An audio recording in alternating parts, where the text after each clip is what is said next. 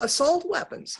And as one of my constituents said, that kid can't go out and buy a beer. That kid can't go out and rent a car till he's 25, but we're selling these lethal weapons to him.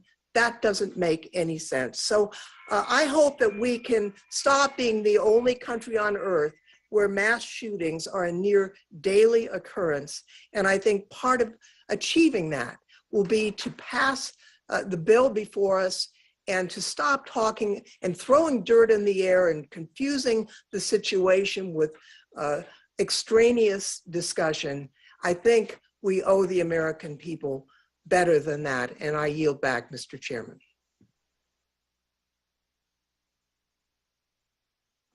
Gentlelady yields back. For what purposes Ms. Dean seek recognition? Mr. Chairman, to strike the last word. Gentlelady is recognized. I just wanted to tell a story about how I started my day. It's one of the best ways to start a day. I started it with school students. Abington High School, junior high school, members of the National Honor Society, 8th, 9th, 10th graders. And they had a series of questions for me. They wanted to know about how I got into this line of work, what inspired me to do it. But guess what? That all got set aside because their first 3, 4, 5 questions were about us. What are we doing to make them safer in school? What are we doing to make them safer on their playgrounds, in their grocery stores, in their synagogues, in their churches? Because their first 3, and on and on and on. These wise, beyond their years, 8th, 9th, 10th graders from Abington School District asked, what are we doing? And I tried to say the very thing we're here to do today is to respond. I know it's later than it ever should have been, was to respond to the scourge of gun violence in this country. When I ran for Congress in 2018, I remember going to meeting after meeting and telling folks, parents, voters, what I care about. I said, I care about the problem of gun violence. What is up, everyone? Please take a second to hit that like button. The more likes that we get in a short period of time, the more people the algorithm will bring into the chat to come hang out with us and see what's going on. So please hit that like button. Let me know how you're doing. And happy freedom. Thank you so much, Buck Fightin', for the $5 donation. I appreciate you. Thank you so much for the support. Third grader who last night couldn't fall asleep because they had an active shooter drill and they were coached to find scissors, run and throw scissors, weapons, at the would-be shooter. What are we teaching our children? So I want those Abington High School students to have hope that there are leaders across this dais. Join us. Say that you take this problem seriously. Say that you believe you have to save lives. Stop saying we got to study this some more as the coffins are going in the ground. We don't have to study this. We know what the problems are. Mr. Chairman, I yield the remainder of my time to the gentlelady from Texas, Ms. Jackson Lee. I thank the gentlelady from Pennsylvania for her kindness and her indulgence. And I want to answer her question by saying that we will do something. I'm absolutely disturbed by the continuation of insanity. And I can say that because I have sat in this room, my fellow colleagues, and this insanity has continued every time we come to this moment in history.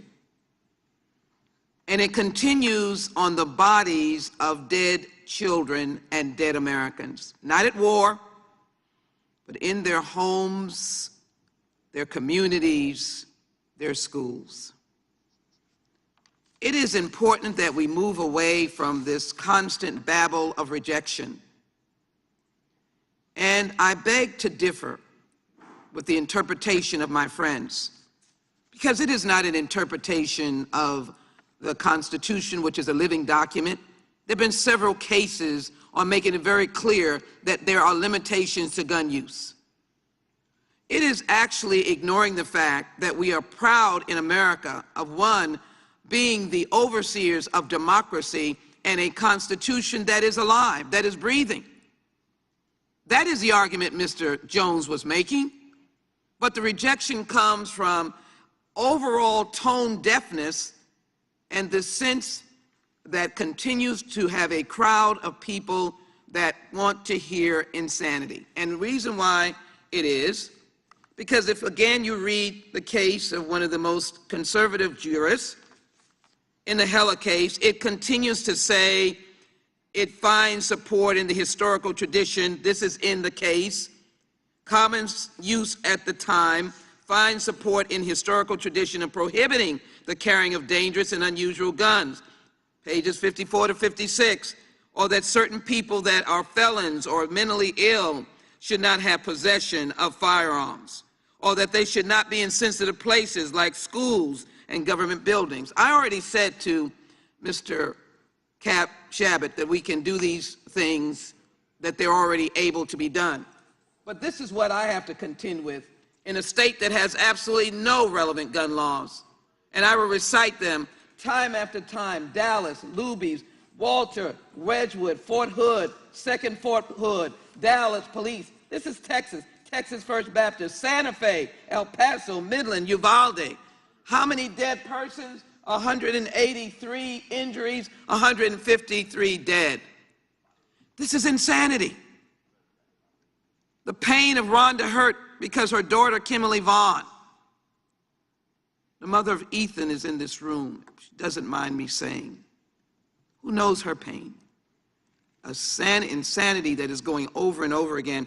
The commitment, Congressman Dean, is that we will do something, and that the Constitution allows us to do something, that the case law allows us to do something. And I would think the names of these dead children and the two beautiful teachers and her husband, imperative that we do something, ensures that we must do something. We will join that babbling of insanity if we do not do something. I refuse to do that. We will do something. I yield back, Mr. Chairman. Time the gentlelady yields back. The question occurs on the amendment. All those in favor say aye. Aye. Opposed, nay? No. In the opinion of the chair, the noes have it. The amendment is not agreed to. It's a roll call. Roll call is requested. The clerk will call the roll. No, the clerk will not call the roll. At this time, the committee will take a brief 15-minute recess. Damn, I was just gonna get some coffee. So I've been sitting here listening to some of this. It's not really any better than listening to protesters try and prove their point. It's lots of triggering things being said.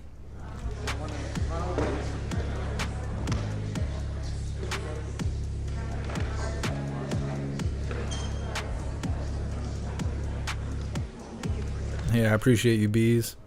It is awesome. I'll do an unboxing and stuff. I'm working on it. We're not going to do that today, but I do appreciate you sending it to me.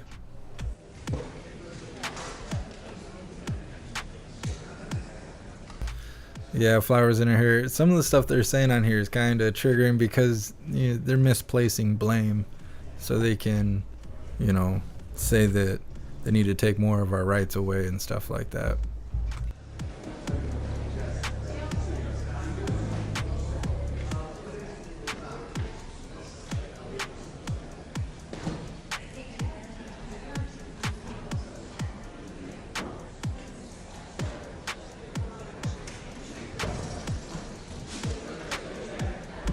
Well, I guess while we're slow, please take a second to grab the link on whichever platform you're watching right now and share it out. Whoops. I have not sent out my notifications yet, so if you guys share the link out, you'll be my notification system.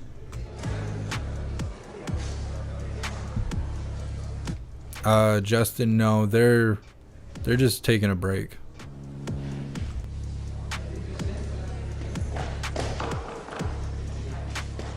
Flowers in her hair, good one. That's a good one. Yeah, I appreciate you stopping in, Justin.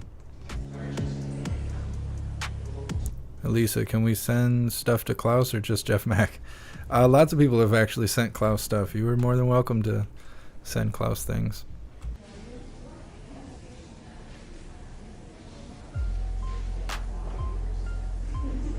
Knowledge is power, ban assault cars. Yeah, I was just talking about that with with someone yesterday or day before. All the ways you could kill a person. You know, like, what is it?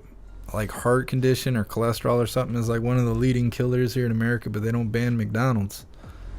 You know, like I'm saying, misplacing blame.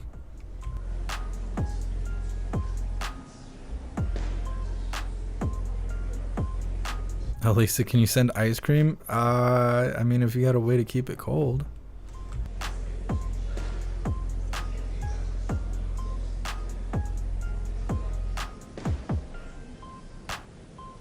What's up, CB? Thanks for being here.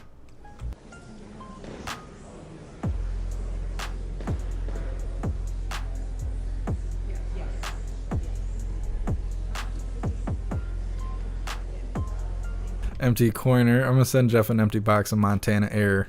There you go. Whatever you would like. You guys are awesome.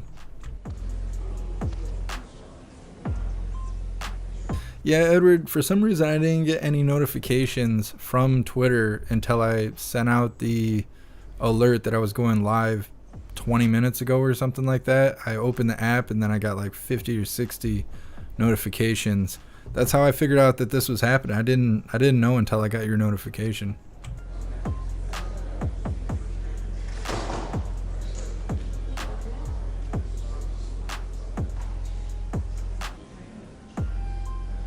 Hey, thanks for being here, Sherry. God bless you.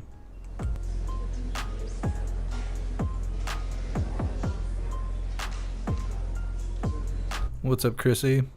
Can't have a communist country if everyone has a gun legally. Absolutely. Appreciate you being here, CB.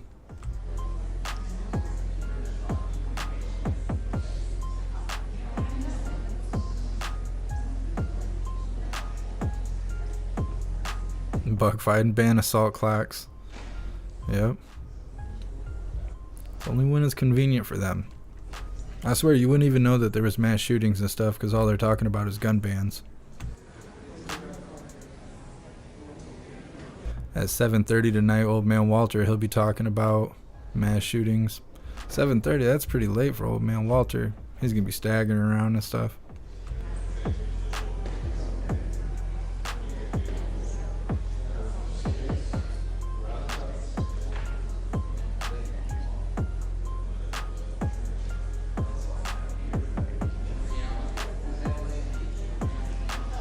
Alright, see, ban assault cigarettes. Yeah. It's not about keeping people alive, that's for sure.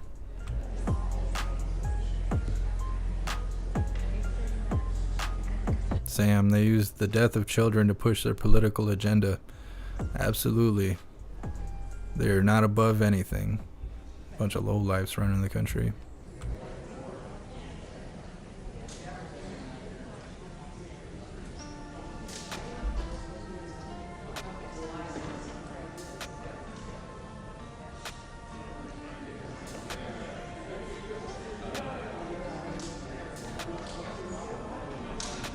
Yeah, buck fighting. I wish we had nationwide constitution carry. It should be that way. It's been brought to Michigan like 2 or 3 times and they keep voting it down, or they'll just let it go stale, whatever that's called. Lame duck or something like that. They don't ever pass it. What's up, Gizbo? Welcome to the live.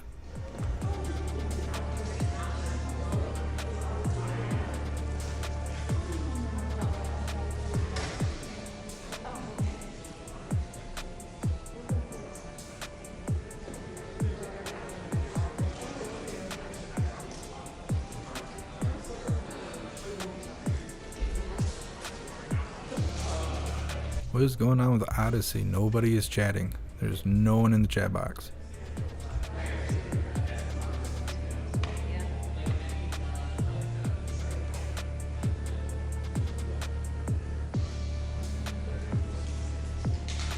Yeah, native New Yorker, you're right. Lefties love abortion but want to save children's lives. Yep, whatever fits their agenda.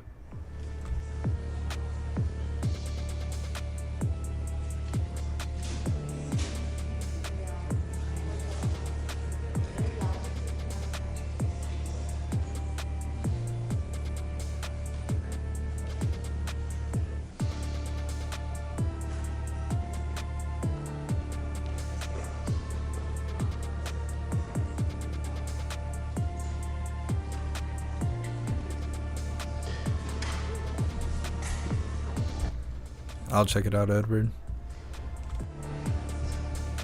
What's up, Lancelot? Thanks for being here. Kyle, nothing's been announced that I know of. They're just on a break right now.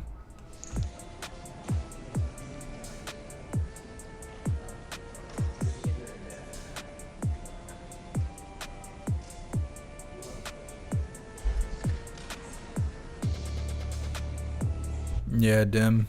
Yeah, they want to disarm everyone. I said this a few lives ago, you know, leave it to the government to tell you what to do with your Second Amendment, considering the Second Amendment is to keep the government in check. So let them, you know, leave it to them to tell you what to do with your only tool against them. Makes perfect sense.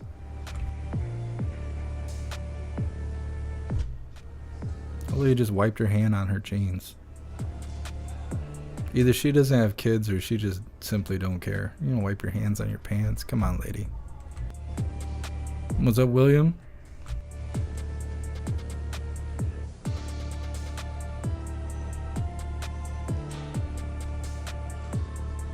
Kyle, I want to see them go door to door. Oh, you know, they'll set up some sort of checkpoint by your pew-pews off you, and then they'll turn around and mandate it. And that's when they'll go house to house. After everyone or the majority of ignorant people have gone and willingly sold over their pews, they'll just take the remaining people who refuse to, and they'll go house to house like they did during Hurricane Katrina. They took everyone's pews, and then the only people that had them were criminals. People were getting robbed and all kinds of other stuff during Hurricane Katrina, but they don't want to talk about that. That was how they started all of this stuff, is they used Hurricane Katrina as an experiment to see what a community would go through if they went and disarmed everyone. And they used tragedy to do it, and that's not new. That's part of their playbook. I keep saying stuff like that, we'll be buffering.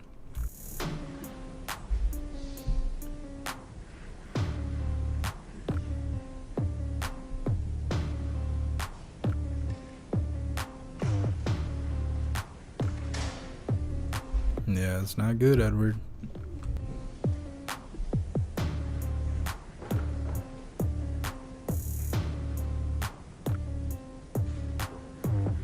Rasta? No, not quite sure. I guess I shouldn't have assumed her gender. I'm not a biologist, so you know.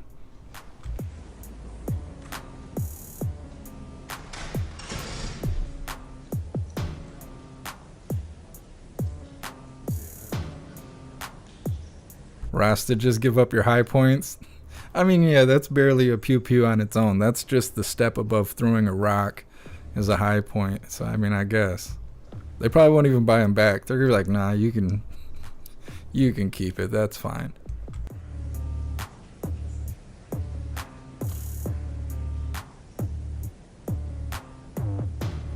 Jennifer with a tactical baseball bat. I'm saying. What's up, Debbie? I'm doing good. How are you doing?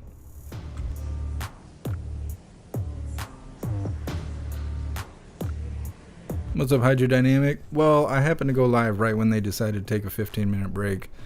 But the house is sharing stories to prove their point on why they should ban guns, more or less. Happy Freedom Damon, thanks for being here.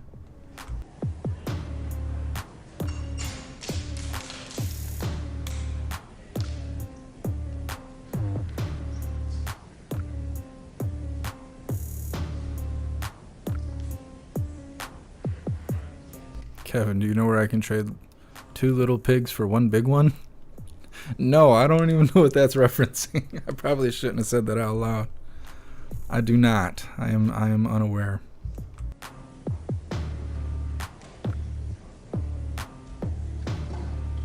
What's up, Skybird? So we're like really late to this meeting situation. I guess this has actually been going on for like over 3 hours now. I just didn't know about it. Edward tried to notify me, but Twitter was being lame and did not send me my notifications. So we're like really late to the meeting, but I still think it's worth watching whenever they come back from their break.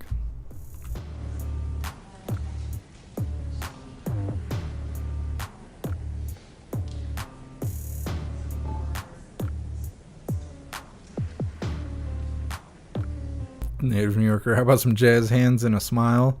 We'll see. We'll see.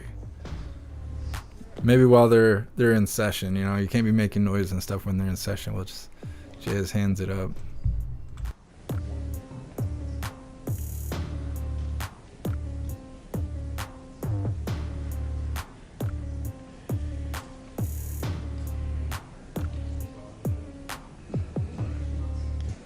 Yeah, Viking vet.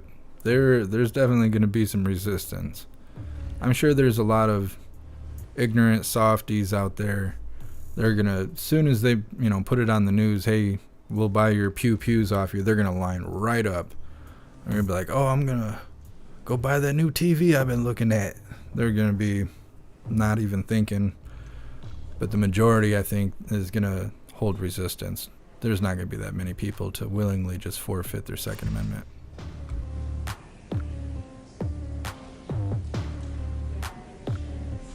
What's up, Metal Makes Me Crazy? Welcome to the live. Kevin, yeah, last few days. It's actually finally nice in Michigan. So pretty much every time I go out, I get sunburn. I'm on like my 4th or 5th sunburn. Just driving in the car down to the gas station gives me a sunburn because I stay inside so much. I haven't got a real bad one yet.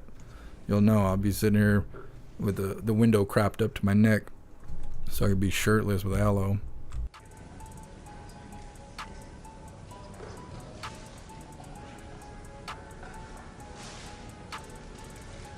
Yeah, Pawpaw Mike. What part of shall not be infringed is hard to understand. Well, when you got a bunch of soft citizens who can't even read anymore, they don't even know what the Constitution says. I mean, it's all done on purpose. It's the long play. Like, they've just been dumbing us down over generations to the point where they don't even know which bathroom to use. You know, people are so confused and stuff, let alone being able to read. They're like, the Constitution, we don't need one of those because they've dumbed everyone down so much. Can't let that happen. What's up, Scott?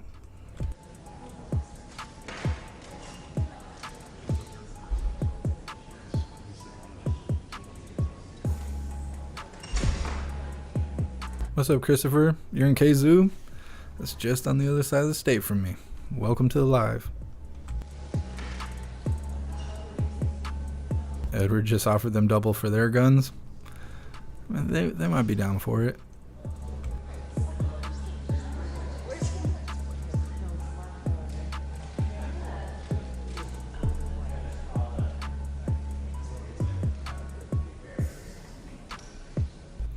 Kevin, it's been sunny but cold here. Been the low 40s. Wow, low 40s. Yeah, that's pretty cold.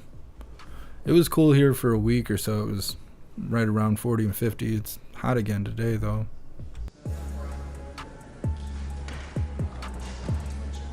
Yeah, Cornish. Exactly. It's gonna be just like the jab mandates, but the addition of ratting out your neighbors and family. Yep, that's how they did the Holocaust. They told everybody it was for the benefit of everyone's safety and, you know, improving life as it was. They were saying they were going to improve the cities and stuff like that. And it got to the point where, just like how people were doing for the jabbed, if you were jabbed or unjabbed, it caused division. It made people try and tell on each other or even shun each other as if they were lepers or something like that. And that's what'll happen when things get bad. People turn on each other. Scared people are the most dangerous things to deal with because you don't know what they'll do and they don't even know what they'll do.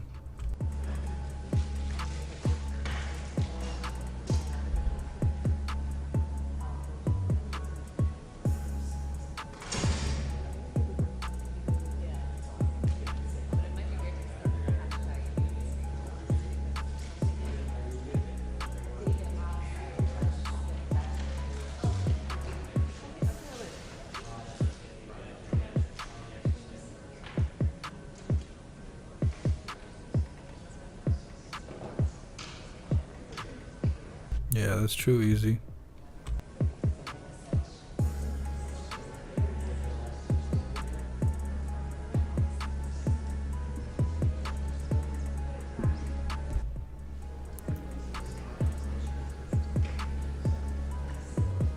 Dabicles, I think. The key is to get the pew buyback and offer people cash for their pews instead of the gift card they'll give or offer them more than 100 they offer. Oh, yeah. They will definitely do that. They're going to, I don't know about other states, but in Michigan, if you went and got the jab, they'd put you on some sort of raffle. And if they drew your name, then you got like $1,000 or I don't know. It may have only been $100. I can't remember. But they were giving away tickets to see the Lions play at the stadium and all kinds of stuff. They're really trying to grease your palm there any way they could just to get you to come do what they tell you to do. And they'll do the same thing if they do a buyback, a pew buyback. Try and make you a deal you can't ignore.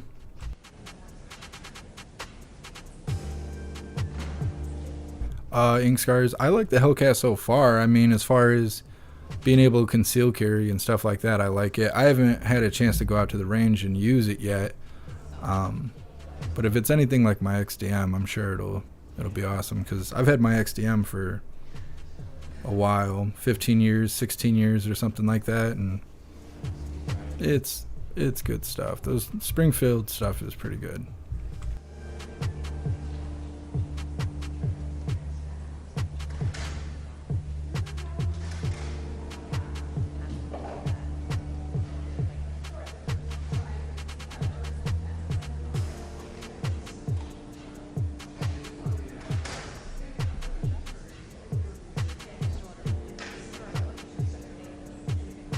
I don't know what you're saying, Jennifer.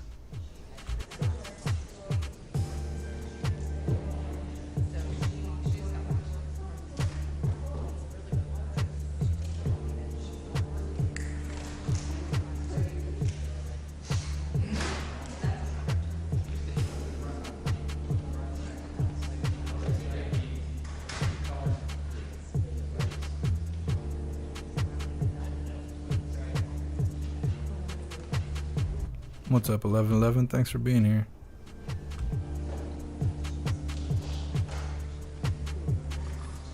Awesome, ink scars. Yeah, I used to have a friend that ran a gun store near me and stuff, and they paid off the building and then they shut the shop down. So I've been looking. I really want to get a Judge. That's what I want to get. That's probably the last handgun I'll get as a Judge. I don't think I'll have everything I need. Well, that and a Derringer. I want to get a Derringer too. You can never have too many guns.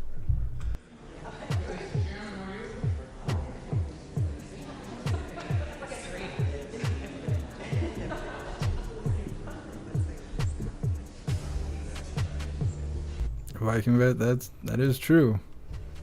That is a true story. Some people are gonna be making lots of money doing that. Is that Amber right there?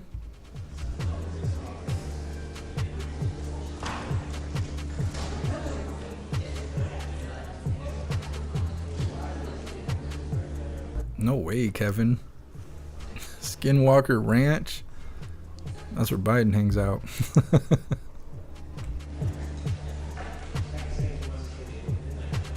Yeah, Carolyn, you're right. Situational design, division after division. You are correct. Kevin, blades don't need reloading. It's a true story.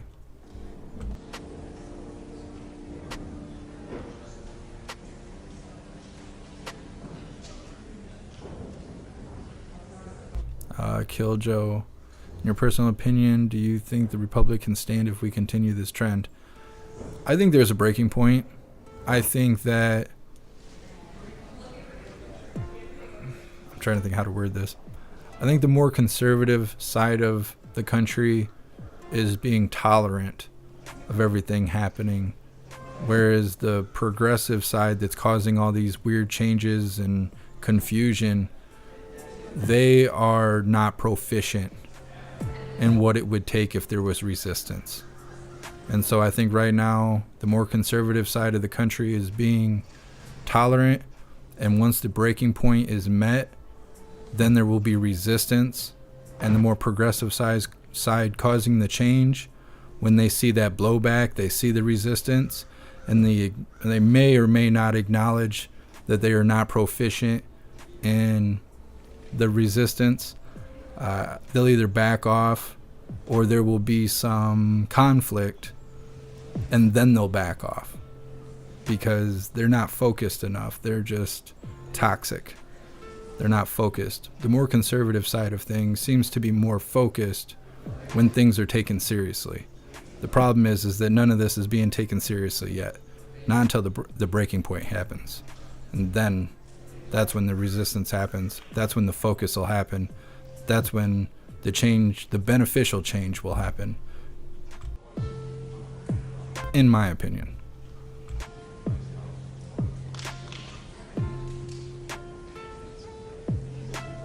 Happy Freedom Status Quo. Thanks for being here.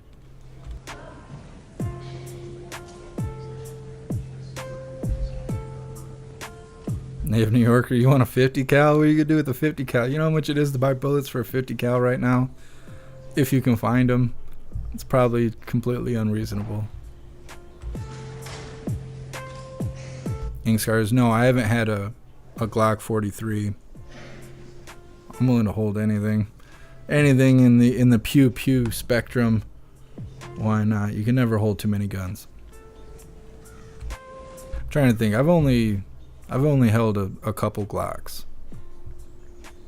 Nothing drew my attention out of the few I've handled though. What's up, Mama Bear? What's up, Annette? Happy Freedom. What's up, A7? No worries. It's going pretty good. How are you doing? Jennifer, the lady who took over for Ballsack, you speaking in 30 minutes? I think she was supposed to start 10 minutes ago. She was originally scheduled at 3, but then they moved it to 2:30. They may have changed it again. I'm not sure if we're going to show Kareen or not. She doesn't say anything. She can't even really structure a sentence. It's just fumbling of random words, just diarrhea of the mouth. And although it's something to watch when we have nothing to watch, I don't think it's going to be of higher value content than watching this whenever these guys decide to come back from recess. Rasta, that's what your wife carries? A Derringer or a Hellcat?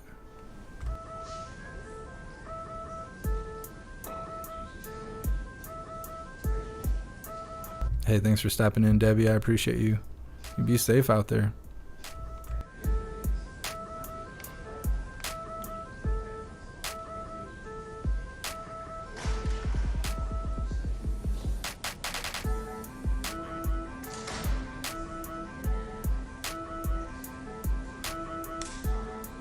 Hey, glad to hear it, A7. Edward, when stuff goes down, you will get your village of hooligans. We'll be our own little faction.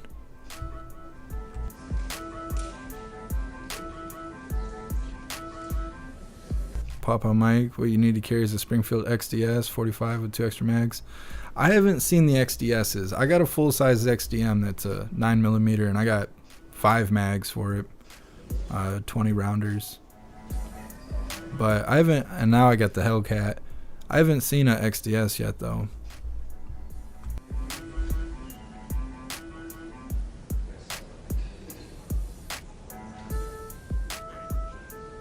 Yeah, Ink Scars, if I come across one, I will make sure to check it out and I'll give you my review on it. Happy Freedom Emo B, thanks for being here.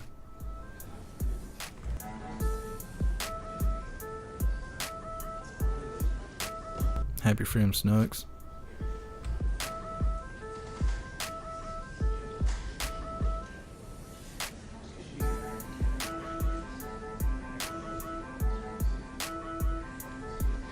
Hydrodynamic cannon just going to 5-round mag cap limit. That's rough stuff. I don't know. They're not doing well in Canada. Trudeau is he's like the more flamboyant version of Old Man Walter. He's like a Obama Old Man Walter man-child. I guess. I don't know. He's rough stuff. I don't know anyone that likes Trudeau. I don't know anyone that likes Trudeau. All the Canadians hate him.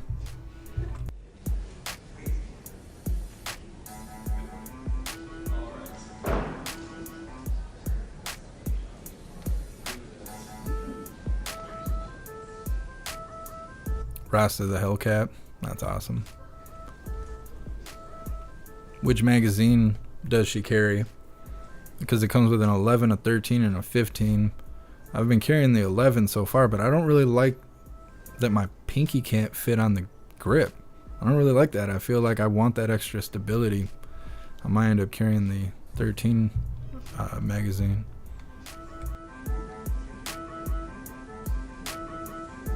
OCR, when are we going to hear some new beats?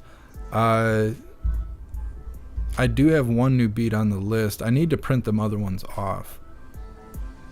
It keeps getting pushed down on my to-do list. I will put some new beats on in the next week or so. I'll put 3 new beats on. We'll say that. I'll put 3 new beats on the list. And Kareen likes to hear her own voice. She doesn't even say anything though. That's what kills me. And she gets up there and they're like, "Hey, how's it going with whatever the formula situation?" And then she just gets up there and goes, well, you know, I look." And then she says, "The sky is blue today and there's no clouds, so I'm thinking it's going to be a sunny day." And the reporter's like, "Yeah, but that didn't answer my question." She's like, "Okay, well, that's enough." And then she goes on to someone else. It's worse than Balsacky. I didn't know that was going to happen. I thought it was going to be different. I didn't think it was going to be worse than Balsacky. That just, I don't know. Never let them know your next move, I guess.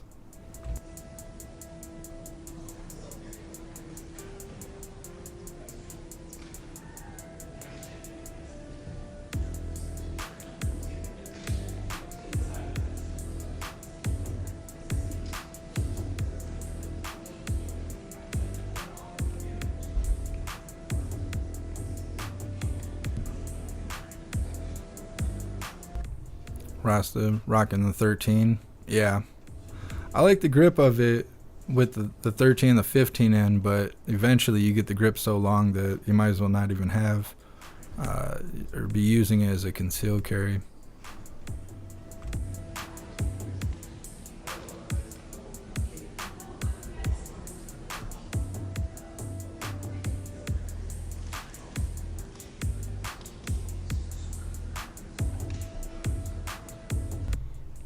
Viking vet.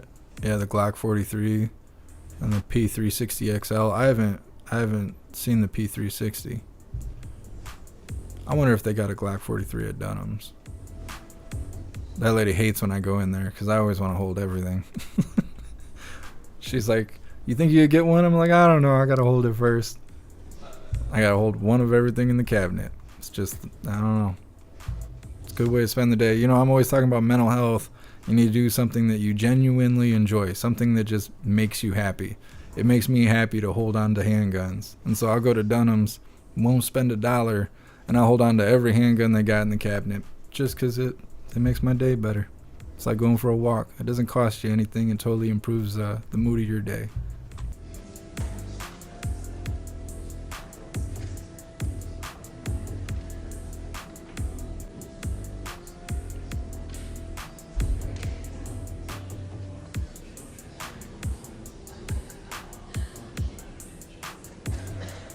John Costello, no, I haven't heard about any of that. That is interesting. I wonder, that's probably what, well, some of that is probably what Old Man Walter is going to be talking about in like 5 hours. This is the longest 15-minute break that any court has taken. They're trying to break the record here.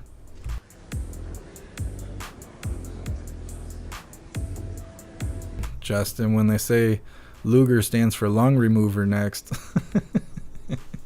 they better not go that far. That's almost as bad as the Ultra MAGA stuff they came out with. These people are crazy.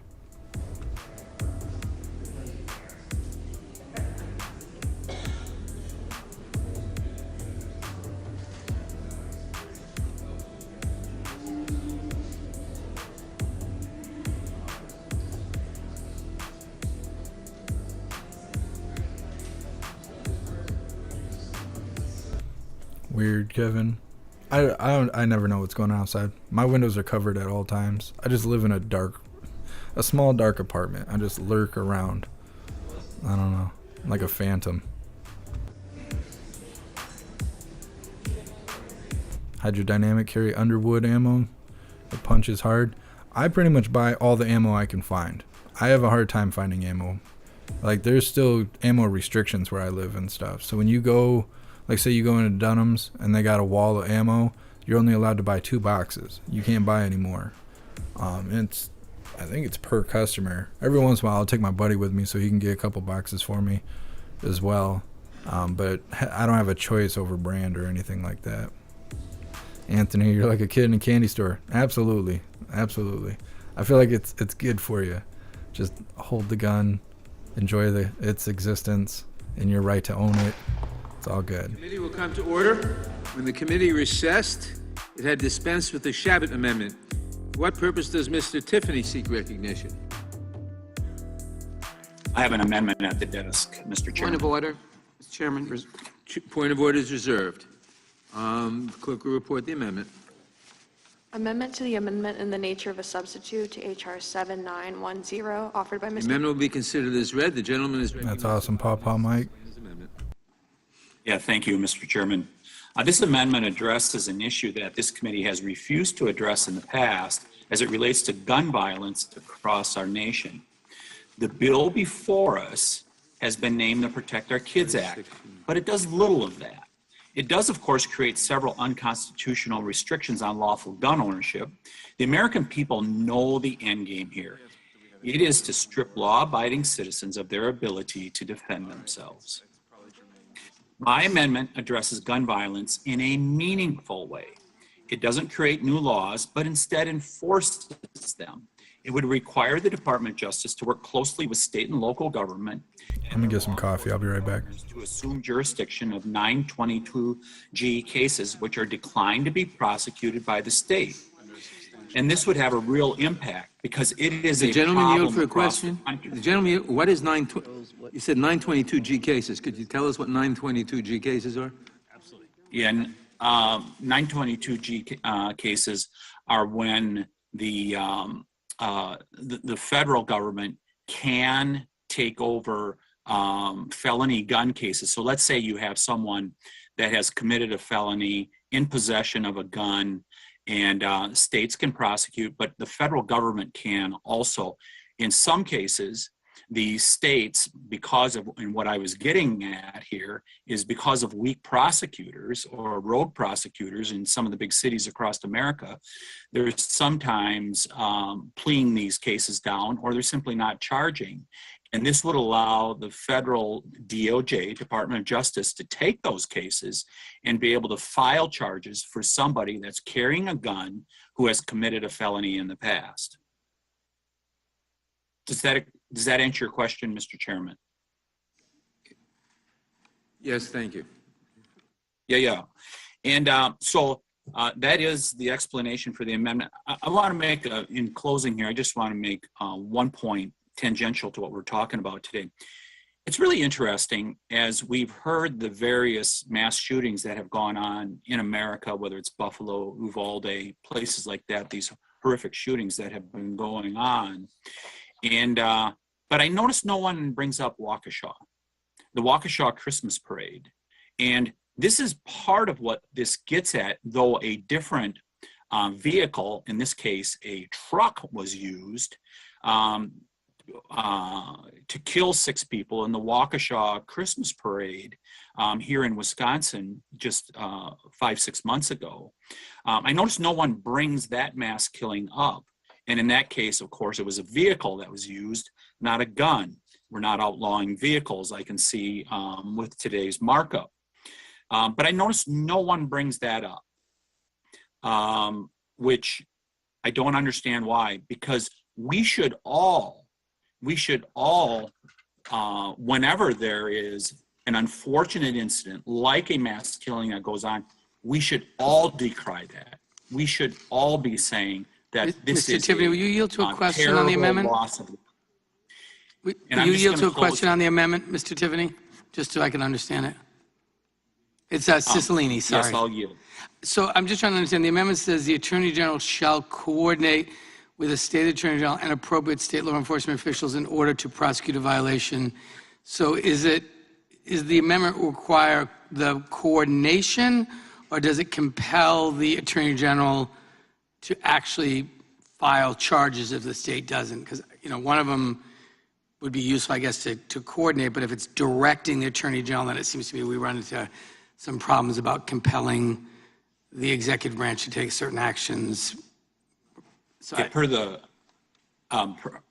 if I may, per Sure. the language that you see in there, it requires them to coordinate with local units of government. But it says in The order to operative prosecute a violation. Yep, the operative term in there, Mr. Cicilline, is coordinate. Could you say coordinate in order to consider prosecution? Is that way you give prosecutorial discretion to the, it just seems like otherwise we're compelling a prosecution, which I'm not sure you intend to do.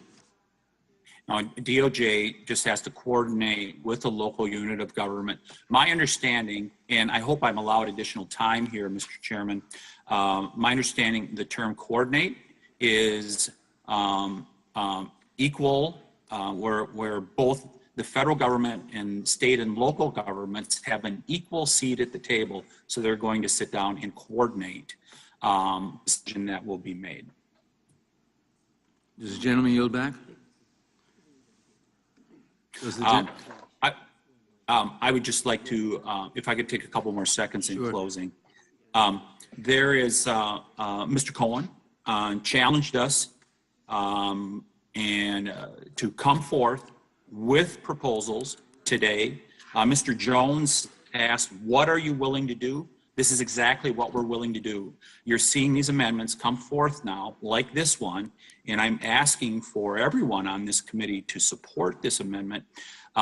This is what you're seeing from Republicans now. We could have included my amendment here if we would have sat down and worked together earlier in the process, rather than me having to bring it as an amendment now in a markup. With that, I ask for your support, and I yield back. Gentleman yields back. Does the gentlelady insist on her point of order? Excuse me, I withdraw my point of order. Point of order is withdrawn. I recognize myself. This is a very good idea, but the amendment is unnecessary and redundant because state and federal prosecutors already cooperate in cases of prohibited persons in possession of firearms. In many jurisdictions, including my own in New York, there are task forces, federal, state task forces, to coordinate these efforts. So while Mr. Tiffany is absolutely right, it's already done, and so the amendment is really redundant. So I would oppose it simply as redundant because it's already done, and the amendment would do nothing, therefore. Who seeks recognition? Strike the last word. Gentlelady from Florida is recognized to strike the last word. Texas, I'm sorry. I thank you, Mr. Chairman. I'm very eager to find an answer to Mr. Jones. I move to strike the last word. I'm very eager to find an answer to Mr. Jones' question from our friends. And I would ask the question to Mr. Tiffany that if this amendment was included, that would then make you likely to support the Protect Kids Act. Is that accurate? Mr. Tiffany? Yeah, I'd be happy to answer your question. Early in the summation that I just gave here a minute ago, this would be a good change, but as I said, this bill creates several unconstitutional restrictions on lawful gun ownership. All right, sir, you said your answer would be no. I appreciate it. I have little time. As a member of the Judiciary Committee, I'm not going to be in the habit of reclaiming my time. Your answer is no. Unconstitutional laws. Your answer is no. Again, as indicated, this may be already done, but let me speak to the conditions of Texas. I don't know what laws my prosecutors could in fact operate under. We have no universal background checks. We have no ban on assault weapons. We have no red flag laws. We have no age 21 requirement to buy a rifle.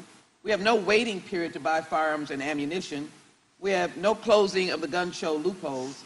We have no limits on open carry. In fact, we have open carry, and no ban on concealed weapons at universities.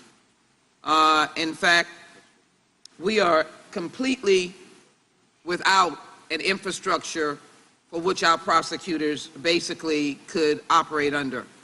Obviously, if the mass shooter at the school in Uvalde had lived, Robb Elementary School, there might be a trial.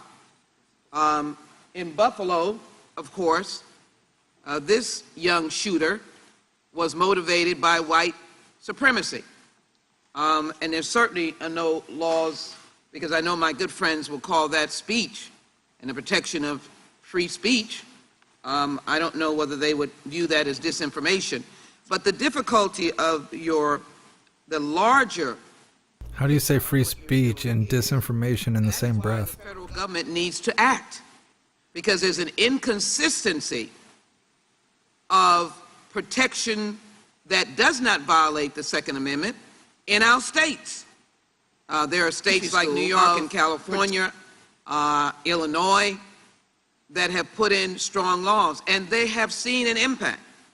Maybe not on the individual issues of gun violence, which we are in fact responding to in this legislation. We're not leaving out those circumstances, but it is well documented that states like Illinois, New York, and California, people bring guns in fact responding to.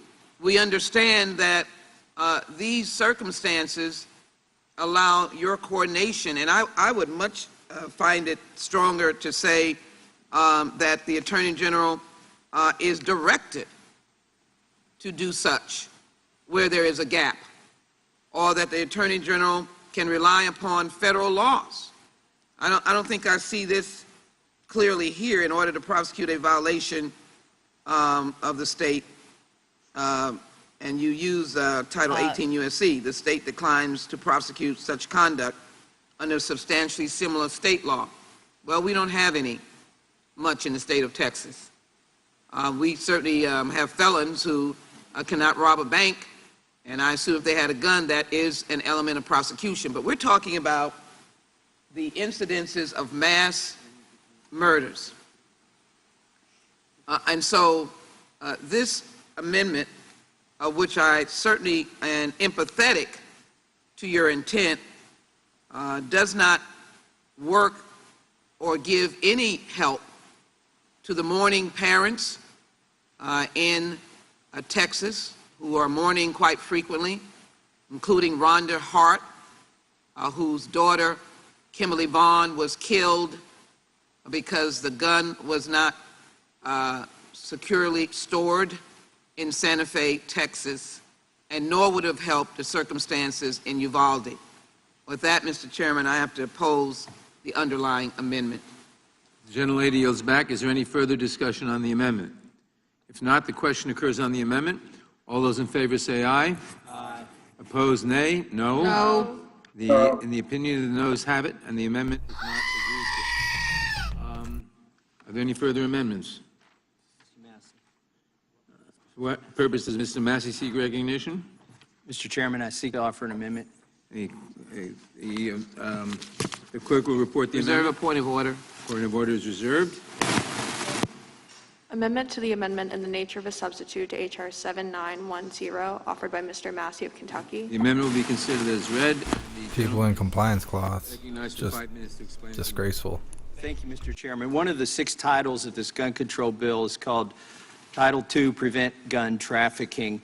I'm not sure why it's necessary. It's trying to outlaw something that's already illegal. It says it shall be unlawful for any person to knowingly purchase or acquire or attempt to purchase or acquire a firearm for possession of a third party. If you do this today, if you go to an FFL and you buy a firearm, you sign on the form, the 4473, that you are purchasing that firearm for yourself, not for another individual. In other words, you are attesting, you are swearing that you are not a straw purchaser of this firearm.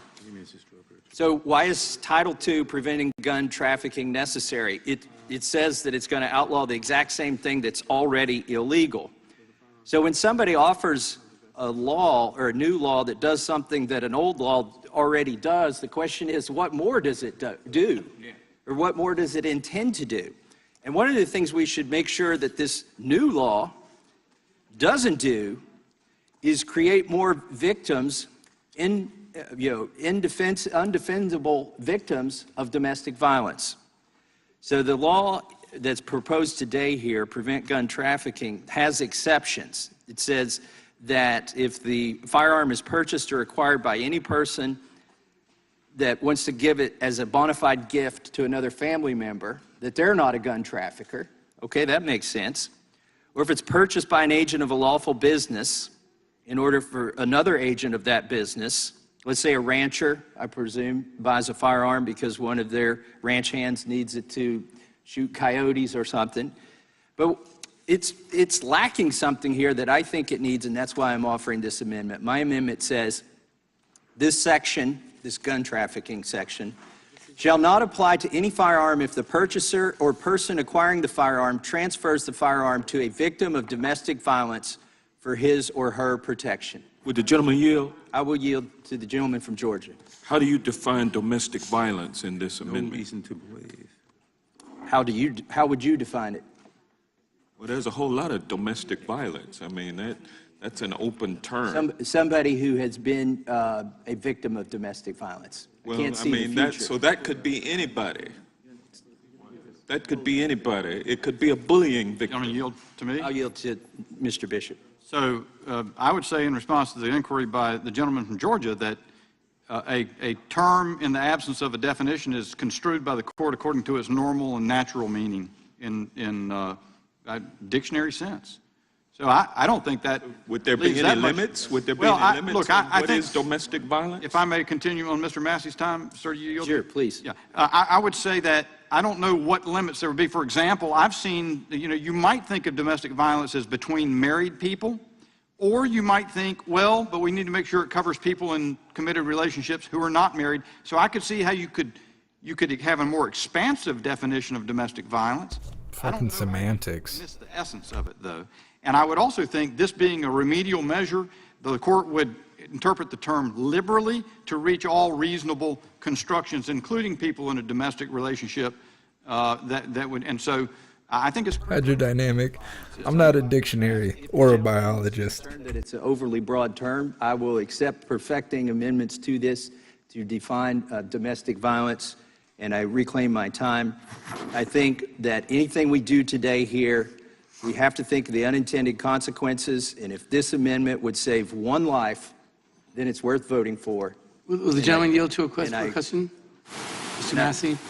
I am, sure, absolutely. Don't be reluctant. You can handle it.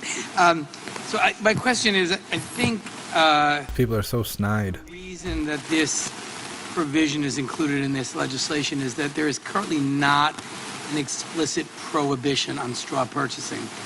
And so the first claim you made is that it repeats, and actually I think if you look at prosecutions, the requirement that the gun seller represent who's buying the gun, that person has a background check, doesn't preclude that person. Reclaiming my time because I don't have much left. People are prosecuted for straw purchases. You are lying on a form when you fill out the 4473. And maybe they should be prosecuted more, but the law is already on the books. And I don't think that anybody who's trying to protect a domestic violence victim should be convicted of gun trafficking. And I yield back. The gentleman yields back. Gentlelady insists on a point of order. I withdraw my point of order. Point of order is withdrawn. I recognize myself. The government always has the worst audio. This amendment is unnecessary because if you look at page 6 of the amendment nature of a substitute, lines 11 to 16, it reads, D, this section shall not apply to any firearm if the purchaser or person acquiring the firearm has no reason to believe that the recipient of the firearm will use or intends to use the firearm in a crime or is prohibited from purchasing or possessing firearms under state or federal law. In other words, this amendment does exactly what the bill already does. It's the straw purchase provision of the bill, and I assume, based on your amendment, that you support the ghost gun provision of the bill. Would the But gentleman, I would oppose the amendment simply because it's redundant since it's already done in the bill. would the chairman yield? Sure. Real quickly, the provision that he just read also requires that the firearm is purchased or acquired by any person or person that wants to give it as a gift to a family member, or that they are an agent of a lawful business and intends to give it to another agent of that lawful business. It requires either one of those in addition to what the chairman stated. It's still a gift. It's still a gift. It does not. No, it has to be a gift to a family member, which is defined in here, and family member is defined as stepchildren, A uncles. family siblings. member is covered by the term any person. No, the term family member is defined on the previous page. It has to be an uncle or a niece or a nephew. So if you transferred under this law here today that seeks to be passed, if you transferred a firearm to a victim of domestic violence and you were not related to them, you would be in violation of a federal law punishable, I believe, by up to 10 years. And I seek to rectify that with this amendment. Yeah. Well, the issue, Mr. Massey, is you have to draw the line somewhere. Otherwise, But it's not redundant. My amendment is not redundant, with all due respect, as the chairman stated. yeah. Well, as I was saying, you have to. The issue is you have to draw the line somewhere. Otherwise, you're allowing open transfers, and that's what the bill does, and the amendment wouldn't change that. But no, the amendment does change this law so that somebody does not go to prison, to federal prison, for trying to help a domestic violence It doesn't victim. actually require any proof of domestic violence. So it doesn't change the bill at all. It would be a defense for somebody who was convicted under this. They could offer that they were assisting a victim of domestic violence. And if they could... They would still have to prove that. That's right. Buckeye, yes, this shirt is part of the Hooligan merch. It's not on the merch store, though. It's on the website. So if you click the link, actually, I'll post the link in the chat. This shirt, for some reason, wouldn't sit on the merch store. They kept taking it down. I yield to Mr. Bishop. I think it is too much freedom going on. I'm not sure I can do better than that, Sorry, it's Mr. the Massey. chairman's time. I apologize. My time. I'll yield to Mr. Bishop. I don't know if I can do better than that. Mr. Massey's very explicitly explained why the segment that you read does not provide protection to all domestic violence victims. He has set out a separate defense in his amendment for a domestic violence victim not to be prosecuted for receiving a trafficking in guns. Reclaiming my time, we'll work with you if we can come up with a better definition of victim of domestic violence. That's what it comes down to. I don't think we can, but if we can, fine. With the chairman yield? I'll yield. Well, I think the scenario is you have a lady who has been a victim of domestic violence, and her neighbor or she goes to the neighbor and wants some kind of protection, and he helps her. He says, okay, we want to help this lady so she can protect her life, protect herself, and that is not covered under the legislation. Mr. Massey's amendment is really that scenario because the neighbor is not a family member. It's a neighbor who understands what's going on and wants to help her out. Mr. Chairman, will you yield for... Reclaiming my time, it's an interesting story, but we still have to come up with a definition of victim of domestic violence. Mr. Chairman? As I said, we're willing to work with you on Well, that. no, you've changed you initially said that the text covered it. The text doesn't cover it. So now if we got to come up with a definition, we'll do that. The text does cover it. No, it doesn't. But, Mr. Chairman? The text covers it, but if you think it doesn't cover it enough, sufficiently, we'll work with you for a better definition of victim of domestic violence. But I think the bill covers it. I like how they ask each other to yield instead of just telling them to shut up. Ranking member just used. They're like, you just yield. Would be covered by the subsection D, which says this section shall not apply to any firearm if the purchaser or person acquiring the firearm, that is the neighbor, has no reason to believe that the recipient of the firearm will use or intends to use the firearm in a crime or is prohibited from purchasing or possessing firearms under state or federal law. Why wouldn't that... And, keep reading. And And the firearm. Is purchased or acquired by any person or that any other person intends to purchase or as a bona fide gift between family members or is purchased or acquired by an agent. So why would that example not be covered by the existing language of the is statute? there not a family member? No, or is purchased or acquired by an agent of a lawful business or that agent of a lawful business. They're not a business agent. Like you're having a hard time understanding what domestic violence is, but it's not a family it's not. member, I don't. It's not. and it's not a business agent. It's not a hard time understanding what domestic violence is. It's a hard time understanding why you think the provisions that are in the bill now do not already cover that scenario. And I'll yield to Mayor Gates. I believe it's my time, Mr. Chairman. No, actually, it's not time. And it's well Oh, it explained. is. I'm sorry. I So you recognize me. think it's our turn, right? Oh, I'm sorry, Who Mr. Chairman. seeks, I do. who seeks wait a minute. Who seeks recognition on the amendment? I do. Mr. Bishop is recognized. Thank you, sir. No, I it's just- my time. It just, well, yeah. Whew.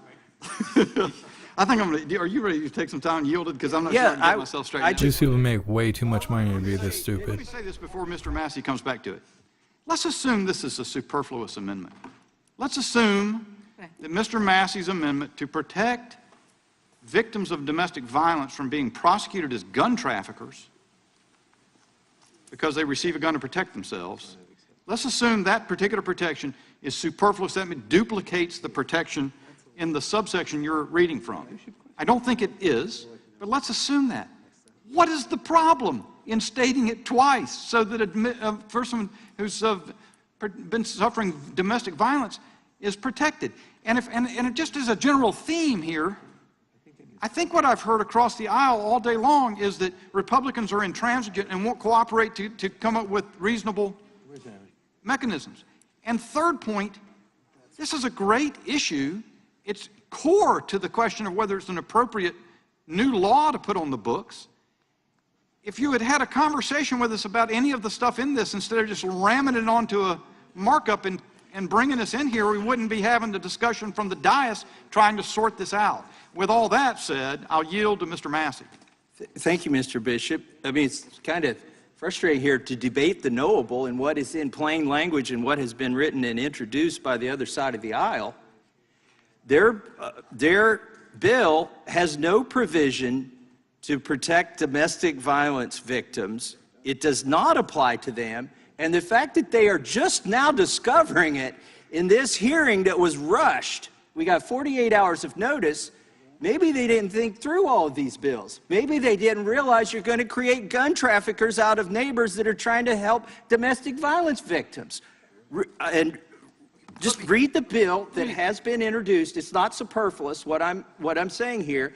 And I think it's important, but let me close with this before I give it back to Mr. Bishop. I think it's indicative of the lack of thought and the unintended consequences that will stem from these bills that they're trying to pass today, and their lack of knowledge of what it does and doesn't allow, and I yield back to Mr. Bishop. 100%. And before I give a specific example that will not be covered by the exception to which the Democrats have referred, I want it to be clear that when a vote is taken on this amendment, Democrats are going to vote against protecting victims of domestic violence from possibly being prosecuted as gun traffickers because they receive a weapon to protect themselves. That's what's at issue. Now, let me give you a specific example. If people are cohabitating as roommates in a property, and one is beating the tar out of the other one on a regular basis, and the one being beaten gets a gun from a friend, they're prosecutable under your bill. Both the friend and the victim, absolutely. So Mr. Massey wants to have a very modest amendment to provide for that. You're against it. Fine. Anybody else on our side want time? Anybody want to contradict what I just said on the other side? Didn't think so. I yield back. Gentleman yields back. For what purpose does Ms. Scanlon seek recognition? I seek to strike the last word. Gentleman is recognized. I'm really gratified to hear that our colleagues have concerns about victims of domestic violence because they've been so resistant to helping us pass an evidence-based protection for victims of domestic violence, and that would be closing the boyfriend loophole, the loophole that precludes us from removing firearms from the home. I was going to finish my thought first. Okay.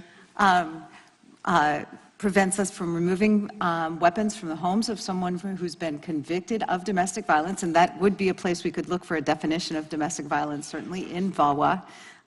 But our colleagues all voted against VAWA because of that very provision. So I would urge that if we want to do an amendment, we do one that deals with removing guns from the homes of stalkers, people who've been convicted of stalking or domestic violence, because the evidence shows that's where there is actually a risk of gun violence. And I'd yield back to the chair. Yes. The gentleman yield. Gentlelady yield. I just want to add that there is no research to support the idea that women's gun ownership increases their safety, regardless of whether they're in-person violence victims. In fact, studies show the opposite, that women living in households with a firearm are at greater risk of homicide. A study of female intimate partner homicide risk factors found that even for women who lived apart from their abuser, there was no evidence of protective impact from owning a gun. And a California study found that women who purchased a gun died by firearm homicide at twice the rate of women who did not. How does that make sense? How does that make sense?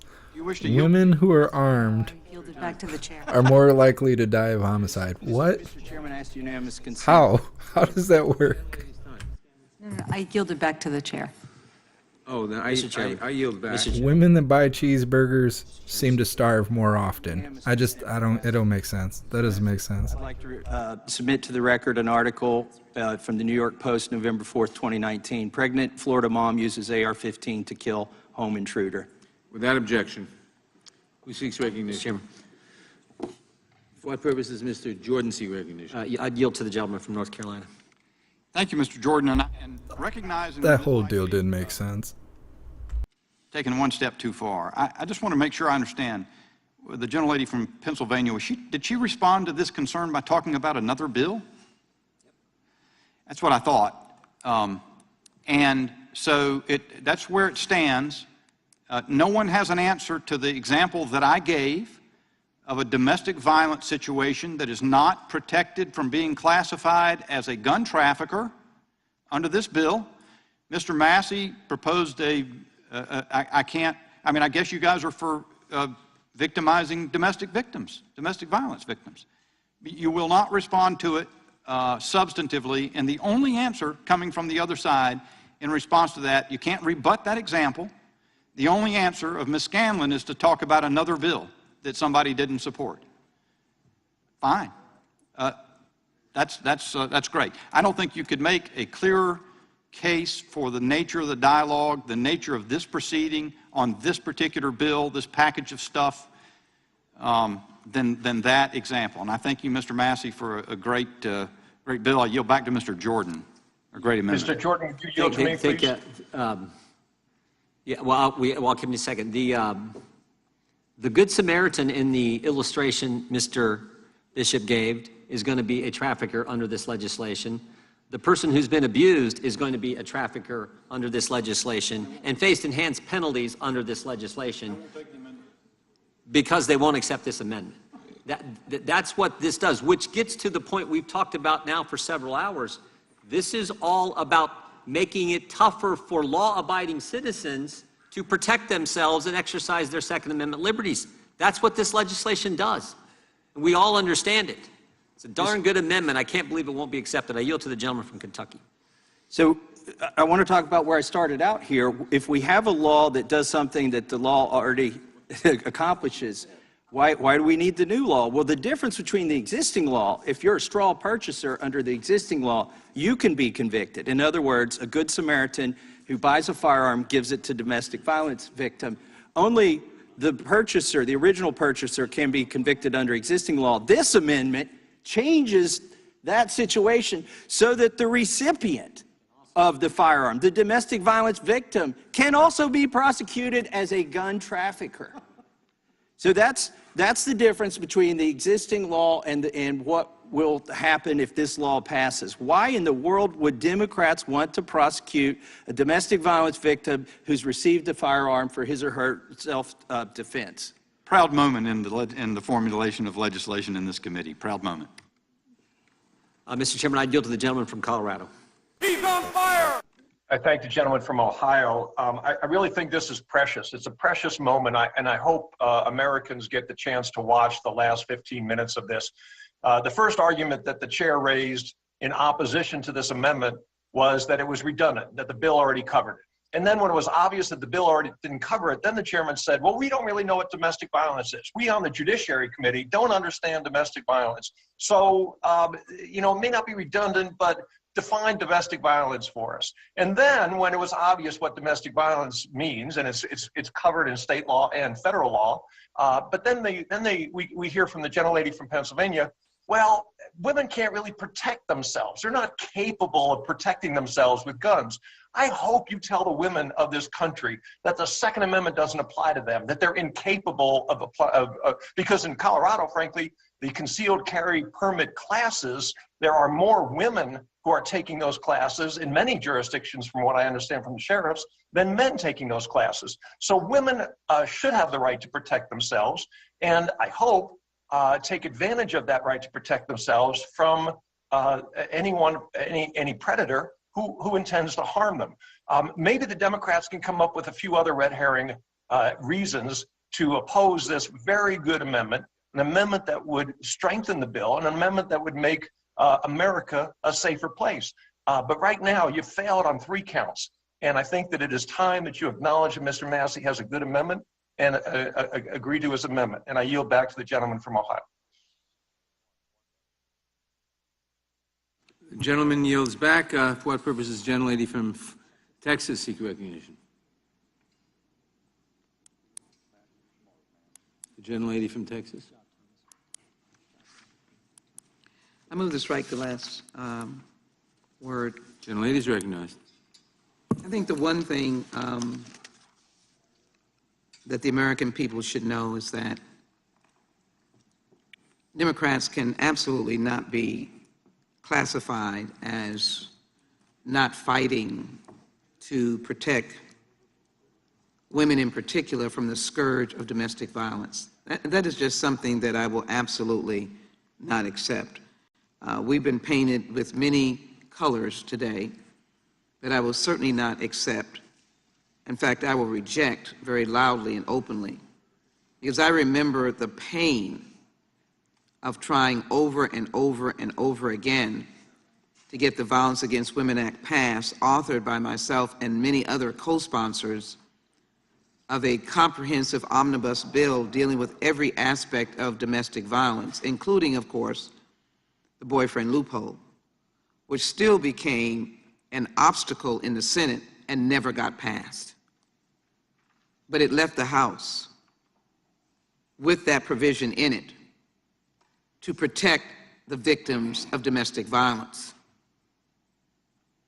I've had officers in my jurisdiction to admit that the domestic violence call is the most dangerous, and some have lost their lives. For everyone that offers an explanation that Democrats are not both emotionally tied to and cognizant of the limit or the levels of violence in domestic violence, of which we can expand this definition, it is soundly rejected by our history and by the legislation that we've offered over and over again. And so I would say to Mr. Massey, some modification of his legislation may be well placed.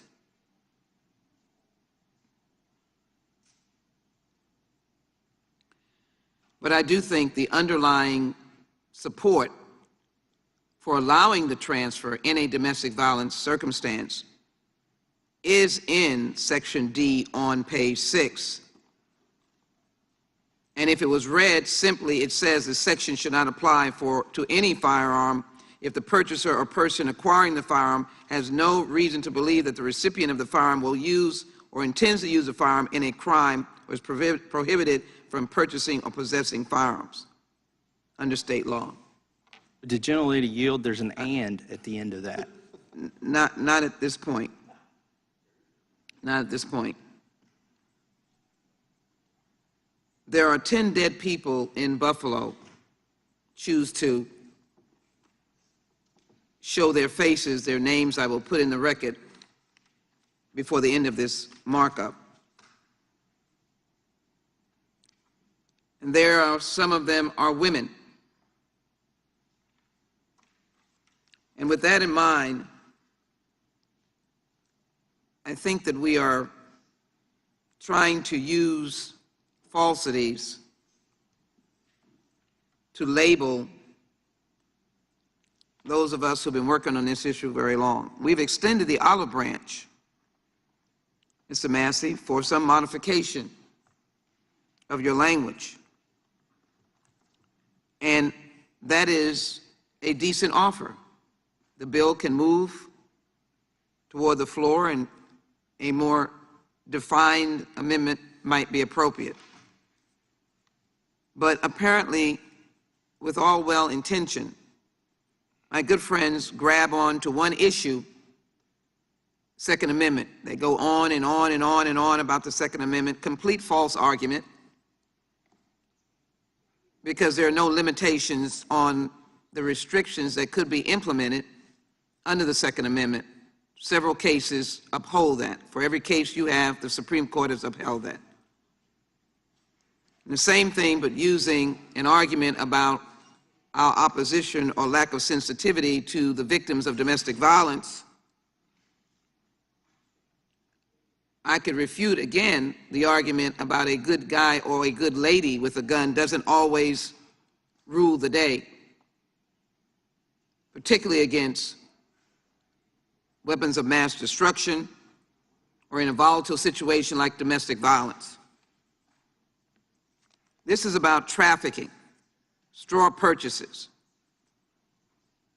We want this section to stand for what it is supposed to stand for, and that is the outright outrage of people passing off guns and creating havoc and killing people in urban and rural communities. So I think there is merit to your intent, Mr. Massey, but I will not accept the high road in contrast to what we have done and what this committee has tried to do, my subcommittee in particular with its members, on protecting persons against domestic violence.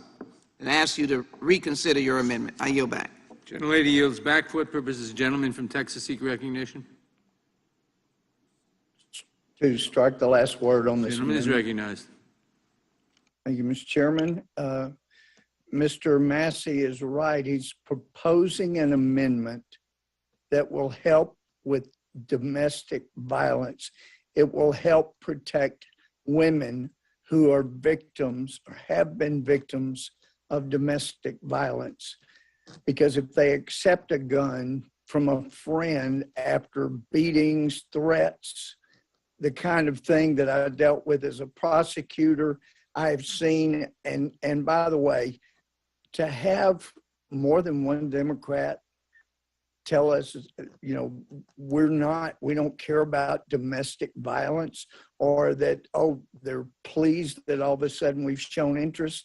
I've got decades of dealing with it, and having had women, even all these years after leaving the bench, thank me that I don't even remember because I handled so many felony cases, for giving them their lives back because I saw through the garbage of their husband or their male partner who was so abusive. You've got no high road, no right to condescend. You don't know what our lives are. You don't know how we have fought domestic violence.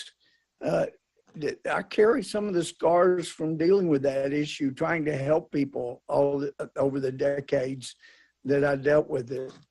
But so he's got a good amendment. We don't need the condescension. It's not superfluous, this amendment. It's quite good, actually. And to condescend and say why we voted against DAWA, there was a lot of garbage in there. There was some good things, but you don't, again, Democrats weren't interested in coming together, but rather just trying to get a political win or notch on the belt. But let me mention some of the things that continue to be brought up regarding ending assault weapons in multiple magazines. The Justice Department itself has said that the impacts on gun markets and gun violence, well, he was talking about the assault weapons ban, but included multiple containments in magazines. The Justice Department said should be renewed. The ban's effects on gun violence are likely to be a small at best, perhaps too small for reliable measurement. Assault weapons were rarely used in gun crimes even before the ban. And over the course of the 10-year assault weapons ban, mass shootings still occurred, including Columbine. And according to data from the FBI, 2015 to 2019, you're twice as likely to be killed by hands or feet than you are to be killed by a rifle. And that seems to be what has scared so many people. The Virginia Tech shooter did not use a semi-automatic rifle nor an automatic rifle. I use those in the Army, but you know, what people are calling assault weapons, 223 rounds, it's just barely bigger than a 22. Which, by the way, experts testify organized crime like to use 22 because the rounds are so difficult to ever trace to a gun. But an assault weapons ban is just a talking point, does not deal with the root cause of violence. And it appears so much is political today. You don't want our amendments. It seems like you came in with the attitude, even a good amendment like this, you're determined to stop it. Now, as a judge handling thousands of felony cases, I don't remember any significant felonies where the perpetrator went in, bought a gun, got the background check, or bought a gun without one, but they always had to get one. There is no loophole for the gun shows. I mean, if a federal firearm licensee is selling a gun, there has to be, no matter where it is. There's no online loophole. That's false as well. But so many of these, most of these mass shootings, they got approved by the background check and they bought the gun. So there is so much that's just talking points, but it's not going to solve the problem. And we want to solve the problem. I go back. Gentleman yields back. For what purpose does Mr. Johnson of Georgia seek recognition? I'll move to strike the last word. Gentleman is recognized. Thank you, Mr. Chairman. This is a solemn hearing. It is a place where personal experiences have been shared in terms of the loss of loved ones. We're grieving as a nation for the loss of 29 of our fellow citizens due to gun violence out of control here in America, mass murders. Another one yesterday, and this is a solemn moment, but yet my friends on the other side of the aisle are playing games, trying to muck up the works of a very straightforward piece of legislation with the intent and the name of protecting our kids. We're trying to protect our kids. We're looking to raise the age to 21 for someone to be able to purchase a long gun. And we're trying to prevent gun trafficking. That's what we're talking about right now with this amendment. And Mr. Chairman, it's my humble opinion that if you give my colleagues on the other side of the aisle an inch, then the NRA takes a mile. This amendment appears or would appear to be quite reasonable, but what it really does is like a Trojan horse. It opens up the legislation. It puts a big hole that you can drive 3 Mack trucks through at the same time. Talking about victims of domestic violence. What is a victim of domestic violence? What is a victim, by the way? Is that somebody who has just been threatened or who thinks that they've been threatened? Is it somebody who received a phone call? Ask a liberal what a victim is. What is a victim of domestic violence? Words. What are words? Unless that term is defined with sufficient specificity, it will hurt this legislation. And I would submit that just agreeing to this amendment would drive a hole into this legislation. I think we should do what we set out to do, which is to prevent as much gun trafficking as we possibly can. And we also don't want to open the door for untraceable weapons, ghost guns, to be allowed to be transferred to so-called victims of so-called domestic violence, whatever domestic violence is. Domestic violence can be between a man and a woman. It can be between a schoolyard bully and somebody in school.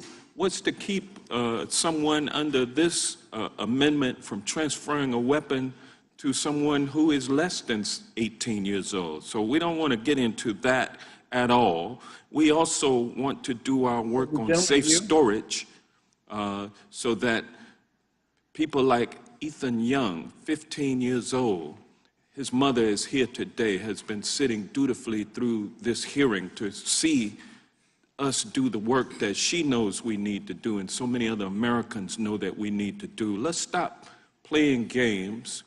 Let's stop smiling and laughing, thinking that we got somebody on an amendment, and let's go ahead and just pass this legislation. This is good legislation. It is composed of components that have been out there this is nothing new in these legislative proposals. All of this legislation has been out there. It's been put together in this package to protect our kids. And let's protect our kids today. Stop playing games, and let's move. Let's move to pass this legislation. And with that, I'll yield to the gentleman from Rhode Island.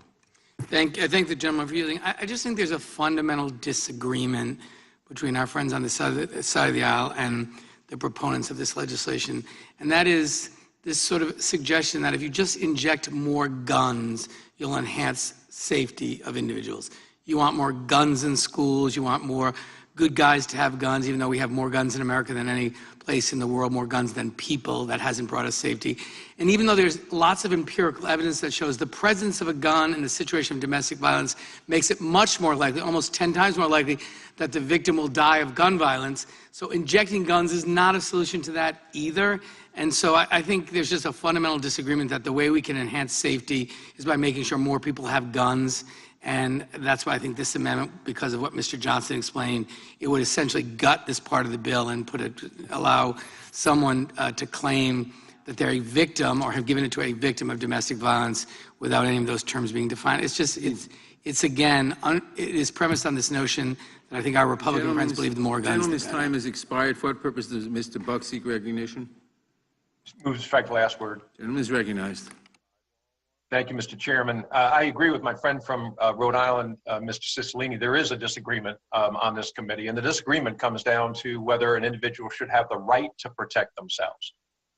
We're not talking about forcing someone to take a gun, a domestic violence victim to take a gun to protect themselves. We're talking about whether someone should have the right to defend themselves and not be violating a law in the process of having that right to defend themselves.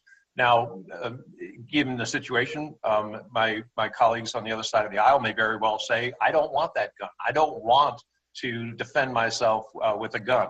I'm willing to suffer whatever consequences there are from the predator in the domestic violence situation, and I don't want the gun.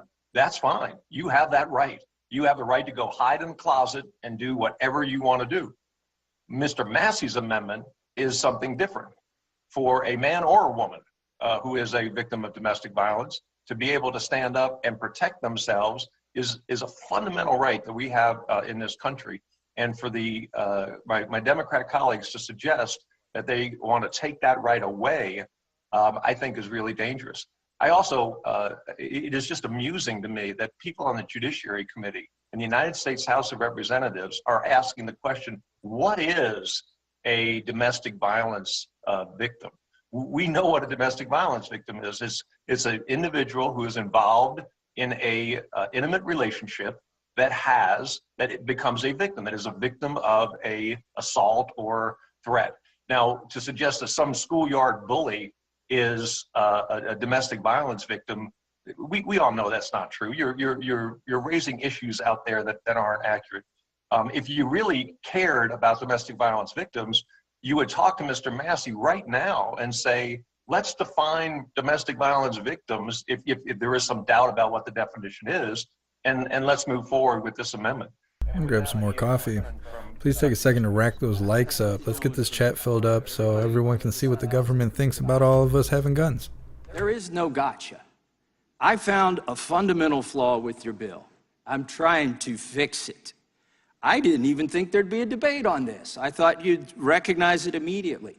And I would love to take my colleague, Ms. Sheila Jackson-Lee's offer up to work on this later behind closed doors. But the problem is, how do you negotiate later in good faith with people who don't even recognize that the bill is flawed right now? Nobody on the other side of the aisle has yet conceded that there is an and at the end of the sentence that they keep reading, that in order to transfer a firearm and not be convicted as a gun trafficker, it has to be a family member or a lawful business agent. There is no domestic violence exception in their bill. I'm trying to add it. I'm confounded and confused as to why they would not accept it. Because there should not be such an exception. Wonder if Mr. Buck would yield to me to supplement your point if you're done. Not quite. Not quite, but you know, we've gone through several levels here. First, they said that they didn't know what domestic violence was. I'm glad our Democratic colleague from Pennsylvania cleared that up for them, and they remembered they've introduced multiple bills to deal with domestic violence. So now they know what it is, but they still have a hard time reading this. And then we just were affronted by the claim that women can't defend themselves and that they shouldn't be given that right. And the fundamental problem with their bill is it changes the existing law such that not just the Good Samaritan can be prosecuted, but now the victim of domestic violence can be prosecuted for receiving a firearm. And that is wrong. And I'll yield back to Mr. Buck. And I yield to Mr. Bishop from North Carolina. I thank the gentleman. And I don't know, Mr. Massey, it took me, frankly, sitting here very candidly, until Mr. Cicilline spoke, I wasn't getting it. Yep. I thought that what we were arguing over is whether your amendment was superfluous, whether it duplicated pieces that are already in the bill. As it turns out, Mr. Cicilline's made clear that is not the problem from the perspective of the Democrats. They don't want anybody to be able to defend themselves with a gun, even a person who's a victim of domestic violence. I yield back to Mr. Buck and hopes Mr. Jordan gets a chance. Gentlemen, and I yield to Mr. Sorry, I yield to Mr. Gomer. Does Mr. Jordan want time? Yeah, I'm please. sorry. I'll take time. Yeah, I yield to Mr. Jordan. Mr. Bishop made the fundamental point. This is about taking guns away from people, not letting them have a firearm to protect themselves. Where the Democrats are going to take us, let's just be clear. They're going to take us to a world where only the bad guys can get the guns. That's where they're going to take us. That is intentionally, exactly. That is the world they are taking us to, and that's why we are opposed to this legislation. I thank the gentleman for yielding. Gentleman yields. And I yield back. Mr. Chairman. For what purpose does, who's seeking recognition from, what purpose does the gentleman from Rhode Island seek recognition? Move to strike the last word. Gentleman is recognized. Mr. Chairman, I'm just reading the legislation which is before us, and with respect to the issue of gun trafficking, if you begin on page 5, 932A, it shall be unlawful for any person in or otherwise affecting interstate or foreign commerce to knowingly purchase or acquire or attempt to purchase or acquire a firearm for the possession of a third party. So in the example of your neighbor giving a gun to an individual who's a victim of domestic violence, there is no third party. And so this would not be prohibited under the statute. This requires the receipt of a firearm for the possession of a third party in its initial definition. So I think this is an interesting discussion, but I think it doesn't apply because it wouldn't be criminalized. The gentleman yield? With that, sure. The victim is the third party in the hypothetical. No, in the hypothetical, you said a neighbor is giving a gun to someone who's a victim of domestic violence. There's two people, the neighbor and the domestic violence. No, reclaiming my time. The statute says a person who purchases or acquires a gun for a third party from... One party is the purchaser, the other party is the seller, the third party is the victim to whom you're giving the gun. And the example you're talking about is when a neighbor gives a gun to someone who's a victim of domestic violence. There's two people, there's no third party. The statute doesn't apply. I yield back. The gentleman yields back. For what purposes Mr. Tiffany seek recognition? I'll just strike the last word. Gentleman is recognized. They sound like a bunch of I children. yield my time to Mr. Goldmark. And I appreciate that. I've been flabbergasted after years of hearing Democrats talk about domestic violence to now hear Democrats say they don't know what it is. They don't know what a definition is. That's amazing, amazing.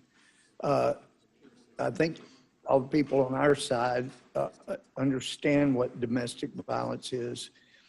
So we can talk about that later. But when it comes to, I'm also amazed, the scenario that Mr. Cicilline talked about, there is a third party. If you're not acquiring a gun for a third party, you're not guilty of the crime. Of course, there's a third party. So that's a good prosecutor would not be able to take that position. They would be able to go after the third party who is the victim of what those on the Republican side know is domestic violence. So, and like I said, bullied on a playground, that's not domestic violence. We understand that. So, and if you've ever prosecuted, perhaps if you've defended people guilty of domestic violence, you'd be familiar with it too. But having prosecuted it, I can assure you, I know what it is, and I'm surprised more Democrats don't. But this amendment will be helpful to the bill and will help to avoid doing terrible injustice, which is one of the reasons it's good not to rush into a bill with an emotional basis for the bill. It's why a cooling off period is important. So you make sure you consider the very things like Mr. Massey has found to fix one of the injustices in the bill. So if you care about injustice, you would say, you know what, he's got a good point. If you still don't know what domestic violence is, I'll be glad to work with Thomas to get a definition that will help you understand. It won't be that difficult in view of all the domestic violence legislation that there's been. But in the meantime, please, just say this is going to create a hole you could drive a truck through. How about a tiny hole that it creates just enough to protect a victim and not have more injustice inflicted upon a victim because our committee was hell-bent on passing legislation without any input whatsoever from people on our side that have dealt extensively with this issue for decades. So I appreciate the amendment. I appreciate Mr. Tiffany yielding. I yield back to Mr. Tiffany. Mr. Chairman, sorry my camera's not on right now. Somehow I lost it here. But I would just add onto the point that Representative Goldmark just made, and it's germane to the amendment that I just produced prior to Representative Massey's, is that it's clear this bill has been rushed. And rather than coming in and working with Republicans to get additional items that we should be considering and working it out ahead of time, this is why we're here now with these amendments. I think it was Mr. Jones who said, you know, what do you guys got? Well, this is what we have. And you're hearing that there are really legitimate concerns. We have a rush process that is not functioning properly. We should really take the time to do this in the right way. I yield back. Gentleman yields back. The question occurs on the amendment. All those in favor say aye. Aye. Opposed, no. No. In the opinion of the chair, the noes have it. Mr. Chairman, I request a recorded vote. Recorded vote is requested. The clerk will call the roll. Mr. Nadler. No. Mr. Nadler votes no. Ms. Lofgren. No. Ms. Lofgren votes no. Ms. Jackson Lee. No. Ms. Jackson Lee votes no. Mr. Cohen? Wait a minute, she didn't have a compliance cloth and now she does have a compliance cloth on, but she's still sitting in the same seat. No. Did the lethality of the situation increase somehow, like while she was sitting there? Mr. Deutsch? I don't understand the compliance clause stuff. It's getting me. Mr. Deutsch votes no. Ms. Bass?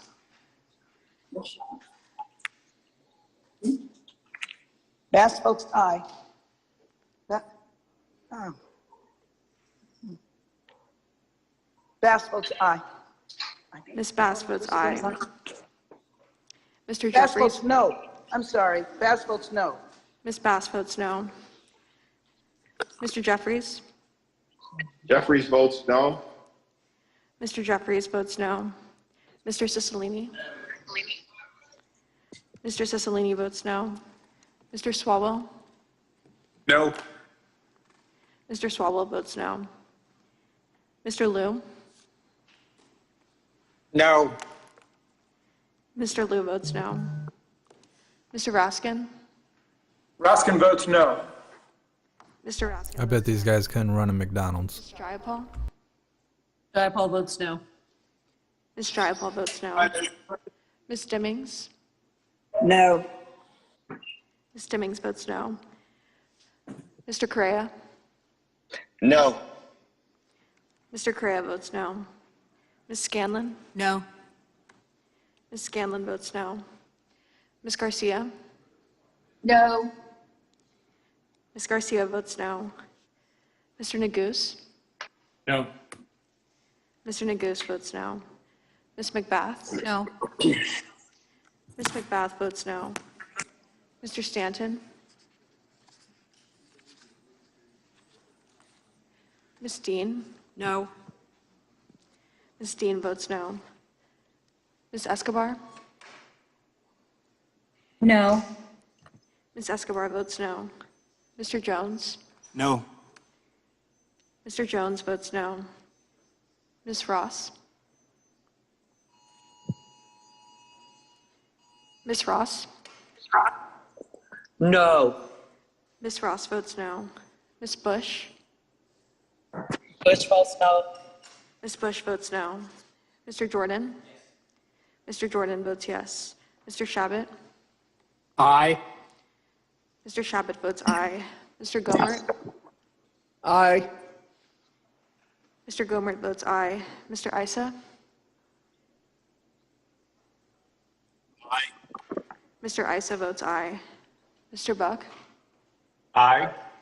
Mr. Buck votes aye. Mr. Gates? Aye. Mr. Gates votes aye. Mr. Johnson of Louisiana? Aye. Mr. Johnson of Louisiana votes aye. Mr. Biggs? Aye. Mr. Biggs votes aye. Mr. McClintock? Aye. Mr. McClintock votes aye. Mr. Stubbe? Yes. Mr. Stubbe votes yes. Mr. Tiffany? Tiffany, aye. So we got some ayes, some yeses, and some nos. Aye. Mr. Massey votes aye. Mr. Roy? Aye. Mr. Roy votes aye. Mr. Bishop? Aye. Mr. Bishop votes aye. Ms. Fishbach? Aye. Ms. Fishbach votes aye. Ms. Sparts? Bart? Ms. Sparts? Bart votes yes. Ms. Sparts votes yes. Mr. Fitzgerald? Aye. Mr. Fitzgerald votes aye. Mr. Benz? Benz votes aye. Mr. Benz votes aye. Mr. Owens? Owens votes aye. Mr. Owens votes aye.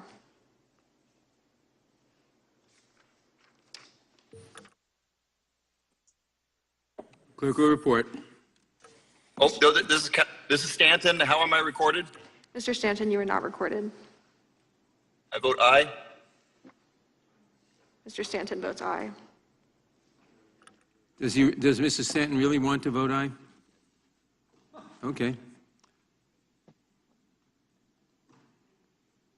Clerk will report. Mr. Chairman, there are 20 ayes and 24 noes. The noes have it, and the amendment is not agreed to. Are there any further amendments to the amendment in nature of a substitute? Mr. Chairman. For what purpose does Mr. Shabbat seek recognition? Mr. Reserve Chairman, I a have an point of order, amendment to Mr. Chairman. A point of order is reserved. Oh, wait a minute. For what purpose does Mr. Shabbat seek recognition? I have an amendment at the desk. Okay, point of order is reserved. The clerk will report the amendment. Amendment to the amendment in the nature of a substitute to HR 7910. Mr. Chairman, I ask unanimous consent The amendment will be considered as read. The gentleman will have 5 minutes to explain his amendment. Thank you, Mr. Chairman. As I mentioned in my opening statement earlier today, I'd like to think that there are ways that we could work together in a bipartisan manner to produce a better legislative product than the one that we're currently considering today. The amendment that I offer now, like the one that I had offered earlier in this markup, is one of the ways that we could work together. My amendment is fairly straightforward.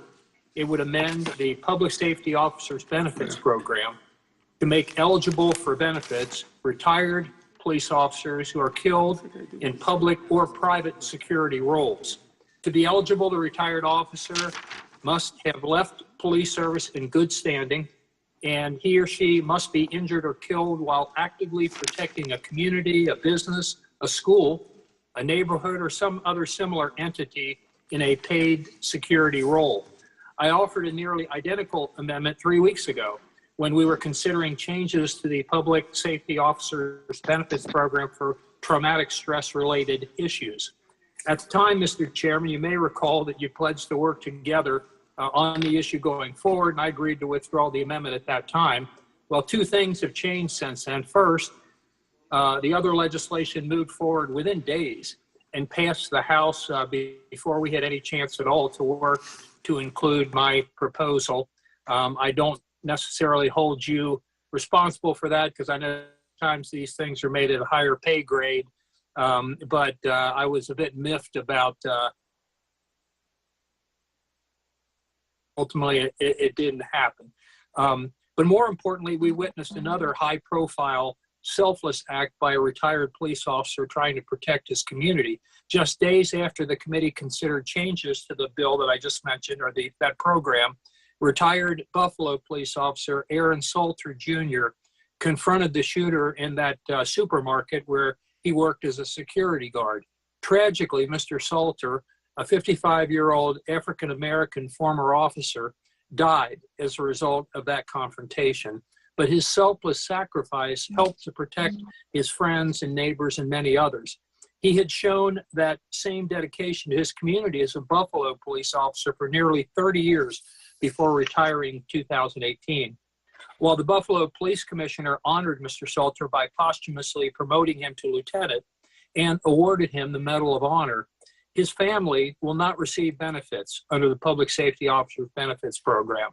Just as we saw with another retired African-American officer in St. Louis, Captain David Dorn. Lieutenant Salter's family will not receive benefits under the program because he died after retirement and serving his community in a private capacity. Mr. Chairman, being a police officer is a very difficult and dangerous job. I think we can all agree on that. But it's also essential to the maintenance of a civil society, a fact that has long been recognized by Congress. In fact, in 1968, Congress authorized the creation of the Public Safety Officers Benefits Program, which provides death and education benefits to police officers and their families when an officer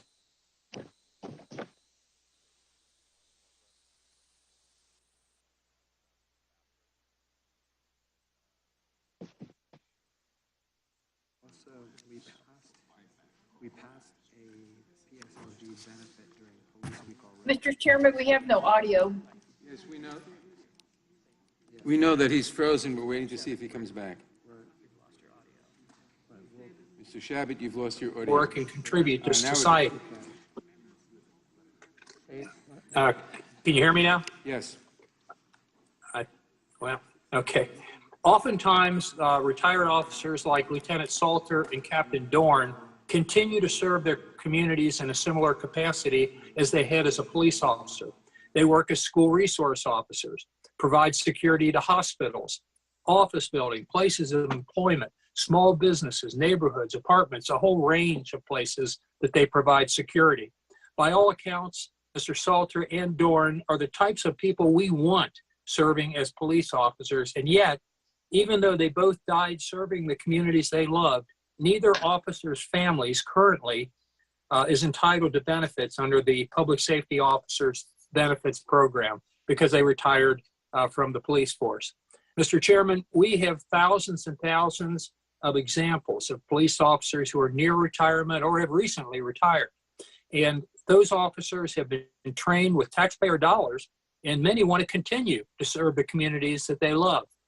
Making the common sense change that my amendment proposes will encourage more dedicated, properly trained police officers to do just that, which will ultimately make our community safer. And that's what my colleagues say they want to do, is to make our community safer. Well, this amendment would actually do that. So I urge my colleagues to support this common sense amendment, and I yield back. Gentleman yields back. Does the gentle lady insist on a point of order? Mr. Chairman, I do not insist on I do insist on my point of order. It's not germane. I agree that although I certainly appreciate where the gentleman is coming from, this amendment is way beyond the scope of this bill. This bill has nothing to do with public safety officers or their rewards, and I'm constrained to rule it out of order. Is there any I obviously disagree vehemently, but if that's the way the chairman is going to rule, that's the way it's going to rule. And I know we would lose in a vote. I won't waste the committee's time on that, so I yield back. I appreciate that. Chairman, can I strike the last word very briefly? For what purpose is the gentlelady? Strike the last word. Is recognized. I do think it's important for Mr. Chabot to know that this committee did pass a public safety officers benefit during Police Week, and for him to know and for our colleagues to know. The threat must have passed. She doesn't have the compliance cloth on anymore. Continues on separate legislation, Mr. Chabot, that you are now speaking about, to be able to assist in the very issues that you're raising. So we understand and are appreciably sympathetic on this important issue, and I know that the committee, with the chairman, will look, as they have said already, to work with you on some legislation. With that, I yield back. Gentlelady yields back. Are there any further amendments to the amendment in the nature of a substitute? For what purpose does Mr. Massey seek recognition? Mr. Chairman, I have an amendment to offer. The clerk will report the amendment. The point of order is reserved. Clerk will report the amendment. Amendment to the amendment in the nature of a substitute. Without objection, the amendment will be considered as read, and the gentleman is recognized for 5 minutes to explain his amendment. Thank you, Mr. Chairman. Title I of this gun control bill would raise the age to purchase a firearm from an FFL from 18 to 21 if it's basically a modern rifle or a modern shotgun. The problem with this is the Constitution covers individuals beginning at the age of 18, not at the age of 21, and so does the Second Amendment quite clearly. But the insult to injury comes when we tell these 18, 19, and 20-year-olds that they can die for their country, that they can sign up, they can use a firearm, they can be shot at, and they can give their lives for their country to protect the freedoms and to protect the Constitution, yet they themselves will not be able to enjoy the rights protected under that Constitution. So what my amendment seeks to do, right now, the Title I of the bill, does the chairman have a, okay. Title I of the bill would raise the age, but it has an exception right now that the Democrats have put in here for a member of the armed forces on active duty. My amendment adds to the people that are accepted from this age restriction any individual who has registered for selective service. In other words, if your country endeavors to conscript you into the service of that country, possibly to die for that country, to defend that country's Constitution, then you deserve the rights that are protected by that Constitution. And with that, I yield back. Mr. Chairman, Gentleman yields back. Does the gentlelady insist on her point of order? The gentlelady does not insist on her point of order. I'll recognize myself in opposition to the amendment. This amendment guts this provision of the bill because it says that an individual is registered for selective service, since every individual 18 years of age or over is required to register for every male individual is required to register for selective service. This would permit any male individual at 18 years of age to purchase a firearm. The purpose of this section of the bill is precisely to prevent people 18 years of age through 20 until 21 to purchase firearms, because there is a massive body of research that shows that 18 through 20-year-olds, having not completed the maturation of parts of their brains, are far more likely to engage in violence than people older than that. So on that grounds, I oppose the amendment. Mr. Chairman. And I yield back. Who else seeks recognition? Mr. Chairman. For what purpose does the gentleman from Ohio seek recognition? Strike the last word. Gentleman is recognized. You just said that they're not mature enough to make this kind of decision. But these, if I'm not mistaken, the Democrats are wanting younger people to actually vote. When 16-year-olds to decide who gets to make the laws in this country, but oh no, 18-year-olds can't purchase a firearm. And now we're saying that if you sign up for selective service, and as Mr. Massey indicated, will go defend your country, you're not qualified for the rights in that very Constitution. You're going to take an oath if you join our military to defend. So this is, I mean, this is just another good amendment from the gentleman from Kentucky, and I would yield to him to talk. Yield for a moment? Sure.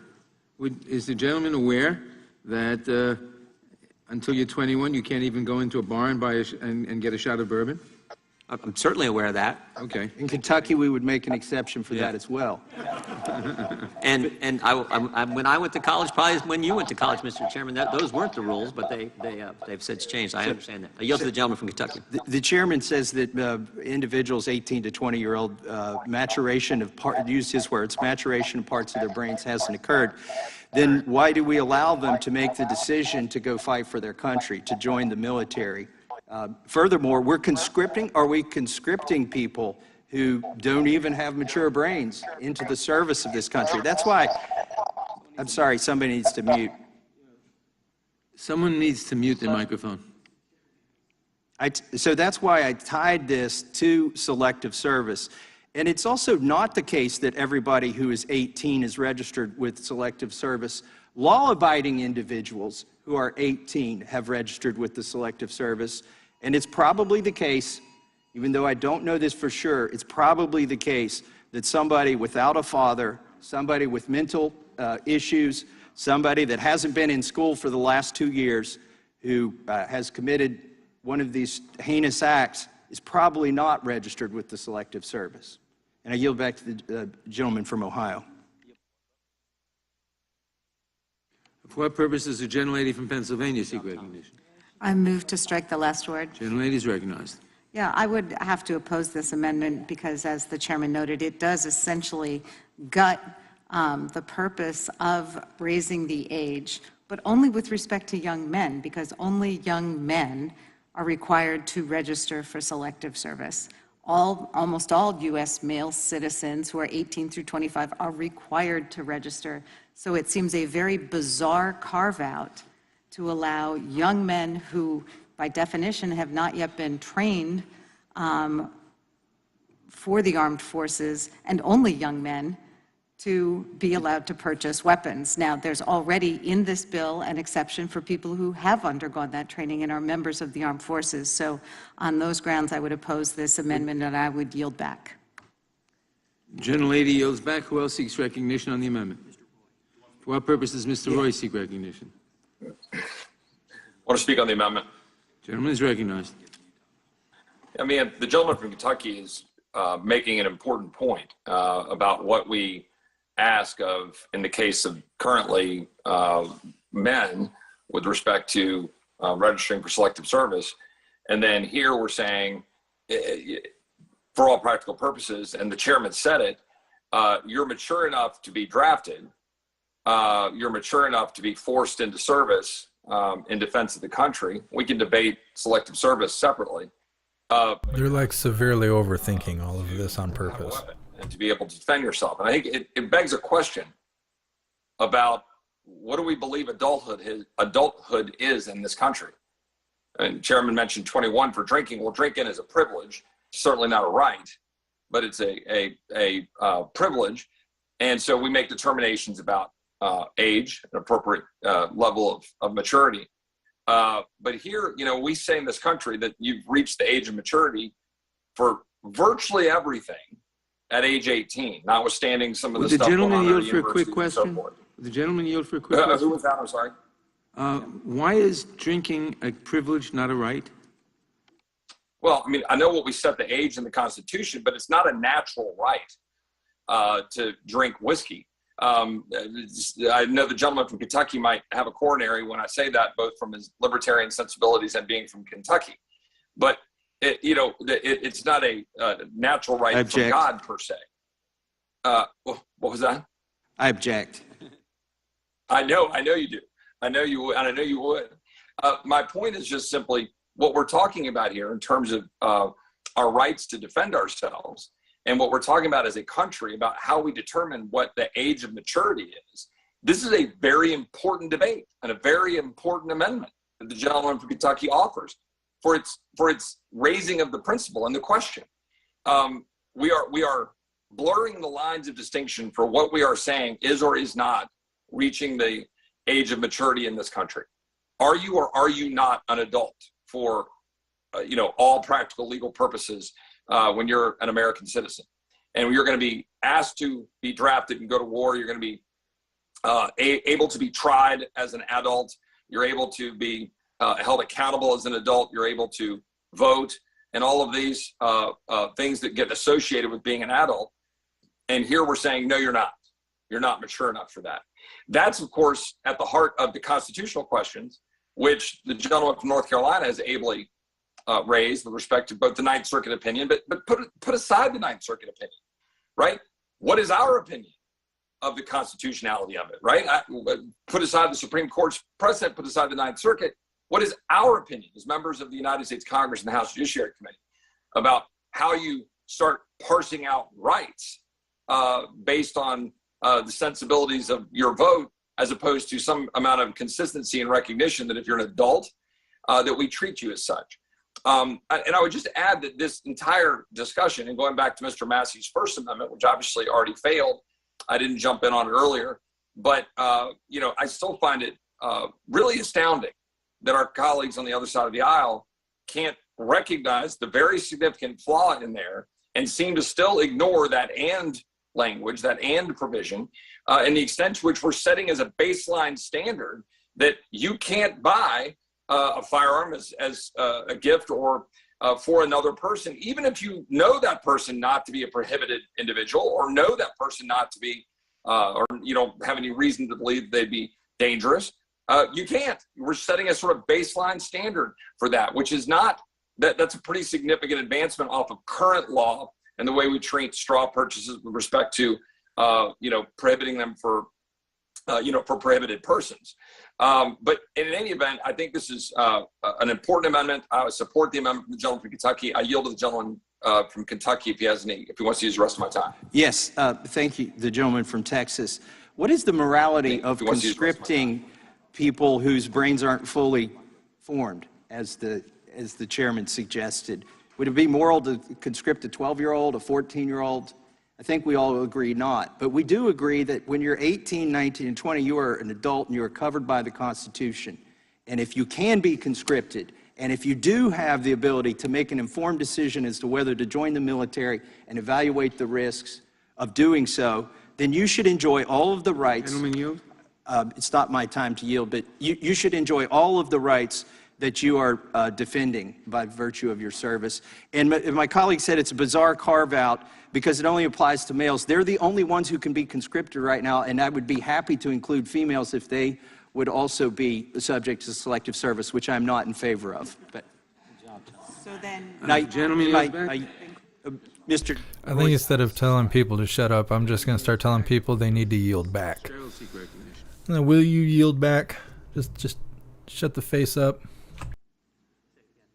For what purpose does Mr. Fitzgerald seek recognition? I think he's waiting on his amendment, right? Oh, he wants to talk. Mr. Fitzgerald needs to unmute.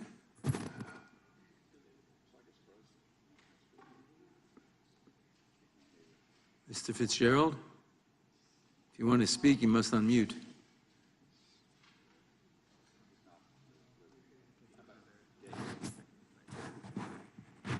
Who else?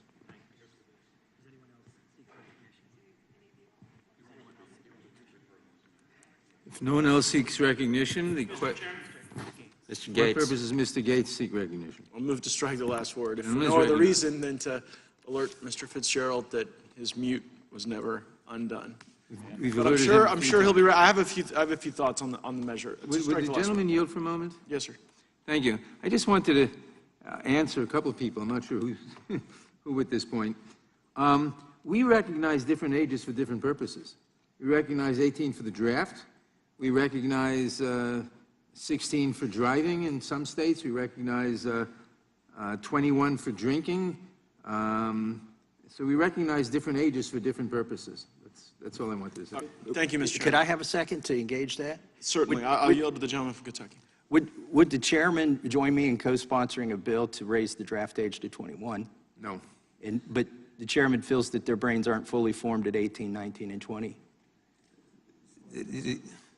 The research does indicate that in certain respects, but the selective service needs, I mean, if the country needs people, it needs people. It needs people whose brains aren't fully formed? In certain respects, yes. I yield back. Hoping that mine is fully formed at 40.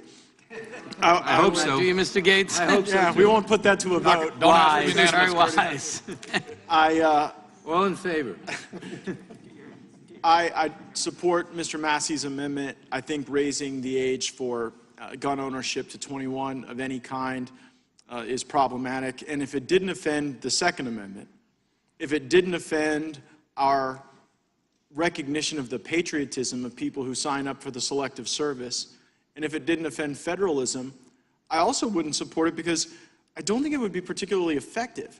So like assuming the typical school shooter scenario where you've got some like crazed 19-year-old, if they are that determined, where they're training in a backyard, like they were in the Parkland case, which was reported to the FBI, if they're writing manifestos in the case of the Buffalo shooter, if they're stockpiling ammunition, like in the case of Uvalde, I think they're going to find their way to precisely this type of weapon despite this increase in the ability to buy it legally. And second, I don't think that these people wouldn't wait a year or two. I mean, I don't know that you gain a lot for people exercising their trauma a little bit later because you've artificially moved the line. So I think that raising the age for gun ownership comes at a really high constitutional cost and yields very little in terms of an ability to stop any of these violent events. And I yield to the gentleman from Kentucky for any of his neurological observations. I have no further comments. Yield back. The gentleman yields back. We'll try Mr. Fitzgerald one more time. You define stockpiling ammunition. I was kind of thinking the same thing. Are we not supposed to be doing that? Does anyone else seek recognition? If not, then the question occurs on the amendment. All in favor say aye. Aye. Opposed, no. No. No. I had my hand up, Mr. Nevin. Mr. Biggs, Yeah, did you seek recognition? I did. I raised my hand by the little deal here. The gentleman is recognized. Thanks, Mr. Chairman. And again, I hope that Mr. Fitzgerald is able to get his microphone going. But I wanted to talk to a point that on this amendment that Mr. Gates was just alluding to. And that was, again, the use or attempt to obtain weapons, plan mass shootings by people within this particular age demographic.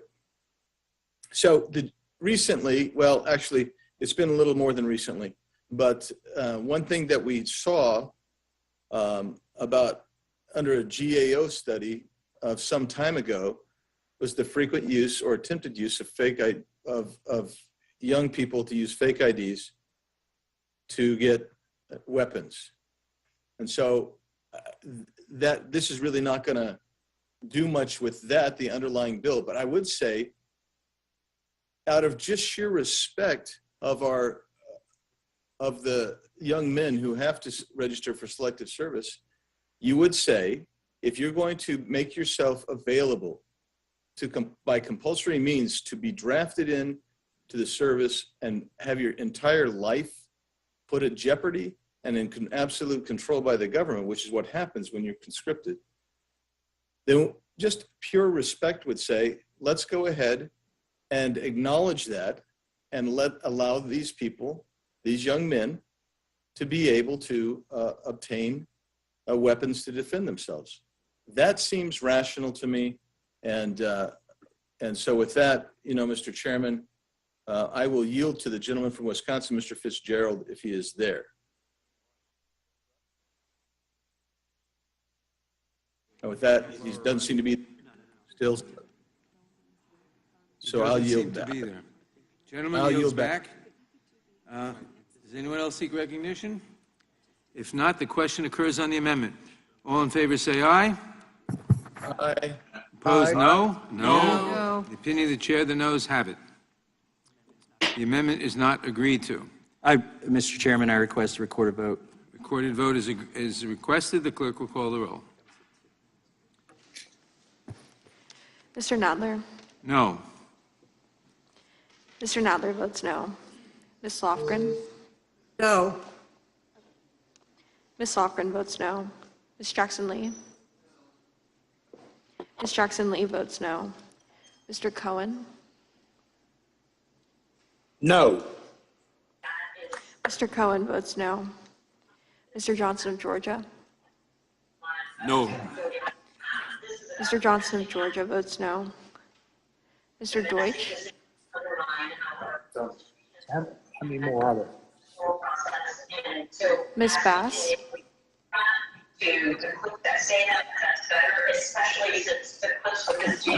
Someone should mute their microphone.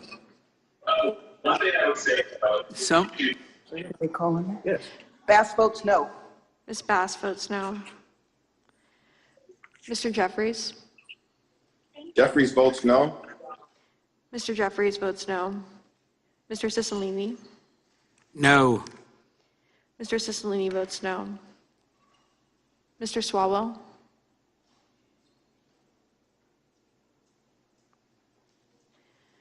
Mr. Liu? Lou votes no. Mr. Liu votes no. Mr. Raskin? Mr. Raskin? Thank you. Raskin votes no. Mr. Raskin votes no. Ms. Jayapal? No. Ms. Jayapal votes no. Ms. Dimmings? No. Ms. Dimmings votes no. Mr. Correa?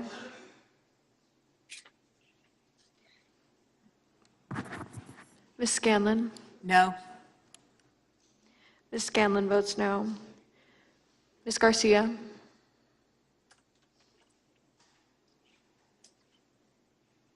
No. Ms. Garcia votes no. Mr. Neguse? No. Mr. Neguse votes no. Ms. McBath? No. Ms. McBath votes no. Mr. Stanton? No. Mr. Stanton votes no. Ms. Dean? No. Ms. Dean votes no. Ms. Escobar? No. Ms. Escobar votes no. Mr. Jones? No. Mr. Jones votes no. Ms. Ross? No. Ms. Ross votes no. Ms. Bush? Bush votes no.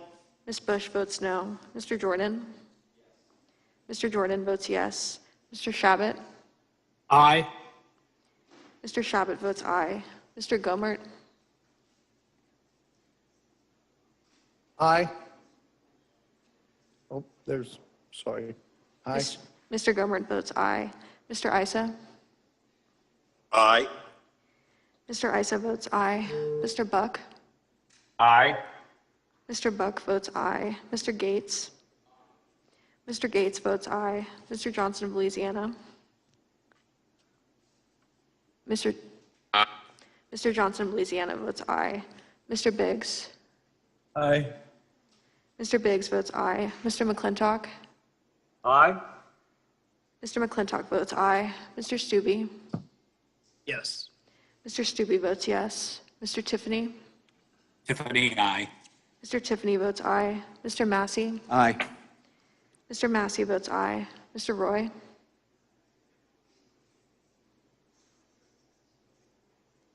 Mr. Bishop. Aye. Aye, sorry. Mr. Roy, you have to turn your camera on. Aye. Mr. Roy votes aye. Mr. Bishop. Ms. Fishbach. Aye. Ms. Fishbach votes aye. Ms. Sparts.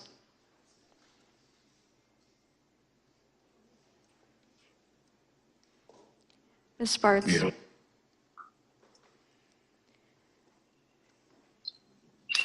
It's a bill. It's a bill that I'm Ms. Sparts. talking about. Sparts votes yes. Ms. Sparts votes yes. Mr. Fitzgerald.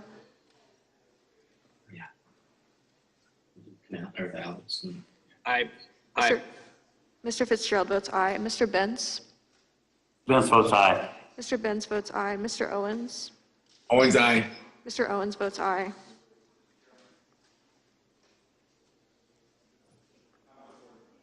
Mr. Bishop, you are not recorded. Mr. Bishop votes aye. How is Swalwell recorded? Mr. Swalwell, you are not recorded. No. Mr. Swalwell votes no.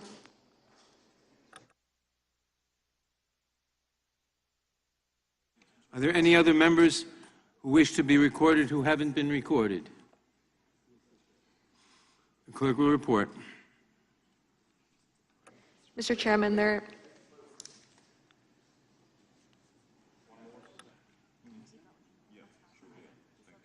Mr. Correa?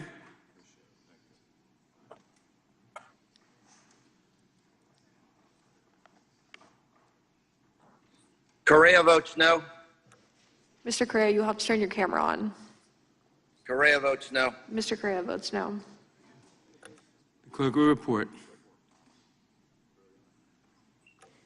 Mr. Chairman, there are 19 ayes and 24 noes. The amendment is not agreed to. Are there? For what purpose does Mr. McClintock seek recognition? Mr. Chairman, I have an amendment at the desk. The clerk will report the amendment. The point of order is reserved. Amendment to the amendment in the nature of a substitute to H.R. 7910. Without objection, the amendment will be considered as read. The gentleman is recognized for 5 minutes to explain his amendment. Thank you, Mr. Chairman. Several members of the committee have asked for the Republican solutions to the growing violent crime we've seen in recent years, and I gladly do so. We know what works because we've seen these policies work before. Vigorously prosecuting gun predators and putting them in jail until they're old and gray, that works. Executing murderers works. Backing the police and prosecuting criminals works. Identifying and confining the dangerously mentally ill so that we can treat them and keep them from hurting themselves or others works. And armed citizens who can return fire works. And it's this last provision that my amendment addresses.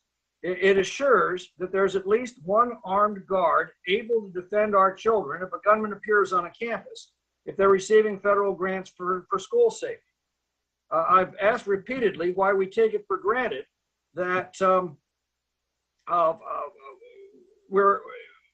that there be an armed guard at a bank to protect our money, and yet we then go berserk when it's suggested that there should be an armed guard at a school to protect our children.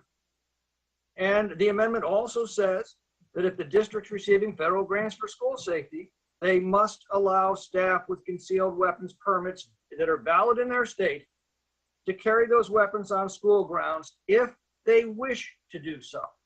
A retired police officer who's become a teacher as a second career, for example, who wants to protect himself and his students against a would-be gunman, ought to be allowed to do so. That, after all, is the entire purpose of a concealed weapons permit. It's for self-defense. A concealed weapons permit isn't for hunting. It isn't for target shooting. It is solely for self-defense. A citizen who's met the requirements of their state to carry a concealed weapon to defend themselves ought to be allowed to carry that firearm to defend the children who are under their care. You know, I pointed out earlier the incident where a gunman with an AR-15 style rifle fired at a graduation party on private property in Charleston, West Virginia, the day after the massacre at the so-called gun-free zone of Robb Elementary School. An armed woman was in that crowd. She immediately returned fire, killing the would-be mass shooter on the spot. Now think about this. If that graduation party had been held on school property, the result would likely have been dozens of innocent people dead and wounded, because that woman would have been legally forbidden from having that gun on the school grounds so that she could return fire. They would have had to wait many agonizingly long minutes until the police arrived while the gunman ran amok.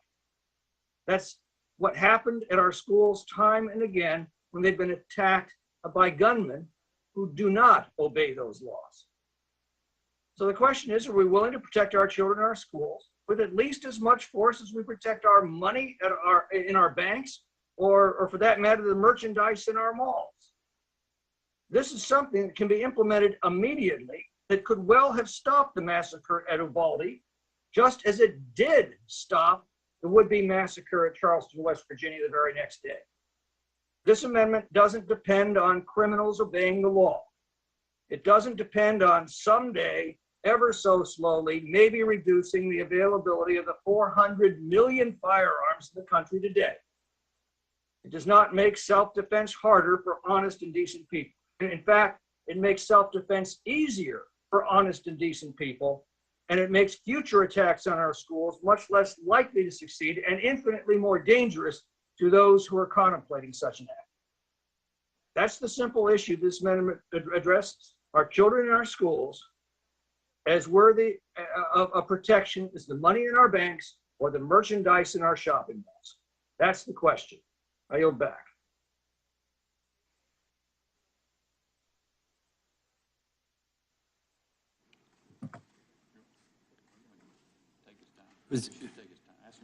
Would the gentleman Yields from back. California yield?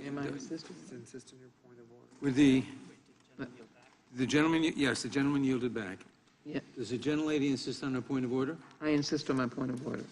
Are they friend or foe? Oh. This is out of the scope of the legislation, although a good intent. It is not tied to the programs in the legislation, and therefore Had to put the compliance cloth back on. The chair is prepared to rule. I agree with the point of order. This amendment amends a program that is not within the bill and is therefore outside the scope of the bill and is therefore not germane. The amendment is not germane. Are there any further amendments to the amendment in nature of a substitute? If there are no further amendments. I have an amendment. For what purpose does Mr. Massey seek recognition? Mr. Chairman, I have an amendment at the desk dealing with the Nix report. The reserve a point of order. point of order is reserved. The clerk will report the amendment. Amendment to the amendment in the nature of a substitute to H.R. 7910, offered Without by... objection, the amendment will be considered as read, and the gentleman is recognized for 5 minutes to explain his amendment.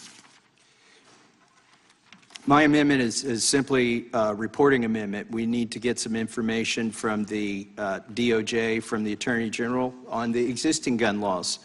Right now, the Nix background check for the latest year that we have numbers issued 112,000 denials, yet only 12 of those were federally prosecuted.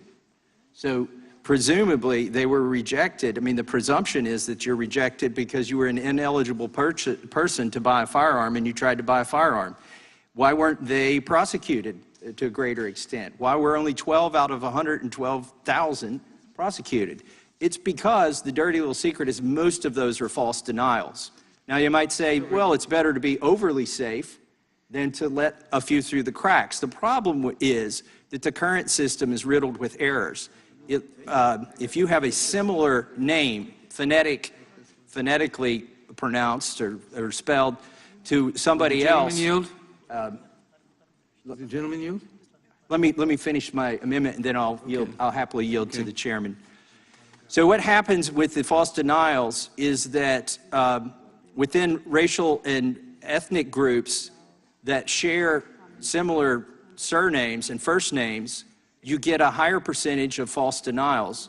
And some of these false denials are overturned, but a lot of them are not. And individuals who don't have the money or the resources to pursue this legally often either have to turn to individual sale, or they don't complete the purchase at all, yet they were law-abiding citizens who had the misfortune of sharing a similar name.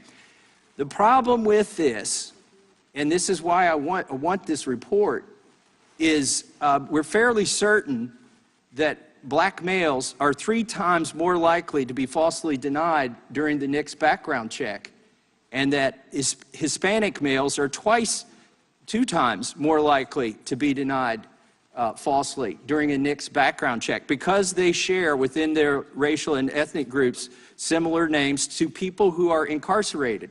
And we do have over-incarceration in this country, and there are a lot of black males incarcerated, so that you have the misfortune, if you're a law-abiding citizen within that racial group and you with the similar name, that you are more likely to get a false denial.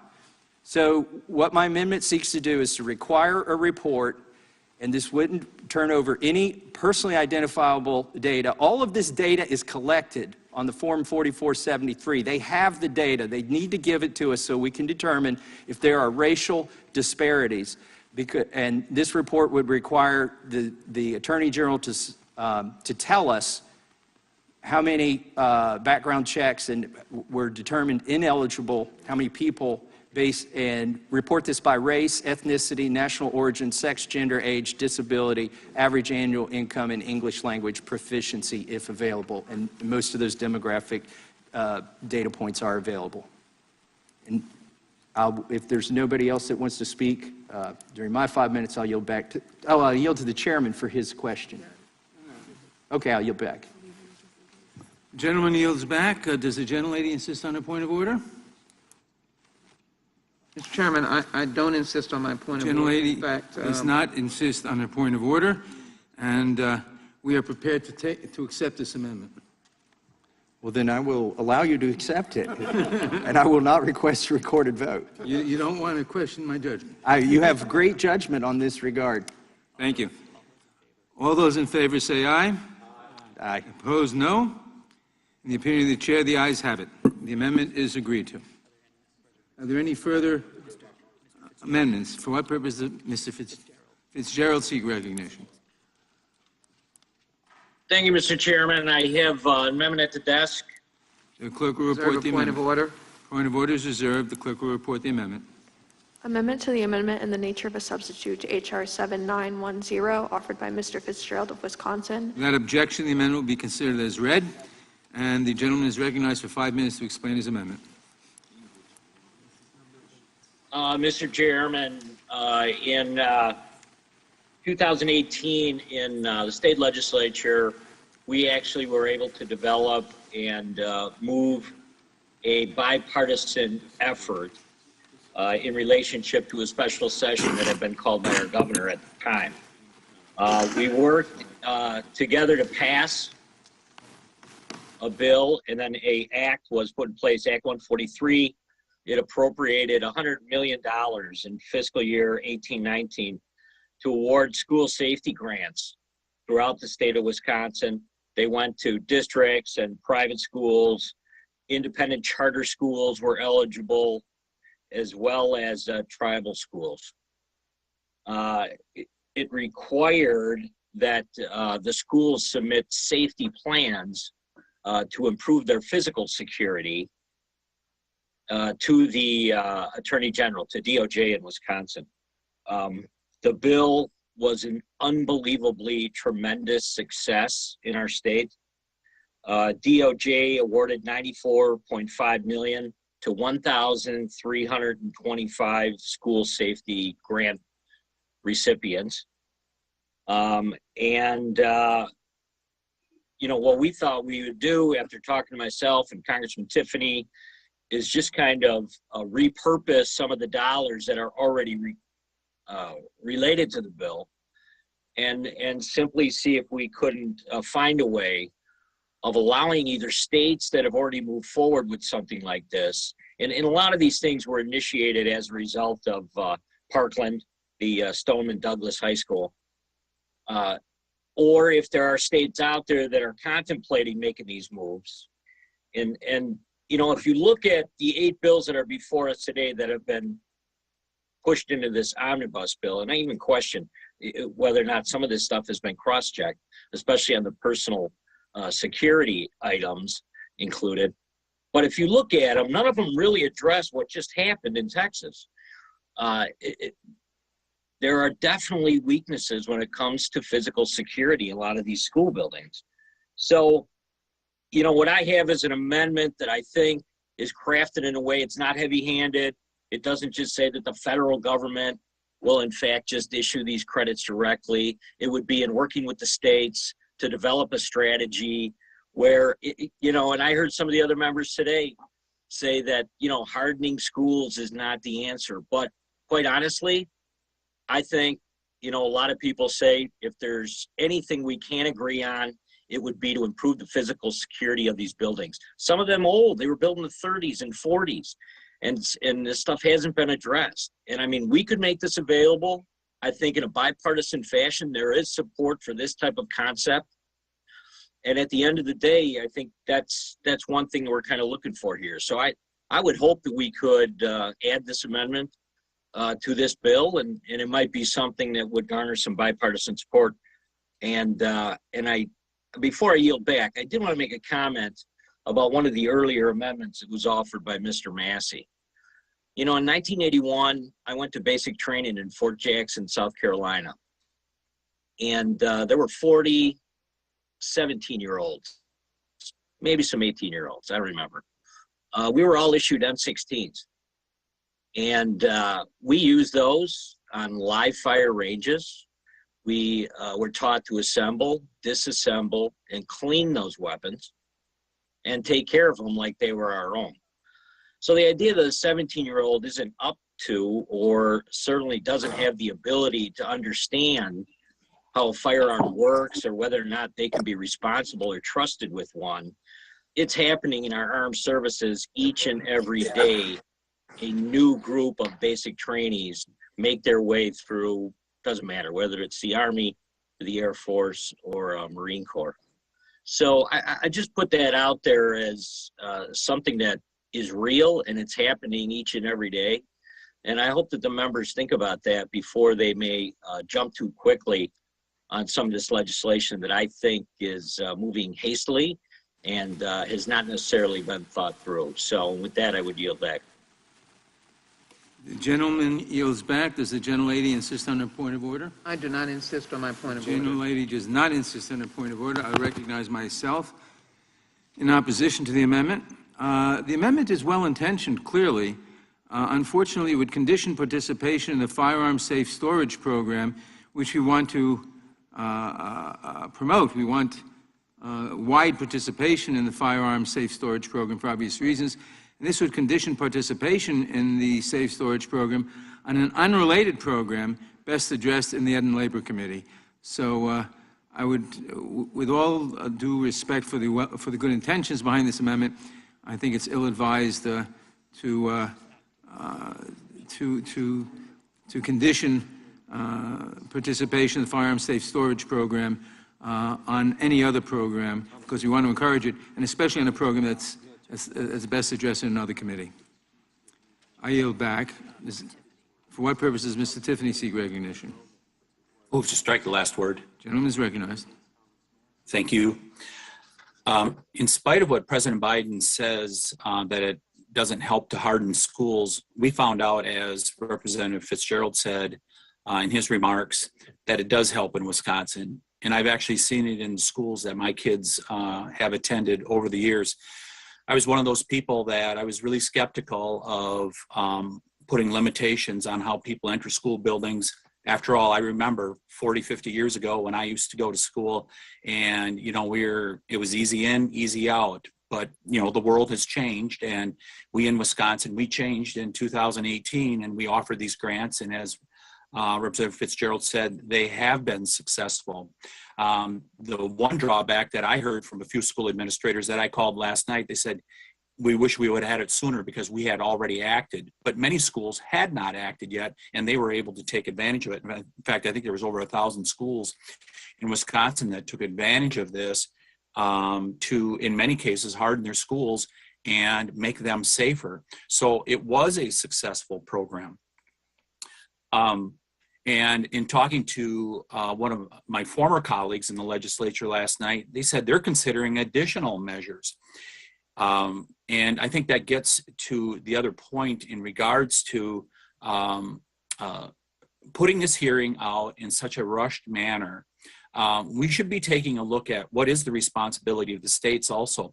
Because even like in regards to red flag laws, I think it's Chapter 51 of the code in Wisconsin, that there is a commitment procedure that's already in place in Wisconsin to deal with someone that has psychological problems, whatever may be a threat to the community, that is already in place.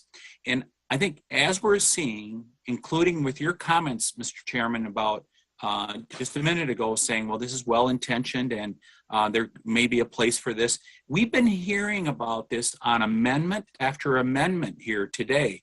And it goes to show when you rush a hearing on only a couple days' notice to do it for messaging purposes and not consulting not just with us in the minority, but with many other people also that are out there in the public, maybe having detailed hearings about this as far as what actually should be done and really being serious about this rather than just using it for messaging purposes, we would end up with a much better product. And I think Representative Fitzgerald has come forward with a very good amendment here, and I really urge support of it. It's been successful in Wisconsin. I think it's been alluded to by others that it's been successful in Florida. And I think it's two good places for us to look as examples of what can work to stop and hopefully prevent additional horrific events like happened in Uvalde. And I yield back, Mr. Chairman. The gentleman yields back. For what purpose does Mr. Cohen seek recognition? Strike the last word. Gentleman is recognized. I watched the entire markup in my office when I was not here, and I've noticed several commonalities, common themes that go through the Republican amendments. Not one would result in any ammunition not being sold, produced, or out there. Not one would reduce a gun or a rifle, assault weapon, or any other weapon from being in society. Nothing would hurt any of the NRA's business partners, and that they would lose a single penny because the ammunition and the guns would continue to be available and sold and legal and no matter what. And that seems to be their theme. They come up with some ideas about recommending that people that could be 70 or 60 years old, retired military or law enforcement, go to the schools and provide the security, which was not provided in Uvalde by people who were trained and had been in training just in December of 2021. And despite that, they were totally incompetent.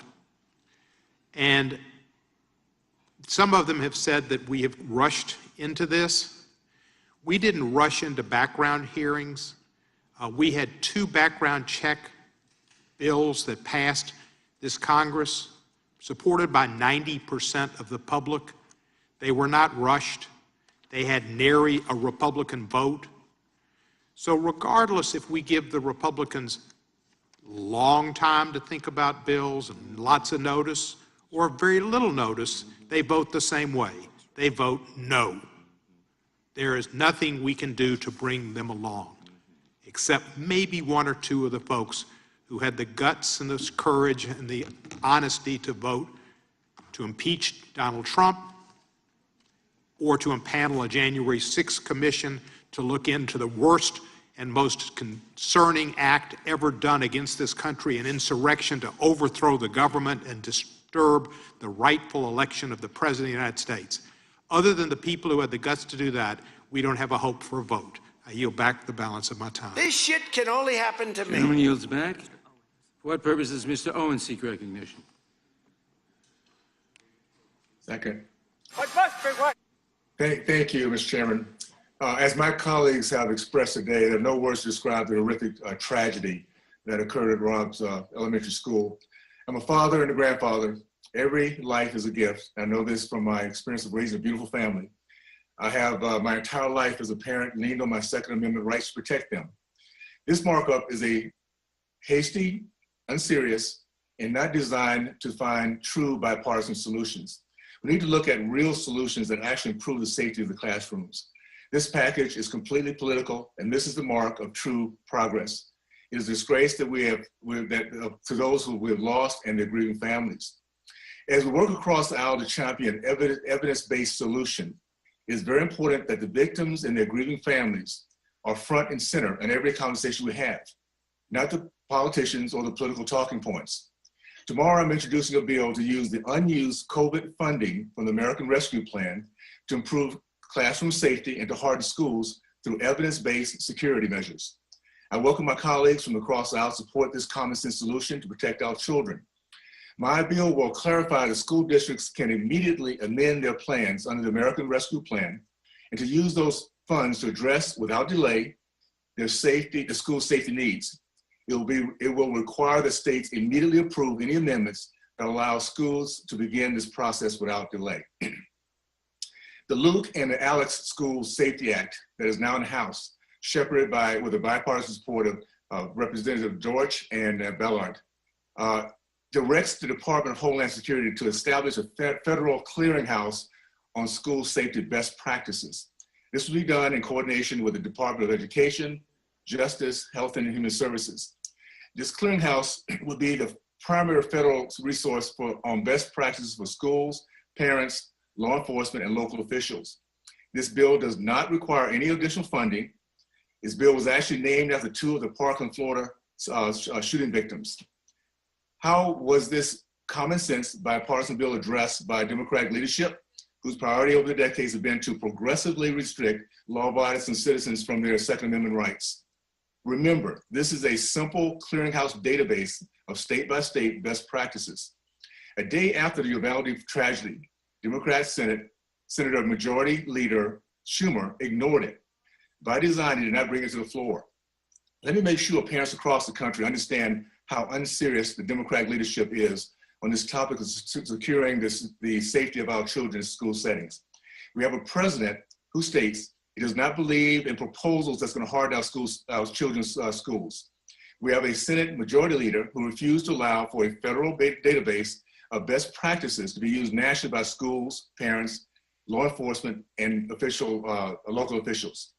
The rejection of the Luke and Alex School Safety Act 2 weeks ago prevents us in the near future of gathering school safety innovative ideas to be recorded, saved, and shared nationally with other vulnerable schools like those in Uvalde. We are committed to address violence in our schools. Our schools must return to the place of learning where students can learn free from the fear of violence of any form. This is what our students deserve. This is what our parents want. And this is what our focus should be as policymakers. The answer to this painful chapter is not continuation of the decades-long progressive attack on our constitutional rights. Rights that we as Americans have not, that's not available in other despotic countries like Cuba, Russia, China, and Venezuela, and other countries that restrict their citizens from protecting themselves from evil. There's presently over $100 billion of unused COVID relief funds now sitting in the Secondary School Emergency Relief Fund. Let's get serious as a body and make it possible within the next coming months to harden our schools, to protect our children, and to start nationally to share best safety practices across the country. For this reason, I support this amendment introduced to my friend from Wisconsin. I yield back. The gentleman yields back. For what purpose does the gentlelady from Texas seek recognition? It's a great state, but I'm going to continue to live in the great state of Texas. Mr. Chairman, thank you so very much. First of all, I want to indicate that where we can work together today, and I hope there is someone that captures that point. Mr. Massey, your amendment was accepted, and interestingly enough, it captures my legislation, the Accidental Firearms Transfer Reporting Act. And so here we are with a moment where we can have not only compromise but agreement. So we thank you for that amendment. I rise, Mr. Chairman, to strike the last word. Thank you, and pardon me for not. It is shocking to me that we continue to hear how rushed these hearings are. When your house is on fire, there's no time for the fire department to build a new fire station, to train a new class of firemen and women. You have no time for that. You need a fire truck. You need, as they say, the ladder truck. You need the pumper. You need them right now. You need them right now. I am stunned by this excuse of needing more time. If we look at the districts of where my friends have come from, we have documented thousands, probably in totality, or hundreds upon hundreds of deaths by firearms in your collective congressional district. Would you tell those bereaved family members, let's wait, as we have done for decades? We waited in 2004 with a Republican president, Republican House, Republican Senate, and we couldn't get anything done to extend the ban on assault weapons. And we have seen a brazen rampage of young men using assault weapons mixed with the toxicity of white supremacy, as evidenced in Buffalo, New York. And let me take a moment to call those names: Roberta A. Drury, Marcus D. Morrison, Andre McNeil, Aaron Salter, Geraldine Talley, Celestine Cheney, Haywood Patterson, Catherine Massey, Pearl Young, and Ruth Whitfield. In addition, it is important to take note of the gentleman's amendment. She can just go ahead and yield right now. That's fine. Money from the Safe Storage grant program, which would in fact undermine the ability to secure young people by either, as the Kimberly Vaughn legislation provides, for at the point of purchase to ensure that there's best practices that would keep young people from getting guns, and Ethan's law that deals with the issue of guns in residential homes. And why would you want to do that when we can read the roll? January 23rd, 2018, again, a situation where the gun came from an unlocked closet. Nacogdoches, Texas, 13 and 10-year-old. A 4-year-old boy unintentionally shot and killed himself. A 4-year-old boy in Galion, Ohio. The previous one was in Colorado. 4-year-old boy again in Tempe, Arizona. Father in Shreveport, Louisiana. 3-year-old is dead. 5-year-old is dead in Pensacola, Florida. Or a 7-year-old. The 5-year-old killed the 7-year-old. Auburn, California. 13-year-old boy, he shot himself. And after he, his brother, and others had unsecured guns. That means they were not caused to do so at point of purchase, and they had them in the home. A 5-year-old in Bertell, Florida, was reaching for candy that was stored on top of a refrigerator, found a gun, shot himself in the hand. 3-year-old found his mother's gun in the living room of their home in Anchorage, Alaska, playing with the gun discharged, shooting himself in the head, pronounced dead later that day. Our house is on fire. Our house is on fire. These precious babies, we've already heard, one died trying to save others by dialing 911. Amory, Others smeared themselves with blood. Others reported that there are people or children alive, 9 of us at least, or others.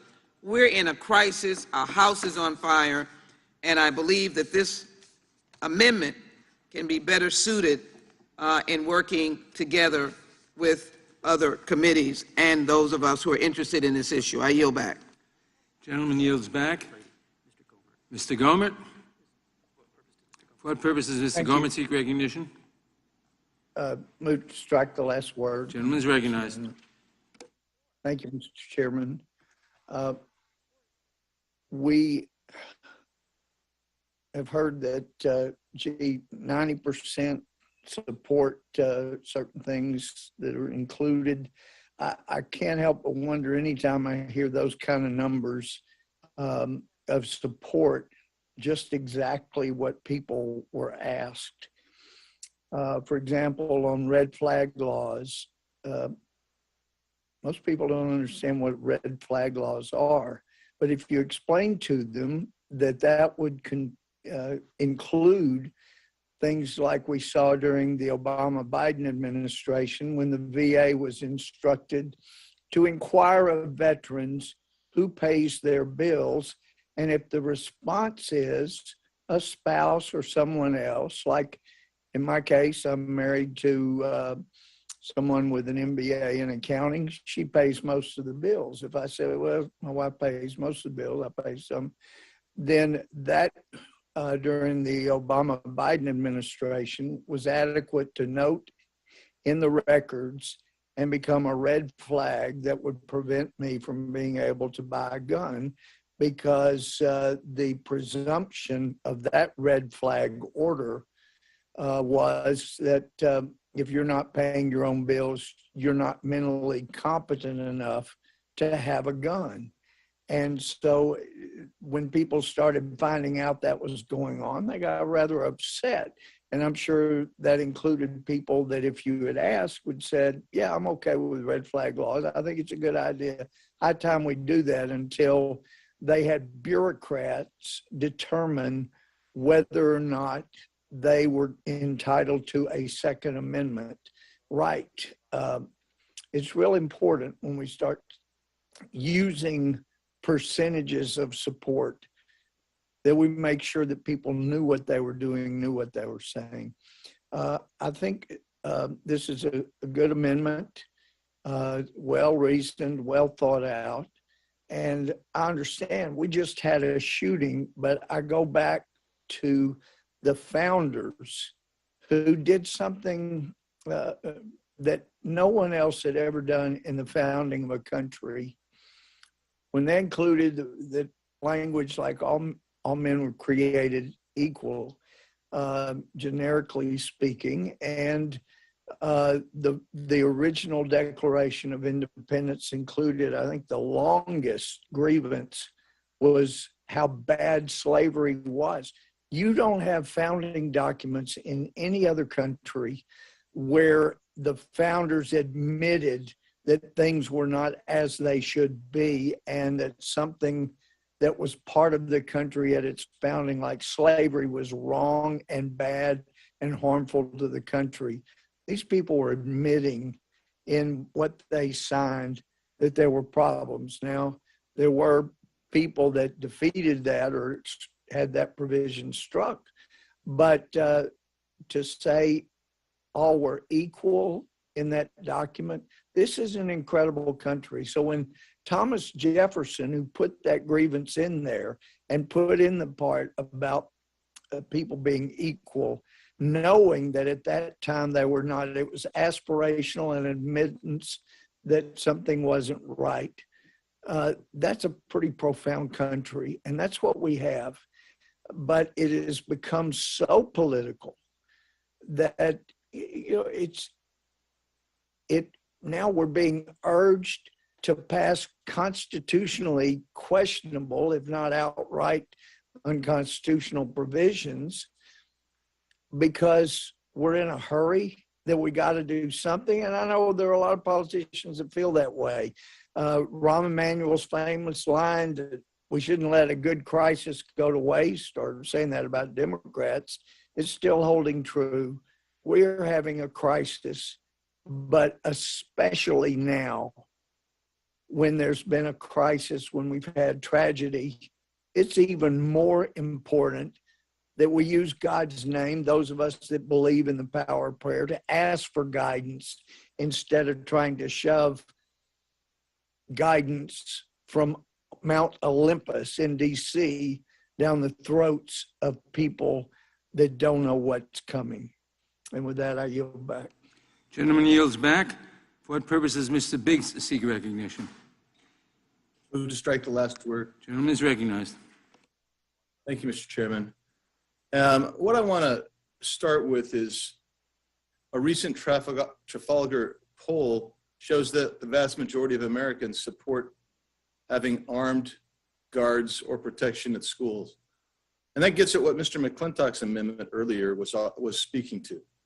And Mr. McClintock's amendment does provide a remedy and a way to safeguard our children in schools.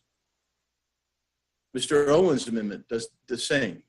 Mr. Fitzgerald's amendment does the same. And I support those amendments.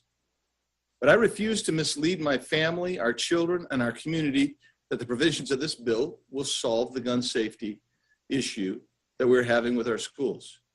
This notion of, quote, we have to act, it will not change or protect schools or other gun-free zones from violent criminals.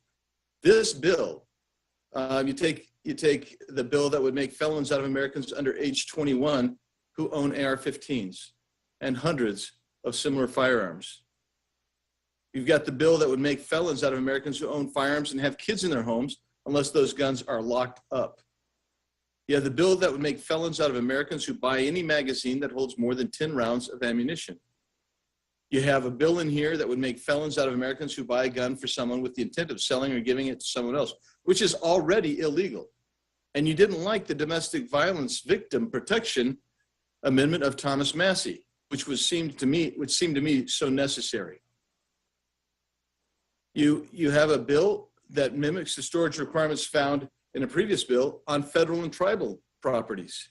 You have a bill that makes felons out of Americans who own an unserialized or homemade firearm, the so-called ghost gun.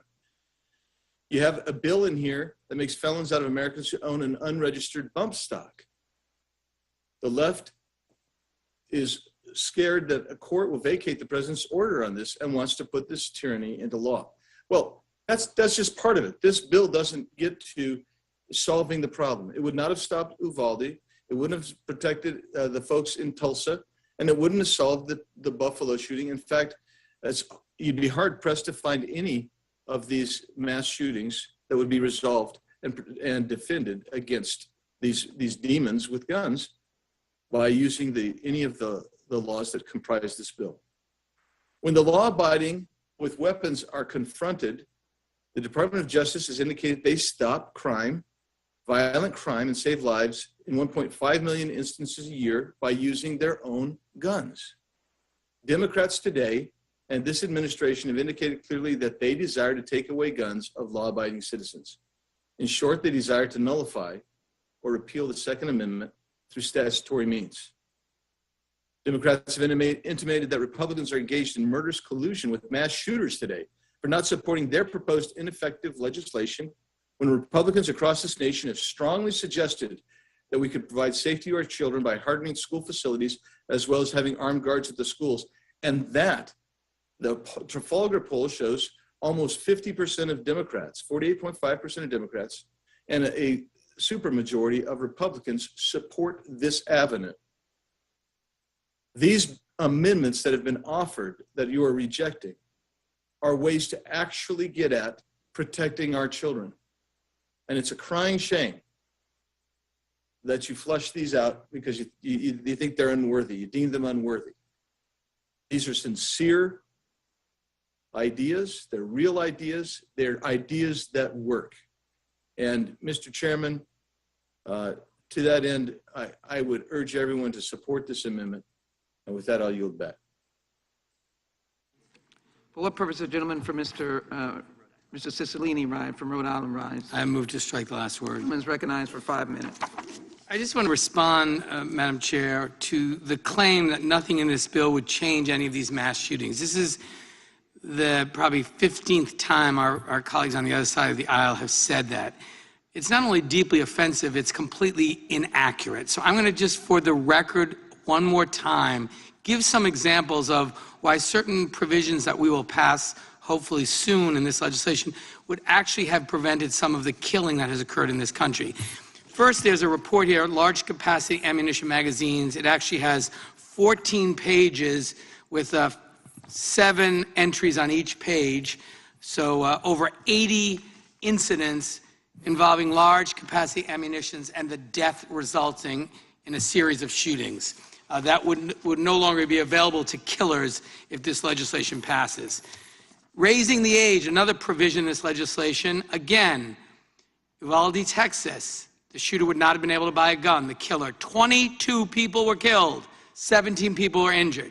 Buffalo, New York, 10 people were killed, 3 were injured. That killer would not have been able to buy the weapon. Santa Fe, Texas, in May of 2018, Santa Fe High School, 10 people were killed, 13 were injured. Parkland, Florida, February 14, 2018, 17 people were killed, 17 were injured.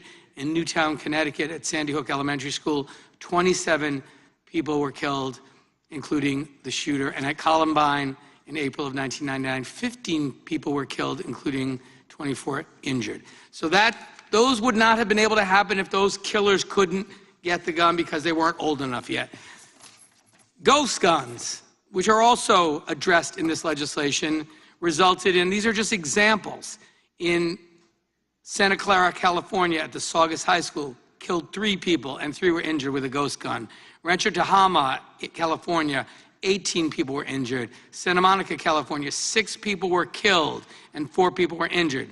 Shooting that used bump stocks in Las Vegas, Nevada, in October of 2017, 60 people were killed, 411 were injured. And again, provisions that relate to safe storage. On January 23, 2018, a gunman killed 2 and injured 18 at Marshall County High School in Benton, Kentucky. The shooter got the gun he used in the shooting from an unlocked closet in his home.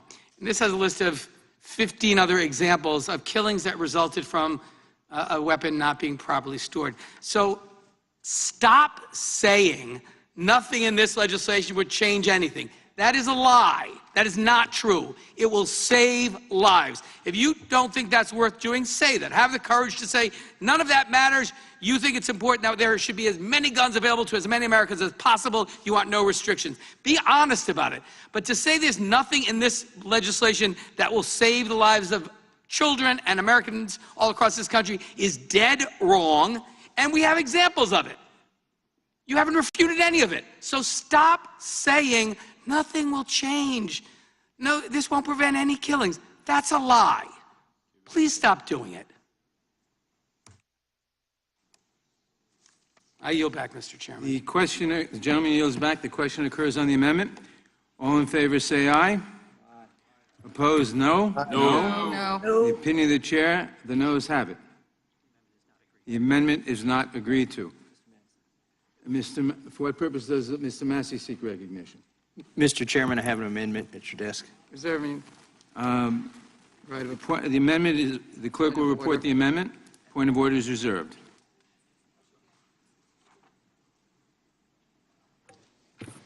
Amendment to the amendment in the nature of a substitute to H.R. 7910, offered by Mr. Without Massey. objection, the amendment will be considered as read. The gentleman is recognized for 5 minutes to explain his amendment. Thank you, Mr. Chairman. I offer this amendment sincerely, and I want to explain some of my motivation for offering it. We think a lot about our active military who are deployed overseas and, putting their lives on the line and pausing their personal development, their careers, in order to protect this country. But too often we don't think about their families at home. And in the case of, for instance, the wife at home who's taking the kids to the doctor, who's paying the bills, paying the mortgage, getting the yard mowed, fixing the car. Basically, in many ways, operating not just like a single mom, but taking care of the military member's business as well, affairs, while he is deployed. And it occurs to me, and this is the case, that a lot of people who enlist in the military, they start their lives early. They get married early. It's not uncommon for somebody under the age of 21 to be married and in the service. And that single, the wife at home, who's almost like a single mom if they have kids at that point, has a tremendous burden. And we shouldn't add to her burden that she cannot defend herself and her kids when her husband is deployed. Yet that is what raising the age to purchase a modern long rifle or shotgun is going to do. Already, if you're under the age of 21, you cannot buy a handgun from an FFL. Well, in the case of a military spouse whose husband is deployed, maybe she could get a shotgun or a rifle, which wouldn't quite be as effective as a handgun, but at least it's something. But what we're telling that mom at home is you got to buy a single-shot 22. You've got to buy a shotgun whose design is 150 years old if you want to protect your family at home while your spouse is deployed. Now you may say, well, military, they've got a lot of buddies. Surely there's a guy who's not deployed, who's a friend of the guy who's deployed, who's willing to buy a firearm and give it to the spouse at home. Guess what? That's not going to work after this bill passes, because it's not an uncle or a niece or a stepchild. There's not that family relation. And so if somebody tries to help the single mom at home whose husband is deployed by giving her a firearm, now she's guilty of gun trafficking under this bill. The buddy giving the firearm to her is guilty of gun trafficking under this bill. And ultimately, what does she want to do? She just wants to protect her family while her husband is deployed, risking his life to protect the Constitution. She deserves the same protections as anybody else, regardless of the fact that she started her family at age 18, 19, or 20. She should not be deprived of that right. So what my bill says, or my amendment, it amends the underlying bill. Right now, the underlying bill raises the age to purchase a semi-automatic long gun or shotgun from 18 to 21. But it says if you're a member of the armed forces on active duty, then you're exempt from this. My amendment's simple. It just says if you're a spouse of a member of the armed forces on active duty, you're also exempt from this. And before my colleagues on the other side of the aisle say, oh, well, a young mom could never use a firearm to defend her family, I've got a story here of an Oklahoma woman killed an intruder, called 911. She would not let the intruder enter her home. Her husband wasn't in the military, but in a very similar situation. He had died of cancer, and the community knew it. When members of the military are deployed, the community knows it. It's a point of pride for the community that somebody in that community is over there and serving the country and their community. But there are people who would take advantage of that knowledge, knowing that there's a single mom at home, like this person did in Oklahoma when the husband died of cancer and the community knew it. But this mother was able to defend herself and her baby with a firearm, and we should not deprive anybody of that right. And that's what my amendment does. It protects that right. And I yield back. Center fired. Does the gentlelady insist on a point of order? I do not insist on my point of order. The gentlelady does not insist on her point of order. I recognize myself in opposition to the amendment. The point of this section of the bill is to restrict the use of semi-automatic center-fired weapons from people aged 18 to up until 21, because it is our judgment that such people are not should not be able to use, for the reasons that we've gone through much of today talking about such weapons. Now, there is a carve-out in the bill for persons of either sex in the armed services, because persons in the armed services are specifically trained in the use of firearms. Their spouses are not. This amendment would make the spouses of persons in the military, ages 18 to 20 through 20, eligible to use semi-automatic centerfire guns. It's the judgment of the bill that such people should not be, and they do not fall under the category of people who get military training. Their spouses do, but they don't, and therefore this is a very ill-conceived amendment, and I would urge opposition to it. I yield back. Who seeks recognition? For what purpose does Mr. Gates seek recognition? I move to strike the last word. Gentleman is recognized. Thank you, Mr. Chairman. I believe you've shifted ground a little bit, because earlier today, the basis to not allow people 18 till they were 21 to have this type of firearm was because they were not sufficiently neurologically developed. Now we're saying it's an issue of training.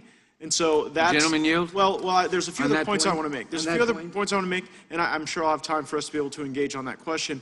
But as the member of Congress from Florida's 1st Congressional District, I represent the highest concentration of active duty military in the country, and I feel particularly obligated to speak on behalf of the Massey Amendment to vindicate the Second Amendment rights of military families. There are two key points. Military families don't get to choose the cities that they live in. They are told by the Army, Air Force, Navy, and so if you are a family that has been sent to do your duty for our country in a Democrat-run state or a Democrat-run city where they have defunded the police, created sanctuaries for illegals, and invited violence, now you're forcing those patriotic families to be functionally helpless in conditions not of their choosing. The second key point is that oftentimes there is knowledge of scaled deployments. And so if in my community, we have 400 service members going to fight abroad, we typically know that. That's words out in the community. Different organizations are supporting family members, doing food drives, and engaging in other support. And so you could potentially leave people subject to gun control, subject to crime, with the criminals knowing that their spouse is not home to be a part of whatever protection plan that particular family has. And so I think that as Democrats are prepared to oppose this amendment to provide physical security for military families in their most vulnerable time, potentially during a deployment, we really ought to think carefully about the downstream consequences of that. I yield to Chairman Nadler. Thank you. The gentleman is entirely right. I said earlier today that 18 to 20-year-olds are neurologically not prepared for this. I meant it. I still mean it.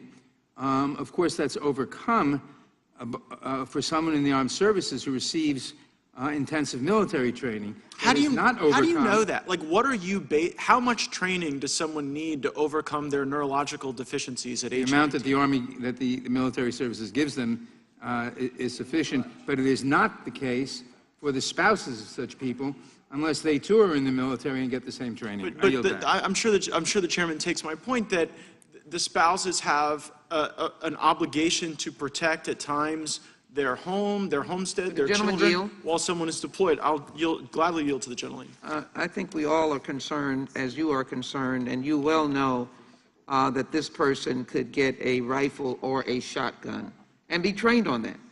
This spouse, male or female, 18 and 21 and under, or under 21, could get a rifle or shotgun. So there is a means of protecting themselves. To reclaim but my it doesn't time, proliferate guns everywhere. But the challenge is, Ms. Jackson-Lee, that then here in Congress, we are choosing how military spouses ought to defend their families. And we're prescribing that. And I think that that's a bit heavy-handed for people who are willing to move anywhere, go anywhere, to fight for our country and defend our freedoms. And I, particularly for female spouses, a long gun or a rifle may present different storage challenges, different logistical challenges in the event that you have an intruder. There's a reason that handguns are more typically used for home defense than rifles. And I would suggest that we wouldn't want to make those decisions for any American family because we wouldn't want to be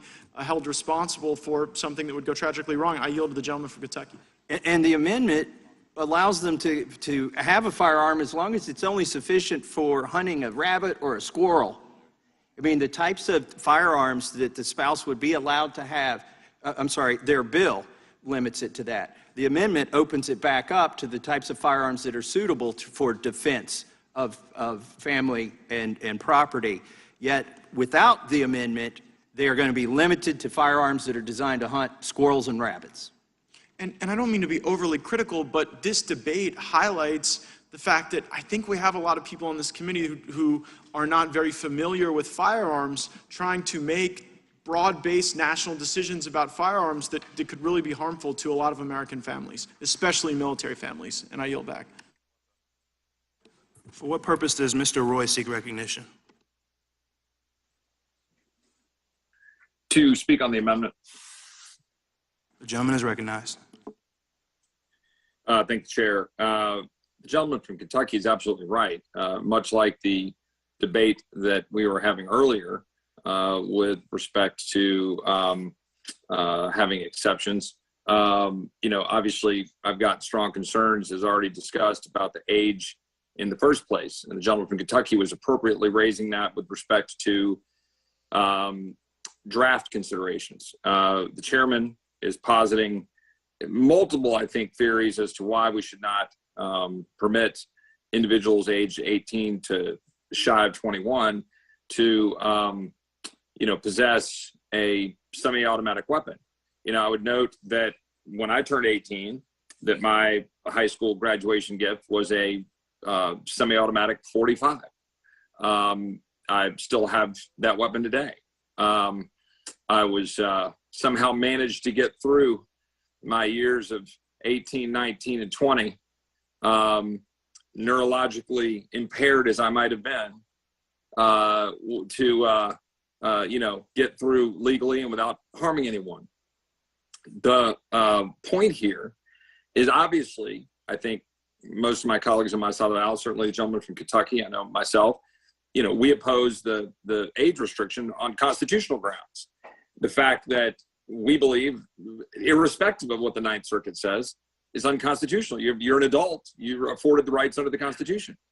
But in this case, we're saying, well, good gracious, can't we at least ensure that spouses, and as the gentleman from Florida said, I mean, particularly female spouses of the members of the military, are afforded the ability to have a semi-automatic weapon to defend themselves. It is, by all accounts, the most available and most used tool for self-defense in our country. And we talk about, we've talked about the constitutional language and Heller and otherwise about the weapons that were, common, the common weapons, or the wording's not exactly right, it's not in front of me. That's the common weapon, right? Today, the 9mm, in the past, it might've been a .45 or it might've been a .38 revolver. Today, it's usually, I think by and large, a 9mm semi-automatic pistol. Long guns are great. I'm going to address that issue a little bit later, but long guns afford one option. If you've got a shotgun, gives you a good blast range to defend yourself, but it's not as easily acquired. You can keep a .45 on you or near you or next to the bedside, as many Americans do. And to restrict an 18, 19, 20-year-old adult who's given the right to vote, who is given all the rights that come and all the responsibilities that come with being an adult, raises serious concerns and reservations. And I think the gentleman from Kentucky is absolutely right to raise this issue, particularly for the spouses of our members of the military. But there'd be multiple people that you would think through, hey, this is a problem, that you're unable to actually defend yourself, despite being an adult and engaging in the world as an adult. And with that, I would be happy to yield to the gentleman from Kentucky if he would like any time. Well, I have no other. Mr. Roy, if you yield, comments. I'd just like to just raise one issue with you. It's Mr. Cicilline. I'll yield to you. Yeah, absolutely. Thank you. I just wanted to say that I think it's important to recognize that we already prohibit persons under 21 from purchasing a handgun. And so under this bill, adults under 21 would still be able to purchase other rifles or shotguns for hunting and recreational shooting. And I think it's because these assault weapons have become more and more lethal. They're the weapon of choice in mass killings, and 6 times as many people die in mass shootings that involve this sort of assault rifles, that raising the age to 21, I think, makes perfect sense. So I just want to be sure that that handgun prohibition, you were aware of it, and which is why this, again, is just being sure that that's in line with these very dangerous weapons. No, well, I think reclaiming my time for 40 seconds left. What my point was that I've got the ability, and I had the ability at 18 to be able to have a weapon, a semi-automatic handgun. And I believe, as we're talking about the rights of an 18-year-old, that an 18-year-old should have that right. They should have the right to have any weapon that's available, that's publicly available, because they're an adult and they're afforded those rights. That's the point about being able to defend yourself. And any exception that we can put out there from a policy that is a wrong-headed policy is something that we should pursue. And with that, I'll yield back. Can I have your remaining 10 seconds? Yeah, sure. Go. The point here is, if you're spouse of a military person who's deployed overseas, it doesn't pass constitutional muster in any way, shape, or form to say the only gun you can have is a gun that's designed for hunting squirrels to defend your house and your children. And I urge the adoption of this amendment. The gentleman yields back. Does anyone else seek recognition? This is Gomer, I do. For what purpose does Mr. Gomer seek recognition? To strike the last word. The gentleman is recognized. Thank you. I think the amendment is well-reasoned and appropriate.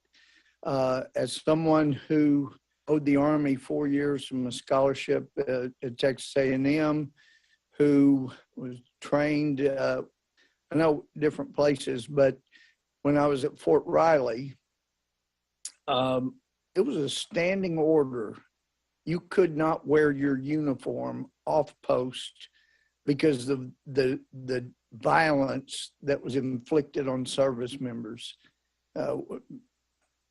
I came in after Vietnam, but we were called baby killers and all kinds of things. People hated us for no reason. We were trying to serve our country. When I got married, immediately before going to the Army, and I've also been assistant DA, had threats on my life, but I got my new wife, a pistol because she needed something to protect her when I wasn't around. And that was certainly true. Columbus, Georgia is a wonderful city, but there were times we were ordered not to wear a uniform off post because there were people that didn't like us in service of our country. And we never went to combat during my 4 years on active duty, but I was sent on temporary duty different places, and I wanted to know my wife was going to be safe with a firearm that would protect her. And a comment by one of my friends on Republican side was mentioned we may have people pushing through laws that don't really know their effect. And I'm curious, I would yield to the chair if you could explain what center fire in this bill means.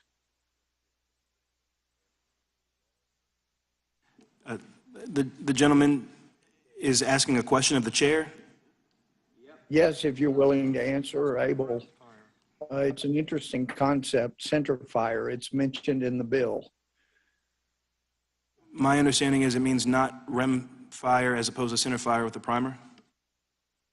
Yeah, you got good advisors. But basically... Is that your way of saying you answered it correctly, Mr. Gomer? Well, it's a little bit simplistic. The rimfire is more dangerous if you are getting a higher caliber.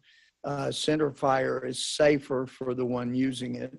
It's why you see more center fire rounds than rimfire, and it's why it's harder to find rimfire in the bigger calibers that would protect you from someone. And I know from my days as a prosecutor, 25 automatic. For example, first two homicides we had, somebody shot another guy with a 25 and he got mad and killed him with a bigger gun. So I made a mental note, don't use 25 automatics for self-protection. But anyway, it is important. I'm not sure how many Democrats really could outline the difference between rimfire and centerfire and exactly the ramifications of using either.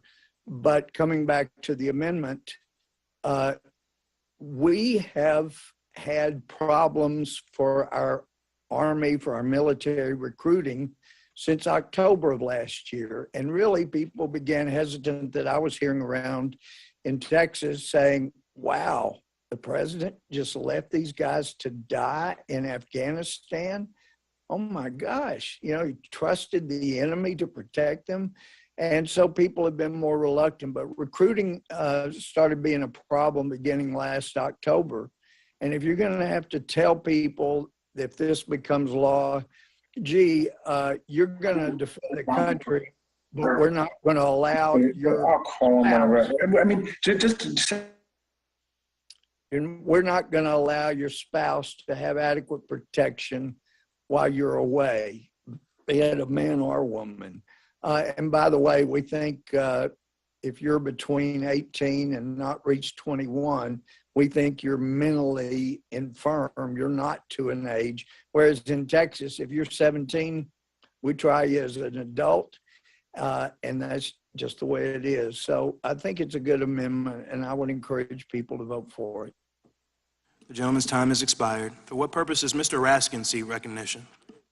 I move to strike the last word, Mr. Chairman. The gentleman is recognized. Mr. Chairman, we meet in the middle of a continuing slaughter of innocent children and adults. We haven't seen this piece of shit since the impeachment trial. In Buffalo, where 10 people were gunned down by an 18-year-old racist mass murderer with an AR-15 jacked up on the white supremacist great replacement theory. It didn't start on May 24th with the massacre of 19 fourth graders and 2 teachers who were trying desperately to protect them. It didn't start yesterday with the bloody massacre of 4 people in Tulsa, Oklahoma. We've been demanding that our colleagues get serious about gun violence and public safety since the Columbine High School massacre on April 20th, 1999, when 2 young gunmen murdered a dozen students in broad daylight. At least since then, we've been demanding serious gun safety legislation since the Sandy Hook massacre in Newtown, Connecticut on December 14th, 2012, when a gunman assassinated 20 children and 6 adults. We have had nearly 1,000 school shootings since 2012 in the last decade, 1,000 of them. The police chiefs of America, who are strong proponents of gun safety legislation to protect both our people and our police, and to keep a sea of firearms out of the hands of criminals, have been strong supporters of a ban on assault weapons since 1992. But that doesn't move our Republican colleagues who often describe themselves as supporters of the police. Our gun violence rate is 22 times greater than it is in Europe and 23 times the rate of firearm homicide seen in Australia. Gun violence now tops car accidents as the leading cause of death of children in America. Mr. Chairman, in the midst of this continuing bloodbath, something extraordinary among nations on earth, we meet to consider legislation that is supported by the vast majority of the American people who favor a universal violent criminal background check for all firearm purchases by a remarkable 89% margin. That means 9 out of 10 Americans support it. Similar numbers favor red flag laws. Great majorities of the American people favor the elements of this legislation today. They are not under the spell of the gun manufacturers and the gun lobby that they bankroll. The people of America use their common sense and ask us to do nothing other than use our common sense. Mr. Chairman, we are paying for the blood of children for a lie about the Second Amendment. The proponents of inaction invite us to believe the Second Amendment protects people's rights to engage in straw purchases by buying weapons through a proxy and thereby avoid the Brady background check.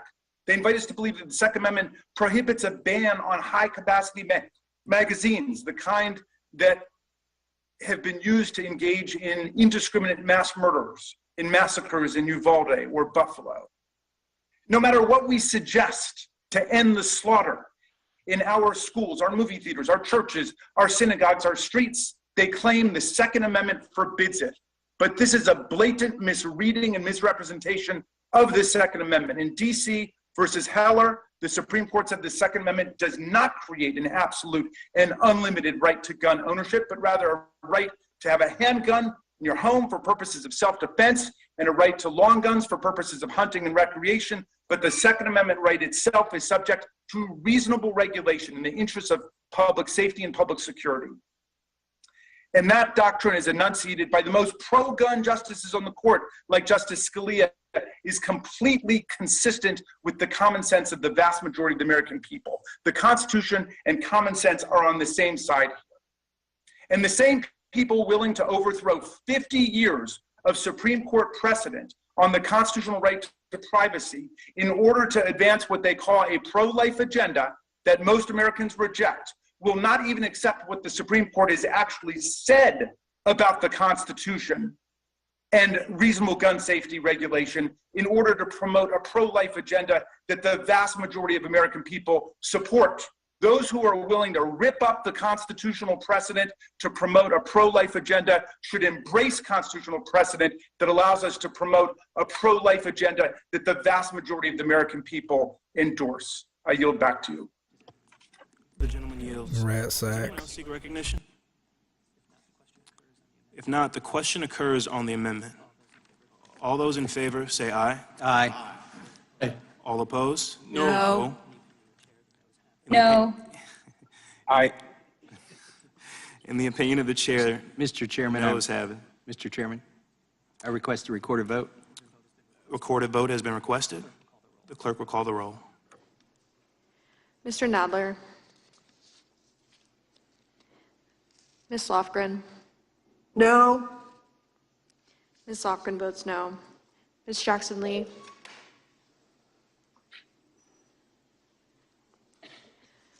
Mr. Cohen.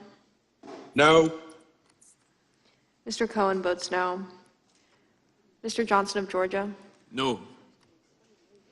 Mr. Johnson of Georgia votes no. Mr. Deutsch. No. Mr. Deutsch votes no. Ms. Bass. No. Ms. Bass votes no. Mr. Jeffries.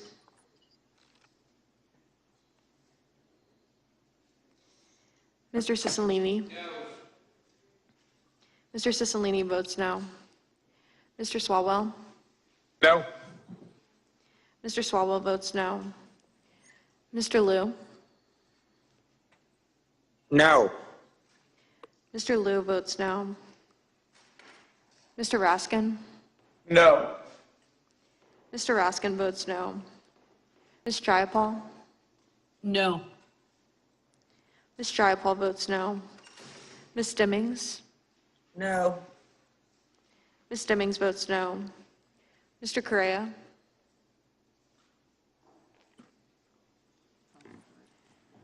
Ms. Scanlon. No. Ms. Scanlon votes no. Ms. Garcia. No. Ms. Garcia votes no. Mr. Neguse. No. Mr. Neguse votes no. Ms. McBath. No. Ms. McBath votes no. Mr. Stanton. No. Mr. Stanton votes no. Ms. Dean. No.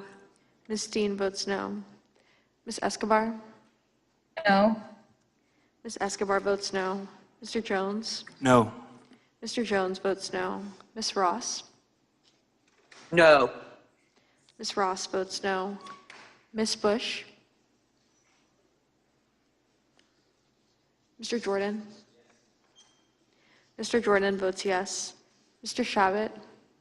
Aye. Mr. Shabbat votes aye. Mr. Gomert? Aye.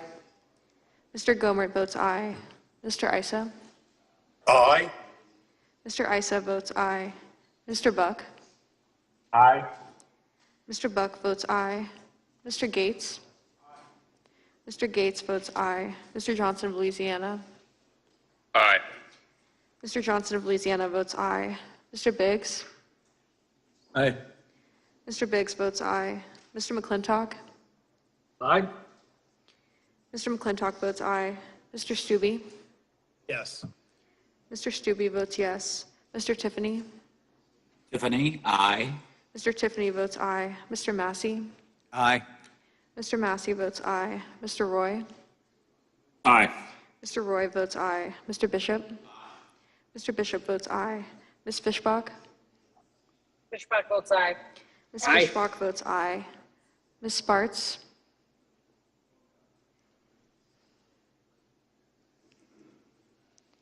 Ms. Sparts?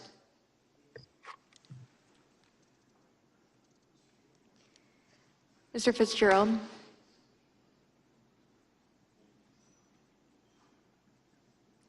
Aye. Mr. Fitzgerald votes aye. Mr. Bentz? Mr. Benz votes aye. Mr. Bentz votes aye. Mr. Owens? Owens, aye. Mr. Owens votes aye. Mr. Chairman, how am I recorded? Bartz votes yes. Mr. Jeffries, you are not recorded. Jeffries votes no. Mr. Jeffries votes no. Mr. Chairman, how's Correa recorded? Ms. Sparts votes yes. Mr. Correa, you are not recorded. Correa votes no. Mr. Correa votes no. How is Mr. Nadler recorded? Mr. Nadler is not recorded. Mr. Nadler votes no. Ms. Jackson Lee? How am I recorded? Ms. Jackson Lee, you are not recorded. I vote no. Ms. Jackson Lee votes no. The clerk will report. Mr. Chairman, there are 19 ayes and 24 noes. The amendment is not agreed to. Are there any further amendments? Mr. Chairman. For what purpose does Mr. Gates seek recognition? I have an amendment at the Reserve desk. a point of order. Point of order has been reserved. The clerk will report the amendment.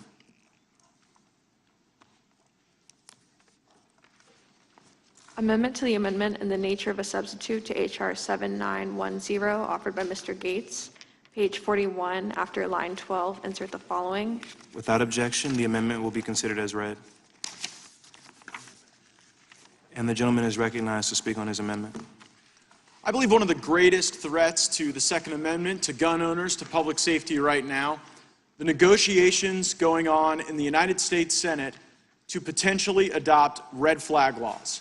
And I want members of the Judiciary Committee to be clearly on the record and to be clearly understood as to whether or not we believe it is a proper function of the United States government to try to coerce or entice or cajole states to adopt red flag laws.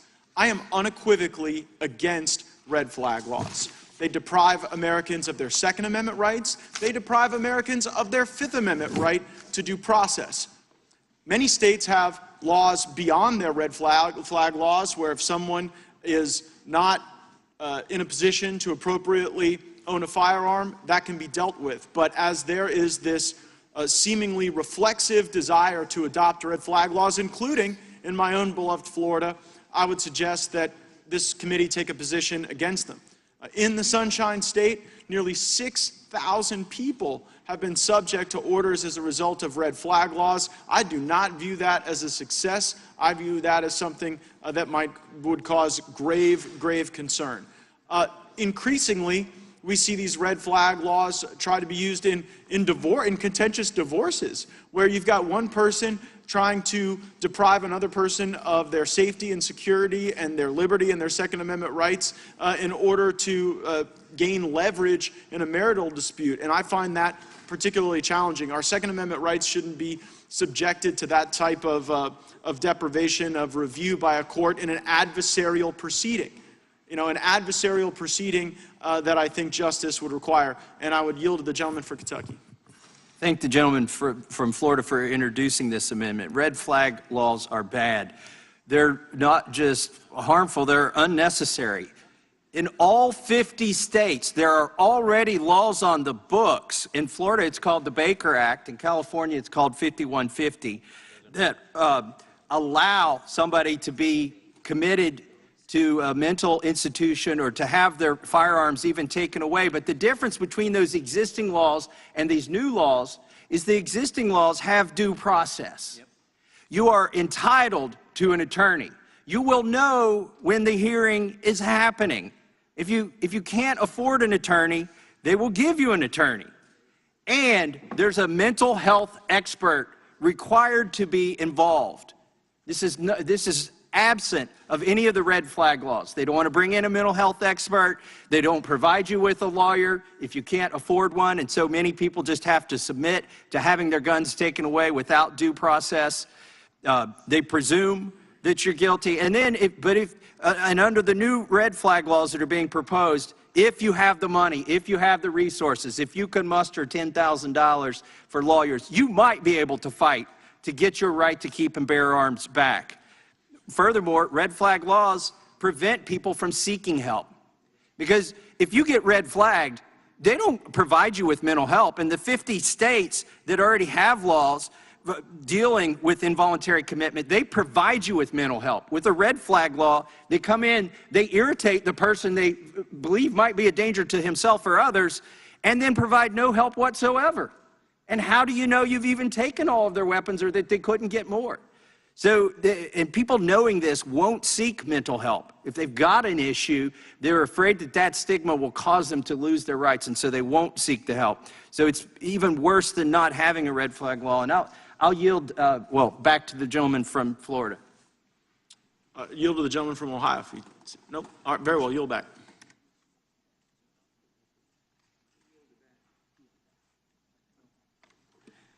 Gentleman yields back. Does the gentlelady insist on a point of order? I do not insist on my point of order. Gentlelady does not insist on a point of order. I will recognize myself in opposition to the amendment. This amendment is not right because it says that this Congress disfavors the enactment of red flag laws, and yet this Congress, although this committee has reported out a red flag bill to the floor, the Congress has not yet voted, the House has not yet voted on it, and it's not ripe. The House will probably vote on it next week, at which point this amendment would be ripe. So I oppose this amendment. Mr. Chairman, will the chairman yield? Yes, I will yield. Mr. Chairman, I believe in the amendment it says in the states that the sense of Congress is that the Congress would disfavor the enactment of laws known as red flag laws in the states where they do currently exist. Does that alter the chairman's view of ripeness? Yield back to the chairman. Well, I would oppose that. That's up to the states. It's not up to Congress to tell the states what to do in state law. That's even worse. Well, Mr. Chairman, I believe the chairman has a different view of that when it comes to voting rights and a number of other matters. So I think when it comes to vindicating constitutional rights, we might have... Reclaiming my time, protection of constitutional rights is a federal concern. The Second Amendment is a constitutional right. So is due process. Yep, they are. Who else seeks recognition? Ms. McBath?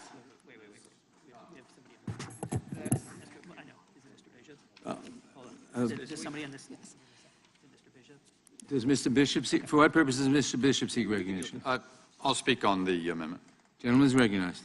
You know, it's interesting. I learned a good bit in the scramble to get ready for this hearing, last minute called in the middle of recess, as we've discussed. But Mr. Tiffany had an amendment earlier today. I don't know if most Americans realize this, but in the existing law, it is unlawful for any person who has been adjudicated as a mental defective or who has been committed to a mental institution to possess a weapon, to receive a weapon in interstate commerce, the way it's specifically phrased. And as has been said, and I think is not generally understood, these Baker laws that exist, and I think that's the general term for them, Mr. Massey, they exist in state after state. It's not surprisingly, if you go look at the history of gun control, this has been a subject that's been debated for many, many years, and those things that are evidently appropriate have long since been dealt with. The difference between those laws that have been considered and undertaken over the course of years in the United States before and red flag laws is the words "who has been adjudicated." That is the nature of the process. These are fundamental constitutional rights that we're talking about, and we, of course, seem to have some difference of opinion about that. Some don't know that Heller recognized a fundamental constitutional right applicable to individuals under the Second Amendment. But you really cannot justify stripping someone of a fundamental constitutional right without giving them due process. Due process has a meaning of its own. The amount of process that is due has always been commensurate with the nature of the right. If we're talking about stripping someone of a fundamental right, you cannot make a very good case for skipping some limited amount of process. The adjudication of a judge on partial, an affidavit or two, particularly by a witness who may be loaded with bias for the reasons Mr. Gates articulated, and their rights are gone. And then the way these things the one that was stuck in the NDAA this year, and I believe the one we have that I'm hearing talked about is similar. It's the kind of thing that can renew itself. It can go up to like 180 days and can renew indefinitely. It's a permanent deprivation, masquerading as a temporary one, which should not be done in any event. So it is. I will say I'm waiting to see what the arguments are of those who advocate for this, but I think it is almost impossible to justify. And our law to this date recognizes it. That's why that appears in our existing statute as it does. That people are entitled to due process. I yield to the gentleman from Florida. I thank the gentleman for yielding. It's also interesting to note that in many cases, the red flag law process itself would not be the most effective means of dealing with someone who is truly intent on committing one of these terrible atrocities that we all want to stop. I mean, keep in mind, in the Parkland case, you had a neighbor witness the shooter practicing in their backyard. And the neighbor was a responsible American who called the FBI and told them. So you had probable cause in that case to actually engage in legitimate law enforcement activity to stop violence, and it didn't happen. And so instead of fixing that, which totally ought to be the priority of the committee, we're instead trying to go into this kind of tit for tat, where someone with a motive against you, someone that maybe fired you from a job, maybe someone you had an unsuccessful relationship with in business or in your personal life, that would be the basis for some sort of red flag action. And so I think that you're looking at something here that has high likelihood of depriving rights, very, very low likelihood of actually being the effective mechanism to stop any type of violence. And another thought before my time expires, one thing that really, the longer I'm here, worries me more and more is the capricious use of power by government officials. And if you don't have a sense of that, you haven't been paying attention to the American people. There's a lot more that could be said about that. Perhaps somebody else will speak to it. I will if they don't. I yield back. Gentleman yields back. For what purpose does the gentlelady from Georgia seek recognition? Thank you, Chairman. I'd like to strike the last word to oppose this amendment. Gentlelady is recognized. First, I'd like to say we know that 19 states, including the state of Florida, has a form of red flag laws statewide. President Biden and President Trump both support these laws.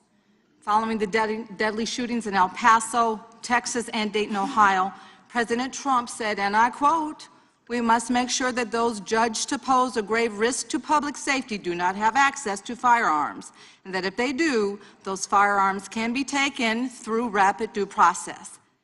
And that is why I have called for red flag laws, also known as extreme risk protection orders, end quote.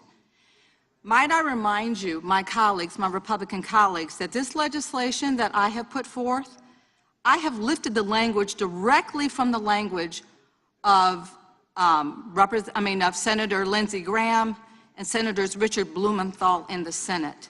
There is nothing different about this legislation. They first introduced this bipartisan legislation in 2018. This has already been marked up. It has already been agreed upon by our colleagues here in this committee, and it will be voted on in the House, and it will pass. But there again, let me remind you that Republicans as well as Democrats have deemed that this federal extreme risk protection order and also the state orders are vitally necessary to preventing unnecessary carnage. So there is due process that is established in this legislation, and I'm not going to let you sit here and say that it is not. Law enforcement, family, and household members will file a petition requesting that federal court issues these extreme risk protection orders, prohibiting individuals that are considered a threat to themselves or others from having access to purchasing or possessing firearms. If this legislation was not so important, why did the state of Florida enact it? Why did 18 other states enact it? Because they recognize that it is effective. They recognize that it is effective legislation, law that saves lives. So you can sit here and you can try to say whatever you want to say about, no due process. That is absolutely not the truth. This legislation has shown in many, many instances and all the research and data that has been established to substantiate that any state, and I heard something that was contradictory earlier, but states that actually have federal extreme risk protection orders or statewide orders have reductions, massive reductions in what are considered,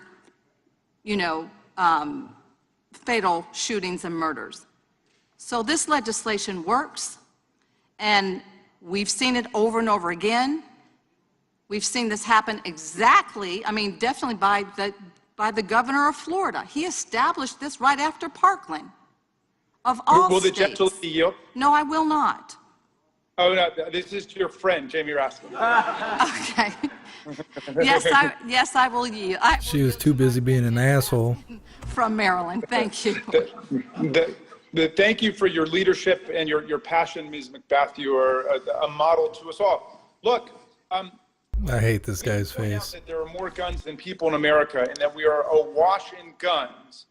Our friends say, oh, well, the problem isn't guns, it's the people, despite the fact that we have rates of gun violence and gun homicide 20 times higher than the European countries. They say it's the people, okay? So the states then legislate to permit police officers and family members to petition a state court to order the temporary removal of firearms when someone is proven to be a danger to other people or to themselves. So you think our friends would say, okay, that's focused on the person. But no, of course, they oppose that because the NRA opposes all forms of gun regulation, all forms of gun safety legislation. And so they are categorically opposed to anything that we can do to try to lift this reign of terror across the country. Now, they claim it violates due process, but the police and family members can't seize the guns. You've got to go to court to do it. And the court, a neutral, impartial magistrate, hears the whole case and then decides whether to temporarily remove them. So I think that this outrageous amendment brandishing their disrespect for the states that are actually doing something demonstrates the frivolity, the frivolousness of their whole approach to this. They're not going to do anything to get rid of assault weapons. They claim that that violates the Second Amendment, and then they won't do anything that allows the states to pass laws that actually try to target people who have proven themselves to be a danger to other people. So I thank you, Ms. McBath, for your leadership, and I yield back to you. Gentlelady's time has expired. For what purposes, Mr. Jordan, see you recognized. Strike the last word. Gentleman is recognized. Thank you, Mr. Chairman. The language in the gentleman's amendment is so accurate. Red flag laws trample on an individual's due process and Second Amendment rights. That is exactly what these laws do. All you got to do is look at the bill the Democrats passed last October. Last October, it defined who can filed a petition to take away another individual's Second Amendment liberty. It says a family or household member. How is that defined? Parent, spouse, sibling, child related by blood, marriage, adoption. Second one, dating partner of the respondent. Think about that. Dating partner of the respondent. Woman breaks up, ends a relationship. Ex-boyfriend's mad about it. He says, I'll take her firearms from her. He goes to court, says she's crazy, shouldn't have a gun. There's a hearing within 24 hours. What kind of investigation can happen that quick? 24-hour hearing. He gets to remain confidential, the guy who's petitioning to take away someone else's Second Amendment liberty. He doesn't have to pay a fee. He just signs something, says she's crazy, she shouldn't have a firearm. There's a hearing within 24 hours, and guess what? She doesn't get to show up. It's an ex parte hearing. She doesn't even get to show up to defend herself. And what's the evidence? His word. The ex-boyfriend is out to get her. And she can't have a firearm for 2 weeks under the Democrats' bill they passed last October. She can't have a firearm. Now, what if the scenario is even worse? What if it's a scenario we debated a few hours ago that Mr. Massey brought up? What if he's intent on doing her harm? And he just knows he took away her ability to defend herself. That's what this bill would do. No due process. And for her to get it back, she has to go to court. And the standard, the evidence standard is lower, clear and convincing standard that she has to prove to get back her fundamental liberty, the Second Amendment right that she enjoys as an American citizen. That's why these things are so dangerous.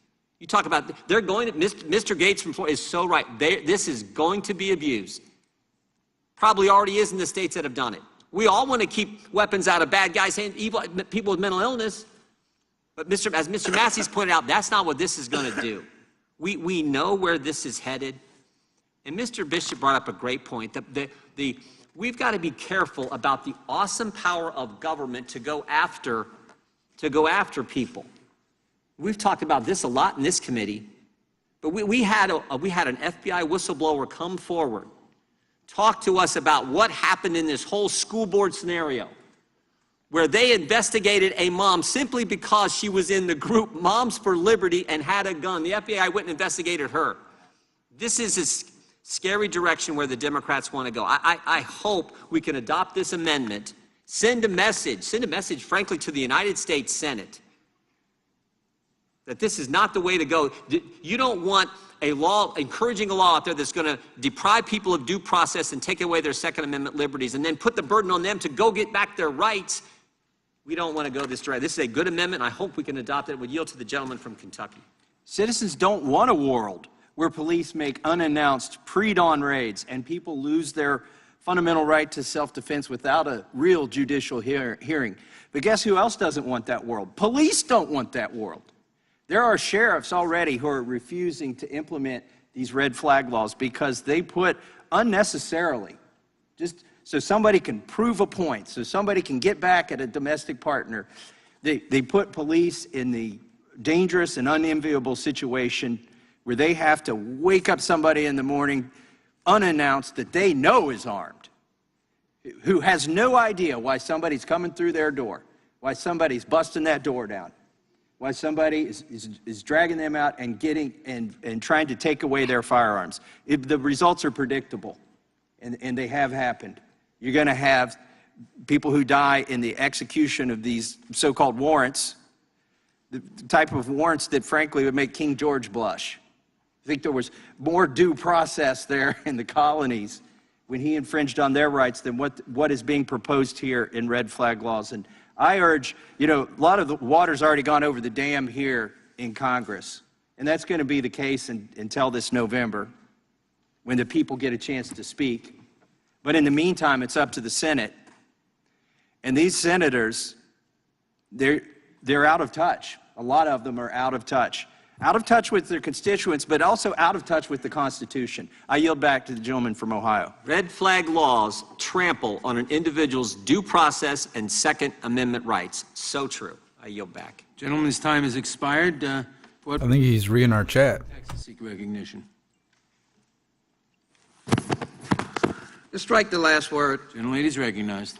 First of all, let me announce that this may be well known In Wisconsin at 2:26 Central Standard Time, the Racine Police Department told residents to stay away from Graceland Cemetery due to multiple shots fired. Multiple people injured in shooting at Wisconsin Cemetery. Multiple people were shot during a funeral as loved ones were paying their final respects to a 37-year-old man. There are victims, but unknown how many at this time, according to police. As we sit here, I'm not representing the extent of the details, but Mr. Chairman, as we sit here, there are multiple shots fired near Racine, Wisconsin. I'm not representing the gun type. The facts are still unfolding.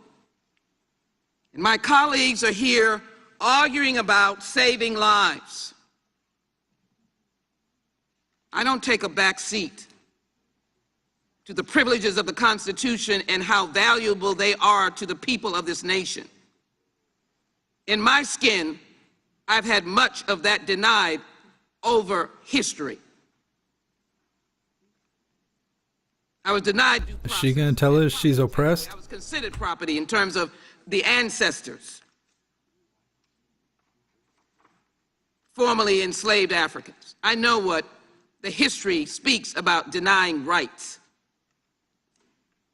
But to equate red flag laws that were supported by Senator Lindsey Graham in 2018 and that have been suggested that they will be supported by Republican senators in 2022, and then to compound the injury with the repetitive statement is that we're rushing ahead, we're doing things too fast, we're bullying. Well, just think of how far she could have got if she wasn't being oppressed her whole life. She could have actually became somebody. The perpetrator in Buffalo was disturbed with the mental disease of white supremacy. No one knows whether or not that attitude would equate to a red flag, but certainly was filled with evil and hatred. The perpetrator here in Uvalde had mountains of social media of murdering women and sexually abusing them, and disturbed 18-year-old. Who knows how much more? I thought we were talking about guns. If there had been a waiting period, 7 days, he might have not been able to do this dastardly deed. Maybe the grandmother might have been able to raise the issue with police. This provision in this bill on the red flag provides due process. It indicates that you can be in court within 72 hours. It indicates that if it's an ex parte order, you can still come to court. You have an opportunity for notice and to be heard. You're to be represented by counsel, or if you do not have the ability to do so, you will have a court-appointed counsel. This is not a fishing expedition. This is not to be utilized to attack persons, and the court will determine that. This is not a roundup or a lassoing of people. This is not to get in the midst of disheveled and disagreed with lovers. How much more are we going to get that doesn't take guns off the street, doesn't stop 3-year-olds from being killed because guns are not stored, or students to be killed because guns are not stored, to not educate the American public about storage, to not educate the American people about trafficking, to not educate the American people about munitions, magazines, and do not educate the American people about the idea of the gun age being too low. And so these red flag laws can save lives. She's really been out of shape about the gun storage situation. One mass shooting after another. And as we sit here and as we fiddle while Rome burns, as our house burns down while Rome burns, I, for one, will not accept it. Let us pass this bill to protect our children. I yield back, Mr. Chairman. Gentlelady yields back. For what purpose does Mr. Roy seek recognition? I'll video back, sorry. To speak on the amendment. Gentleman is recognized. I think he was I appreciate sleeping. I don't know. Let's wake him up. Yield back. Excuse me? Excuse me? You need to turn your camera on. My camera's on. Now it is. Now we see it. Well, the little shot there about sleeping, it's not my rules that allows this kind of crap of a proceeding. And that's what it is. Crap proceeding. When you give us 48 hours notice and we're dealing with stuff that we have planned and we got to figure that out and we have to honor commitments and then figure out flights to come back. And now we're availing ourselves of this crap technology where half the damn committee is voting at night in their pajamas and doing, Lord knows what. And then you want to accuse me of sleeping because I don't have my camera on? Give me a break. Let me tell you what this is all about. It's a pretext. This is all pretext. Democrats come in here saying, hey, we don't want to take your guns. And then they say, we want to take your guns. This bill, oh, come on, let's all work together. We're just going to do some soft changes to the laws. You can't disagree with that. But then they admit throughout the entire afternoon what their goal is: to get rid of semi-automatic weapons, to disarm the American people. That is the goal. It is a pretext, all of this, and we know it. That is the reality. And that is the reality and the basis behind what Mr. Gates is offering. A recognition of what the red flag process is all about. Pretext. Right now, under the Baker Act structure in states, if you've got a real issue with someone being a danger to society or himself or others, you can go down that road. You can in Texas, right? Go down that road and deprive them of liberty, but go in and go in front of a judge and say this person should be committed, and then haul them under Texas law, haul in the medical personnel, and then within 72 hours you have a follow-up hearing and all the things that flow from that. And let's talk about, if you're going to deprive liberty, well, then why don't you friggin', saddle up and deprive liberty and say, okay, we're going to say, here's an individual and we're going to commit you. And then under 922G4, the federal laws that I prosecuted in the United States Attorney's Office, then you can be deprived of weapons for the period of time that you're committed. And I can't remember the law about how long after. But the reality is, let's have that conversation if you want to have that conversation. But to sit here and say that we don't know for sure that the red flag laws that are existent in 18 or 19 states, are they effective or are they not? I've read studies by leftist-leaning organizations. Mother Jones had a study in a database demonstrating not very much effectiveness. There are real questions about how they're implemented. There's very legitimate questions here about the bill on the floor in the House, about the authority of the federal government, the authority of Congress to be doing this in the first place. My friends on the other side of the aisle are critical of Mr. Gates for offering this because it's pointing to the states. Mr. Gates' response, I think appropriately, is saying, hey, I want to make a position that says I think this is a deprivation of rights, which is actually a federal authority and not something you just leave to the courts, and that you have a discussion about how those things are implemented. But that ought to be what we're talking about here. But my view on this is pretty simple. Every member of the other side of the aisle has made perfectly clear about what the goal is. It's to disarm the citizenry. And that is the actual objective. And so when we're talking about red flag laws, when we're talking about the size of the magazine, when we're talking about whether or not you've got weapons that are locked up and safe, that is the objective. And I'll yield to the gentleman from Florida if he wants the time.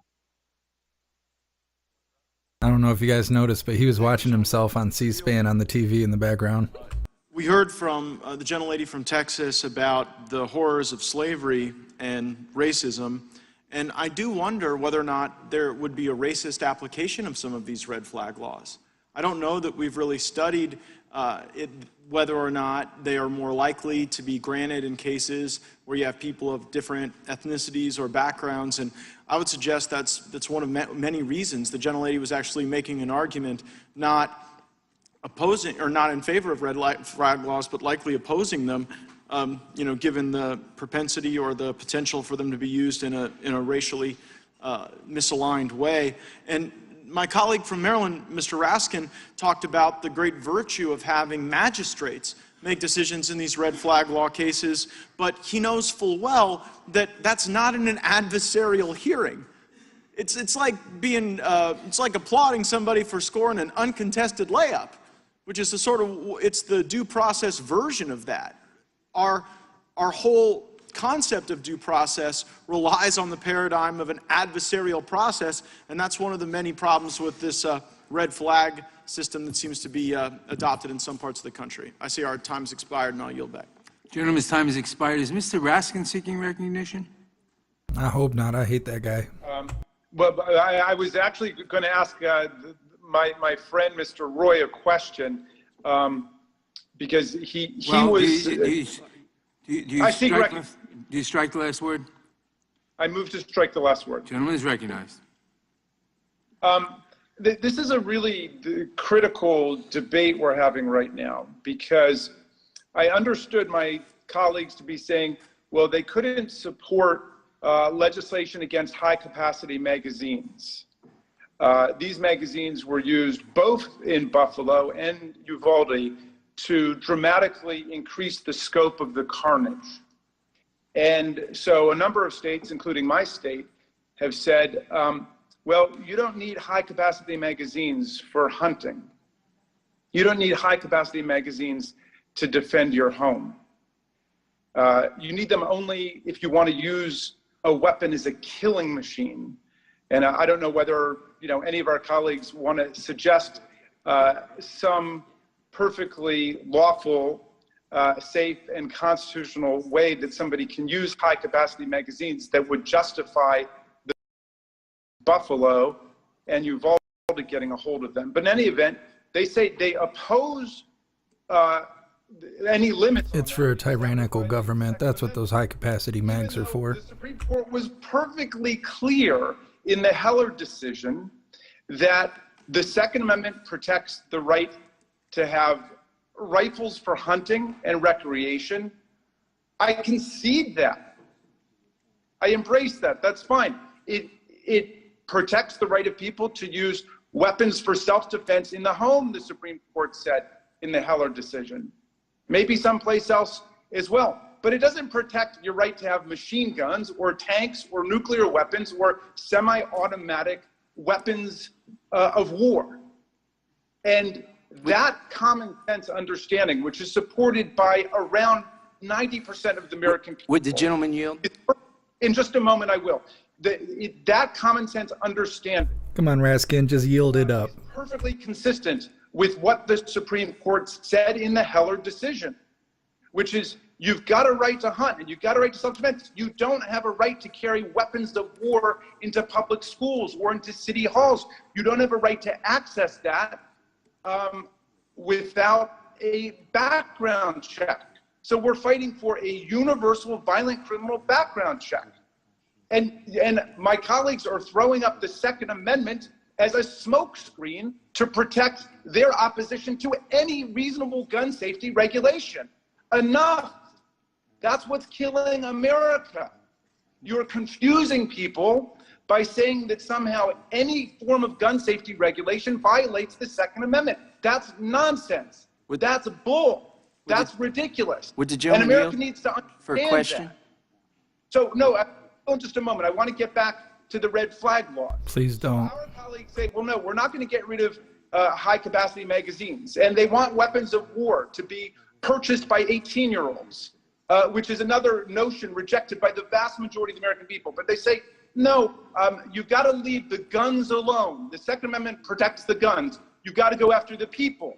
And they talk about evil people and so on. Okay, so the states say if a person is proving to be an imminent danger to you, a girlfriend, to someone in the family, to themselves, you go to a court and you tell a judge, we're lifting a red flag. We're saying there's a danger. You can temporarily seize those weapons, and then the person can get into court 72 hours later a week later and they can prove that they're not a danger.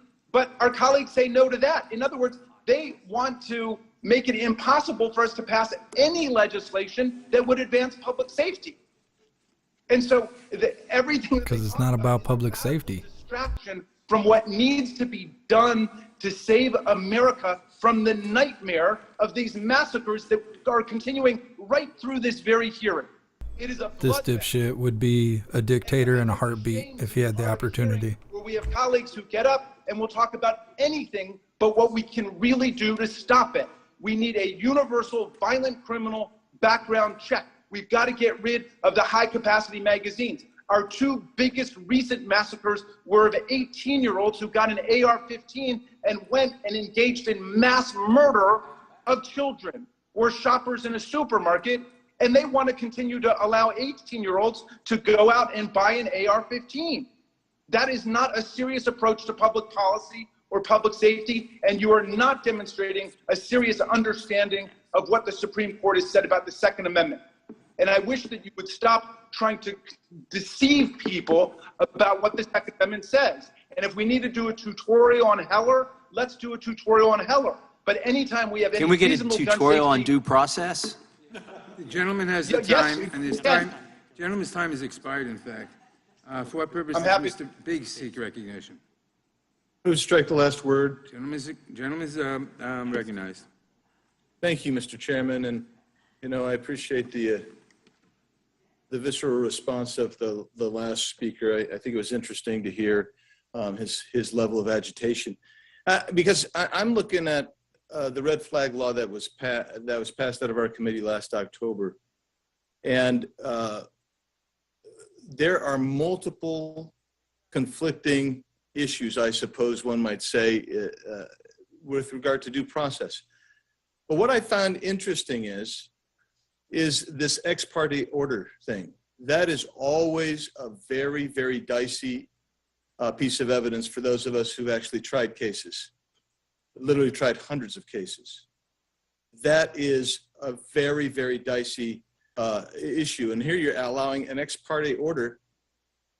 If a petitioner makes an avowal that that this person, that the respondent, ultimately the respondent, it poses a risk of imminent personal injury. But what is that based on?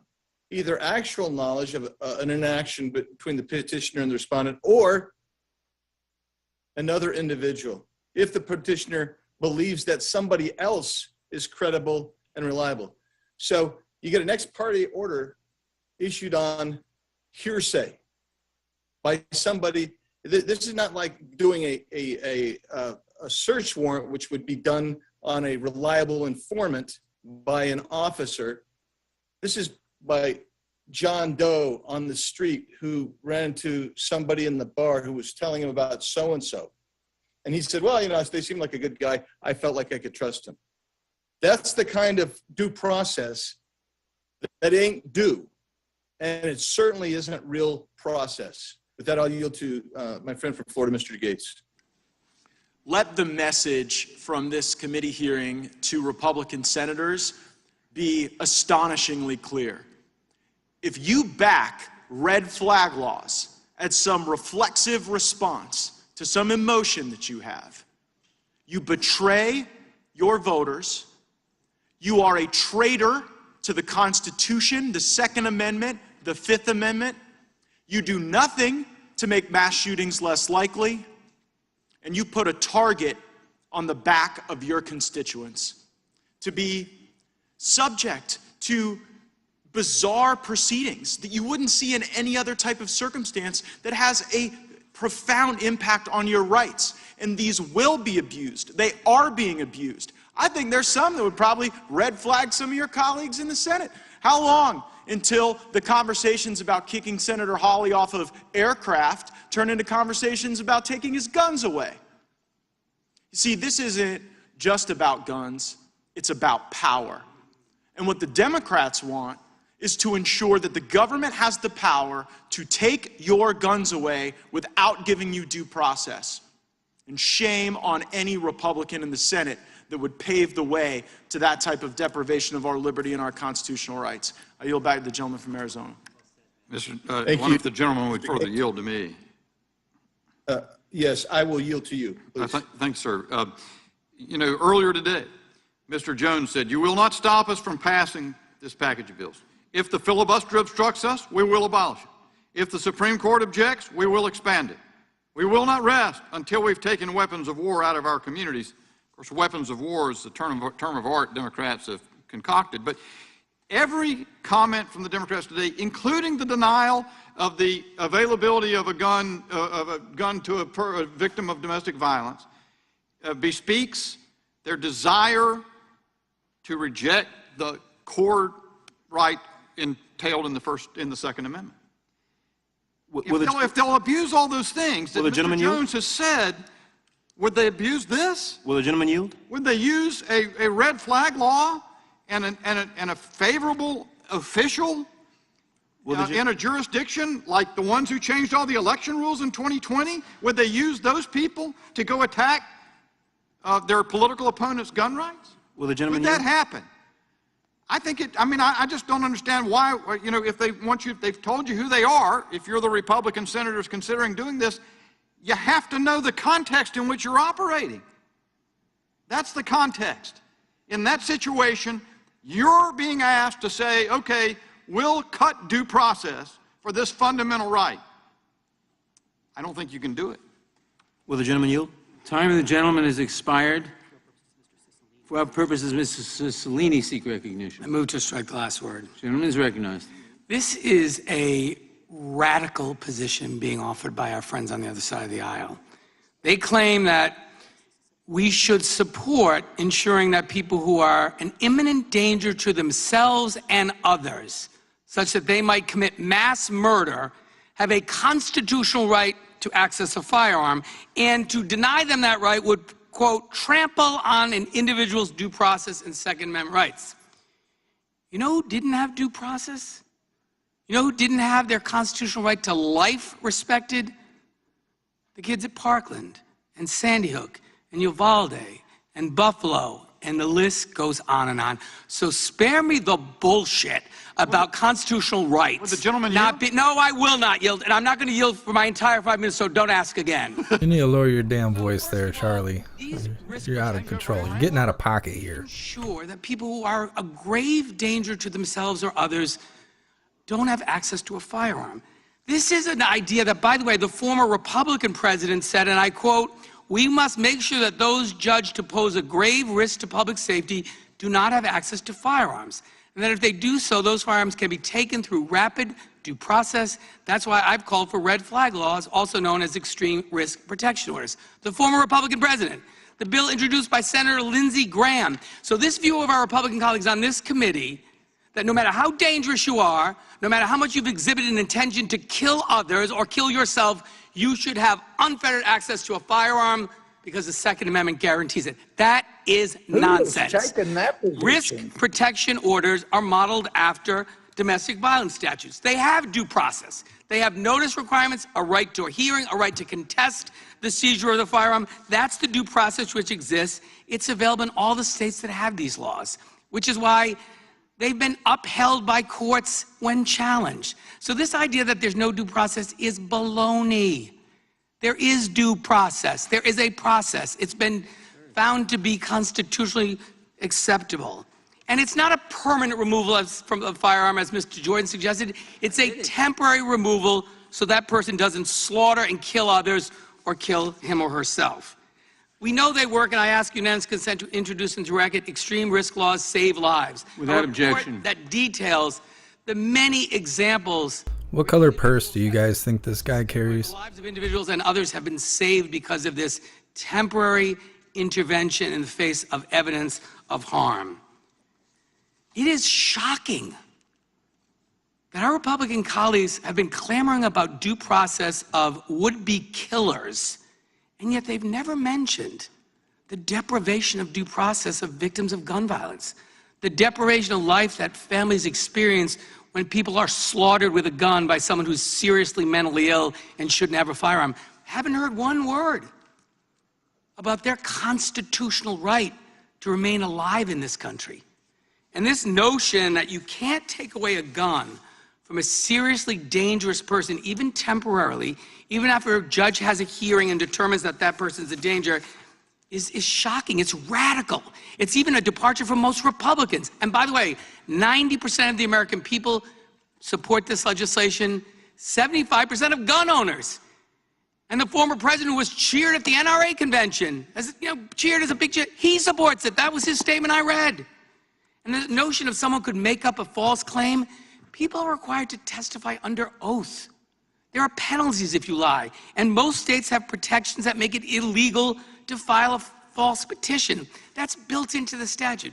But what this really is gun manufacturers and gun salesmen and people who are here to say no matter what, everyone in America should have access to as many guns as they want, no matter what their condition is, no matter what they intend to do with it, no matter who they slaughter, because gun sales promote revenue. And the gun manufacturers don't want any limitations on it. And it's disgraceful to hear people on this committee who are charged with taking an oath and protecting the lives of the constituents they represent to argue that someone who is seriously mentally ill, who's presented that they are a danger to themselves or others if they have access to a firearm, that they have a constitutional right, and it will trample on their rights if that seriously ill and dangerous person can't buy a gun and slaughter innocent people. That is horrifying, it's radical, they're wrong, and we should overwhelmingly reject this hideous, hideous amendment. And I yield back. Gentleman yields back. For what purposes? Mr. Massey seek recognition. I wish to speak on the amendment. Gentleman is recognized. I'd like to just summarize what I guarantee you, John Costello, he's got some pink panties on to match his purse. A series of 6 bills. Republicans, through the course of 8 or 9 or 10 amendments here, we've done triage, trying to save the Constitution in the face of 6 bills that exhibit callous and wanton disregard for the Constitution, but also callous disregard for the safety of American citizens. What have we seen today throughout these amendments? Well, Republicans tried to defend due process. Democrats said no thanks. Republicans tried to establish what the Supreme Court has already established, that this is an individual right to keep and bear arms. Democrats, they don't even want people who need guns, who could use guns for their self-protection, to have them. They just don't want any guns anywhere. They would like to repeal the Second Amendment. We've tried to protect the rights of domestic violence victims, not just their rights to defend themselves, but their right not to be prosecuted for gun trafficking, for merely trying to obtain the means of self-defense. We tried to protect the rights of military families in an amendment that would keep these bills from affecting a spouse at home while a military member is deployed from being able to defend herself. We've tried to protect draft-age adults. We've heard them be insulted here, that their brains aren't fully developed.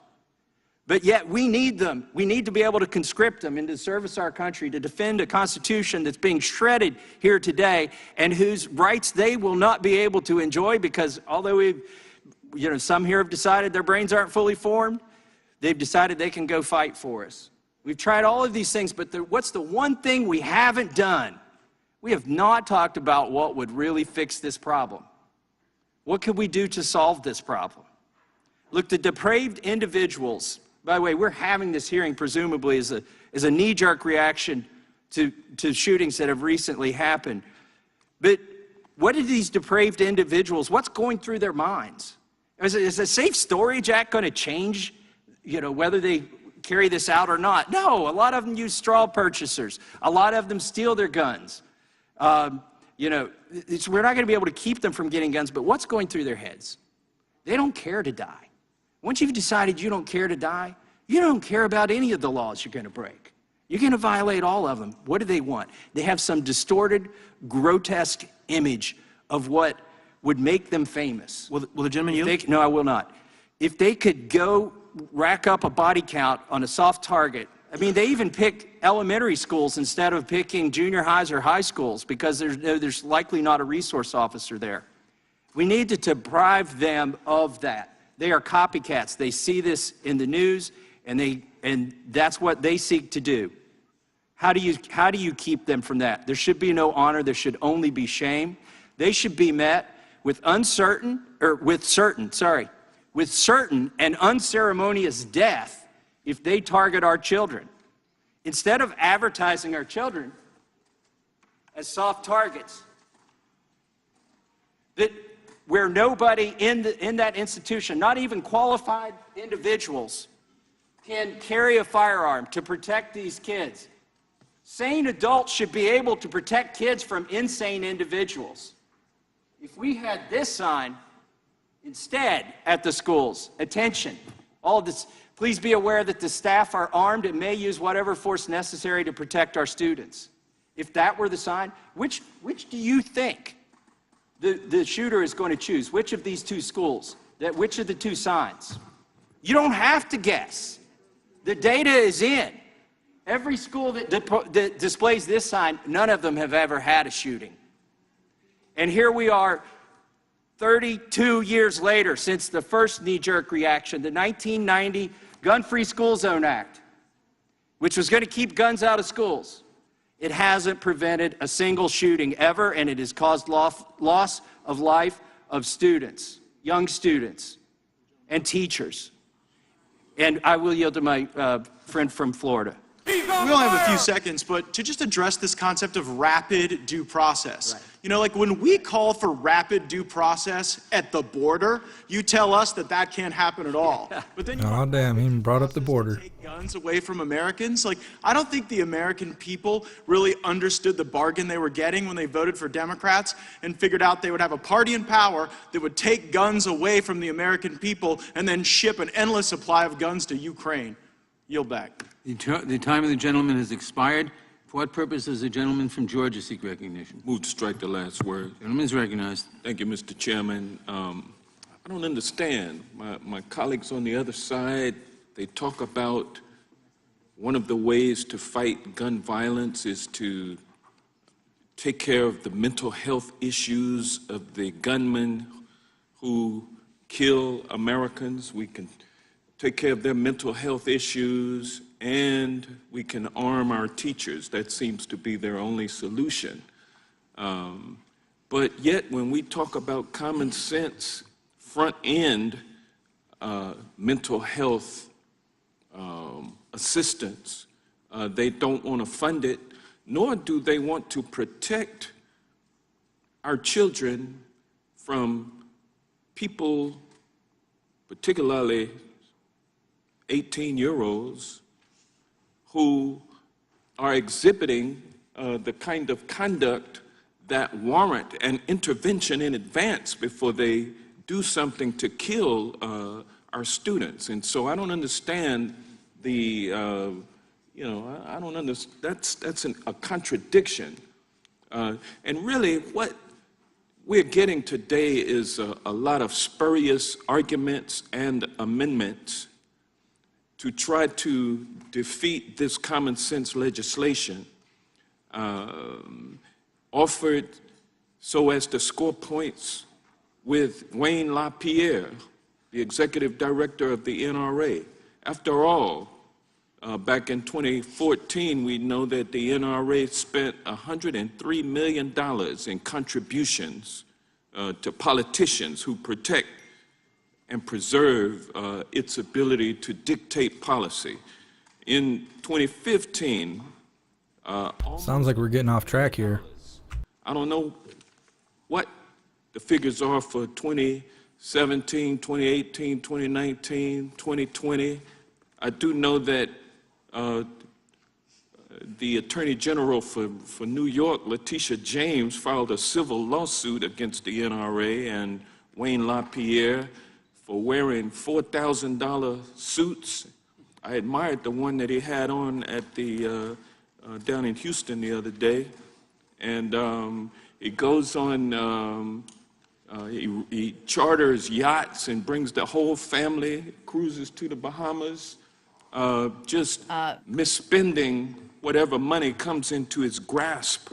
And he was sued by the Attorney General and had to declare bankruptcy. But now it seems like they're rolling in dough again, and he's watching, and he's approving of the performance of my friends on the other side of the aisle.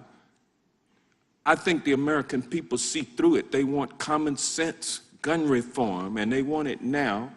And with that, I'm going to yield to my colleague from the great state of Georgia, who has been trying to get a red flag law passed through this Congress, and I hope that she's at some point successful in doing so. My colleague from Georgia, Representative Lucy McBath. Thank you so much to my colleague from Georgia. Thank you so much. I'm so sorely disappointed in my Republican colleagues as they just spew fear and hypothetical scenarios of ambushes in the dead of night. And to my Republican colleague in Florida, I resent your threats of one being a traitor and supporting red flag laws. I was describing Republican senators. Okay, let's just, okay. Hold on, don't take her victimhood away. Right now, it varies between 77% or 97% of the American public really supports red flag laws, either stateside or federal extremist protection orders. Between 1999 and 2021, at least 16,857 extremist protection petitions were filed. The majority of these petitions have been filed since the Parkland shooting, and might I add, 8,162 in Florida alone. Use of these life-saving laws did not stop during COVID-19. There were at least 8,114 petitions filed across the country in 2020 and 2021. I'm not going to talk anymore. I'm not going to spew any more statistics, but I will say this as a human being, as a mother, no longer talking as a legislator. I'm talking just for real. You walk a day in my shoes, and you talk to the hundreds of family members and law enforcement and survivors who knew in advance that their loved ones were in crisis, and there was nothing that they could do. Their hands were tied. And I am out of time. If any of my colleagues would be more than happy to yield time, I appreciate it. The gentlelady yields back. For what purpose does the gentleman from Texas seek recognition? Rise in support of the amendment. Gentleman is recognized. Thank you. This has been really difficult to listen to, and I've been listening to the whole thing. And I wanted to be there in person, but the airline was not cooperative. So look, you're protected because of the laws that keep us from being liable for the things that we say in hearings. So when we are accused of wanting dangerous people to have guns, we can't sue for slander. There are just so many ridiculous things that is so slanderous, except you're protected because we're in a hearing. But it's outrageous. Misrepresenting what we've said that's on the record. And listen, as far as the red flag laws, yeah, I recall back during the Obama administration when, oh, everybody's in favor of red flag laws. Oh, everybody supports them. Yeah, and in fact, if you can't fly, you shouldn't get a gun. We heard that over and over, and a lot of people bought it because it wasn't explained what some of us knew. We were begging the Obama administration in writing and orally, tell us what gets someone put on the no-fly list, like a three-star general in my district repeatedly was. He was a national treasure and a national hero. They couldn't explain it. Maybe somebody had a name like his. We couldn't find out. Members of Congress, we couldn't find out how you got on the no-fly list or how you got off. But these are the same, some of the same people who are saying, oh, you got nothing to worry about red flag, you know, it's due process. You never get to know what the process was, but trust us, it was due process when you got put on the no-fly list and now you can't get off, you can't have a hearing. Look, as a judge, I heard evidence, I had hearings, and if somebody knows somebody else is dangerous, I had those hearings. And I ordered, in most cases, when the evidence was there, yes, this person's dangerous. This person is a threat to himself and to others. You can do that. I've done it. I've ordered it so that they wouldn't have a firearm. That can be done right now in Texas, I know, because that's where I was a judge. Was the gentleman ill? Was the gentleman ill? No. I've listened to all the slander that I care to listen to, and I'm telling you, this is outrageous what we've been listening to, and I need more time because Democrats keep interrupting. But Mr. Gomer? You won't allow the red flag laws to be reasonable and to have due process, then this is my time. Then this should not pass until we have bills that we can review and see exactly where they're going and what they're taking away. And I yield the remainder of my time to my friend from Ohio, Mr. Jordan. Thank the gentleman for yielding. The other side is talking about rapid due process. What is rapid due process? We know because they outlined it in their bill last fall. It is a hearing where the person who's going to lose their Second Amendment rights is not allowed to be present at. The petitioner can be there. They sign a statement, but the person losing their rights can't confront their accuser. They don't know who filed the petition. Rapid due process is going to lead to the suspension of people's rights. But the gentleman from Rhode Island said, don't worry. Don't worry. It's just temporary. Your rights are there some of the time, I guess, is what they think the Constitution says. It's just temporary. You can get them back, we promise. That is not how it works. This is a fundamental liberty, the Second Amendment to the United States Constitution, the Second Amendment in the Bill of Rights. And they say, oh, don't worry, you can get it back after we implement rapid due process. Rapid due process, by definition, is not due process. So the gentleman from Florida is exactly right. This is an assault on the Fifth Amendment, an assault on the Second Amendment. But Democrats say not to worry. It's just temporary. We promise we won't go further, even though they've said in today's hearing, this is just the start. We're not finished with this legislation. That is what is so frightening. 15 days to slow the spread. Yes. Thank the gentleman for yielding. I yield back. The gentleman yields back. For what purpose does the gentleman from New York seek recognition?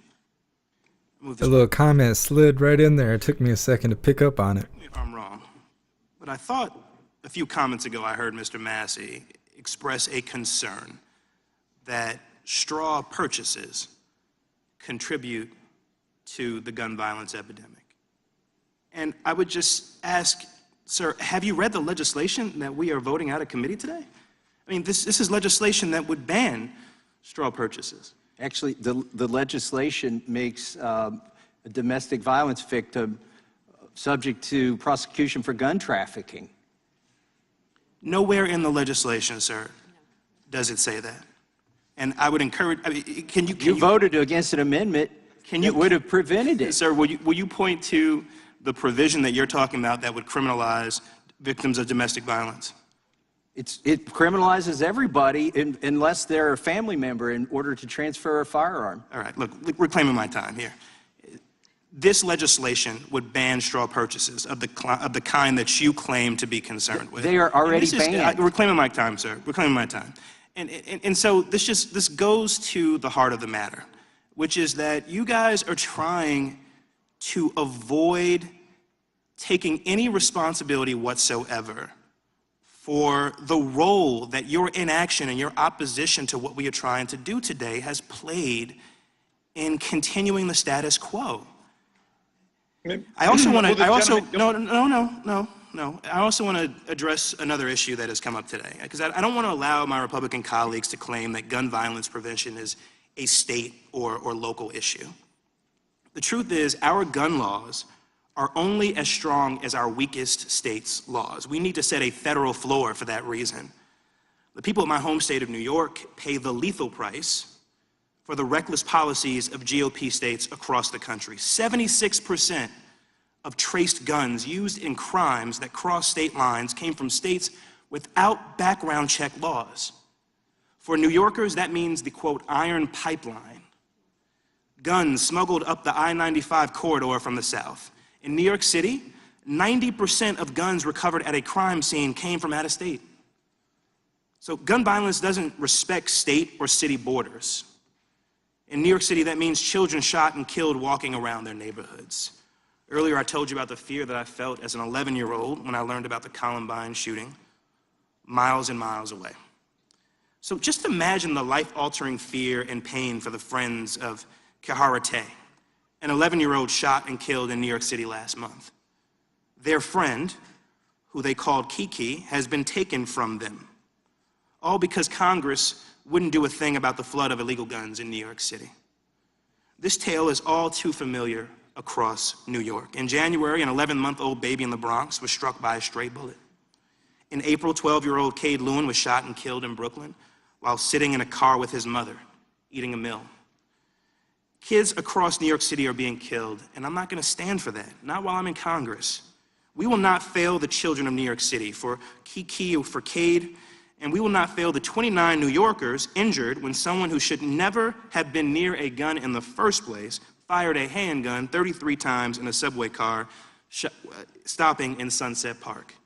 We will not fail them. We have a moral duty not to fail them. And with that, I'd like to yield to my distinguished colleague from the great state of Georgia, Lucy McBath. Thank you so very much. I appreciate that. And as I was just saying before, and I'm just going to say this very briefly, I'm talking to you now not as a legislator. I'm talking to you as a gun violence survivor who spends a lot of time and days and hours and months and weeks talking to others like myself, talking to other individuals across the country who recognized that their loved ones were in crisis, who recognized that their loved ones needed help, who recognized that their loved ones had access to firearms and ammunition and had no recourse, no legal recourse whatsoever to protect their loved ones from themselves or them doing bodily harm to others in their community. Walk a day in my shoes when I have to sit there and listen to the stories over and over again from law enforcement who even said that their hands are tied. Walk a day in my shoes. You can spew all of the hypotheticals that you want, but until you live those experiences, don't you dare try to tout that red flag does not work. The statistics, the data is there to substantiate the need for these laws to save as many lives as we can. Walk a day in my shoes. Don't you dare ever sit here and try to just hypothetically scare people with scenarios and fear-mongering. Don't you dare. The American people deserve far better than this, and they deserve to have their lives cared for, which you seem to know nothing about. Mr. Chairman, can I Time is Sound dumb as shit. expired. For what purpose does Mr. Ben seek recognition? Strike the last word, Mr. Chair. The gentleman is recognized. Thank you, Mr. Chair. You know, I came into this hearing hoping that we would focus on something that we could do to help the kids in our schools, something that we could do right now, something that would not take years of debate, something that would actually help. And there's been a number of amendments that have been suggested, but before I turn my attention to those, let me walk down through why that which is being suggested by my Democrat colleagues won't immediately help. The first 18 to 21, constitutionally suspect. Ghost guns, constitutionally suspect. Storage, prohibiting immediately access to self-defense, constitutionally suspect. Bump stocks already banned, but constitutionally suspect. The large magazine minimization of those without consequence from a practical standpoint, anybody that knows anything about those types of guns. The gun trafficking thing, flawed. Okay, but each one of these will not help now. These things will be challenged and nothing's gonna happen for our kids.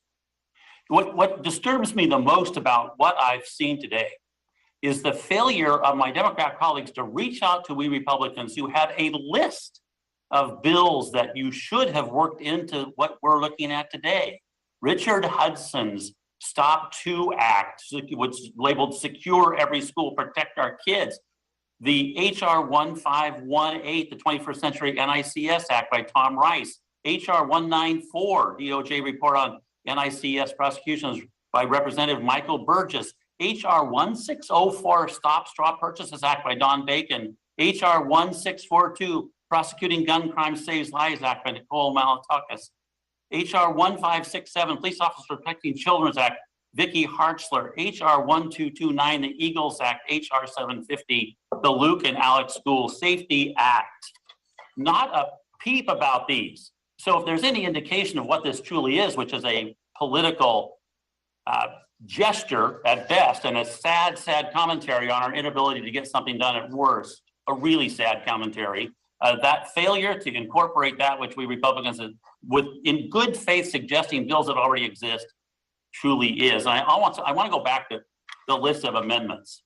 There were 3, the retired officers, the RSO, and the school safety, that would have done something right now. And there could be any number of things that would allow us to go into our schools and make them safer. Right now, not with things being challenged in court, as will be the case, why our kids suffer. I have to say, I've never heard so much with so little accomplished truthfully in my life, and I've heard a lot of stuff. But I'm going to yield to Louis Gohmert. Would the gentleman yield, please? I'm yielding to gentleman from Texas, Louis Gohmert. Yeah, and I would like to, I didn't realize Burgess was seeking time earlier, but let me just mention 60% of voters, Republican and Democrat, believe that preventing properly trained school teachers and school staff from carrying a firearm makes schools more dangerous. And yet you wouldn't even let us get close to passing that. If I can, I'd like to yield my time to Burgess that I slighted earlier without realizing. That's okay. I won't take so much time, but I just, this has been an interesting hearing. I don't know if it's a matter of self-awareness or arrogance. My friend from New York was blaming the rest of the country for what's happening in New York. Now, what's happening in New York, what's happening in Chicago is because of policies. And we see poor people run through every single day with no protection, and every single week we have 50 to 60 people being shot and nothing's being said. I see this remarkable emotion from the other side about what's happening. Well, we should. But we're having this every single week in Black neighborhoods, in Hispanic neighborhoods, where people are not safe because they cannot protect themselves. And now we want to take this process, this failed policy, and let the rest of the country deal with this misery. Misery should never be a political strategy. And what I'm seeing right now in these urban communities is nothing but misery. So people are hopeless. They're waiting for somebody to come in and help them out, and they go to big government to do it. Well, how about this? Give everybody person the right, like we've been given in our Constitution, to protect themselves. And I'll bet you give people right, teach them how to use their arms, teach them what safety is all about, and we will not have the issues we're having in these urban cities today that we have today. So this is something we need to change. I cannot wait till 2023 so we can start giving people the rights to protect, give them the basic constitutional rights to protect themselves. He keeps talking like that, he's gonna have to get schwack tattooed on his arm. Gentlelady from Pennsylvania, seek recognition. Mr. Chairman, I ask to strike the last word. Gentlelady's recognized. Thanks, Mr. Chairman. Just a few final random thoughts. I am glad that we're here, that we have the courage to make sure that we bring this bill to the floor, that we get through this markup, as despicable as much of it has been. I just want to remember what the Second Amendment says, because it's been awfully idolized in this strange set of ways from our colleagues on the other side of the aisle. The Second Amendment reads, a well-regulated militia, comma, being necessary to the security of a free state, comma, the right of the people to keep and bear arms, comma, shall not be infringed. Do you think the founding fathers were picturing AR-style weapons, Glocks?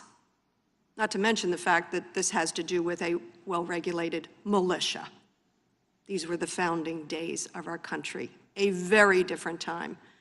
I think they'd be ashamed of the arguments they heard today. Some of the words that offended me, and I wonder how parents in this room who have struggled and suffered from gun violence felt each time folks on the other side of the aisle said, oh, the Democrats, it's just a knee-jerk reaction. 23 years after Columbine, knee-jerk? Oh, rush to this markup. 23 years after Columbine, hundreds of thousands of students terrorized, terrified, thousands wounded or killed. I wonder how this sounds to a parent who's lost a child. Mrs. Song, I honor that you are here today, and your son Ethan has been here the entire time, witness to this. And I hope, and I know how proud he is of you and your colleague and the work that you are doing to bring the truth to the American people. The other thing that strikes me about this conversation is how glib the folks on the other side of the aisle are about the Constitution, Second Amendment, Fifth Amendment, due process. Do you notice what's missing from their conversation for these many hours? Is any recognition of the slaughter in this country and our responsibility to do something about it. Why were you elected to office? Why did you seek this position? If it wasn't to save lives, to lift up those less fortunate, to shield our children from the terrorizing of those crazy posters. Must be fun to walk into schools that have those warnings up. Think of the children in Uvalde who walked out of that classroom. Think of what they saw and will never be able to erase from their minds. I invite my colleagues to visit the work of 97%, an organization that collects data from gun owners, bipartisan folks who own guns, don't own guns, Democrats, independents, Republicans. As I said earlier today, you are out of touch. You're out of touch with the American people. The American people are offended at our failure to act. And I bet they are offended by your absence of showing any compassion for the loss of life. It makes me wonder, do you have children? Do you have grandchildren? Do you worry for them that the next phone call might be something that happened to one of them?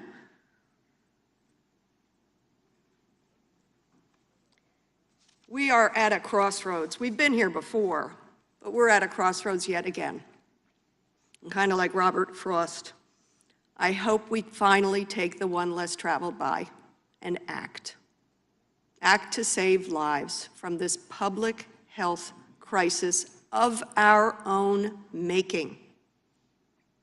I ask the Senate, unlike my colleague who tried to threaten the Senate, I ask the Senate, please stop sitting on your hands. Please stop hiding behind the filibuster. Please have the courage to save lives. And I end by saying thank you, Mr. Chairman. When we started in the majority 4 years ago, what was the first hearing you had? Gun violence. After 2 decades of nobody wanting to have a hearing on it. So I thank you, Mr. Chairman. We're going to get this done, with or without our Republican colleagues' help. I yield back. Gentlelady. What does that mean? For what purpose does Ms. Escobar seek recognition? Mr. Chairman, move to strike the last word. Gentlelady is recognized. Thank you, Mr. Chairman. Here we are over 7 hours into the debate over our efforts on gun violence prevention.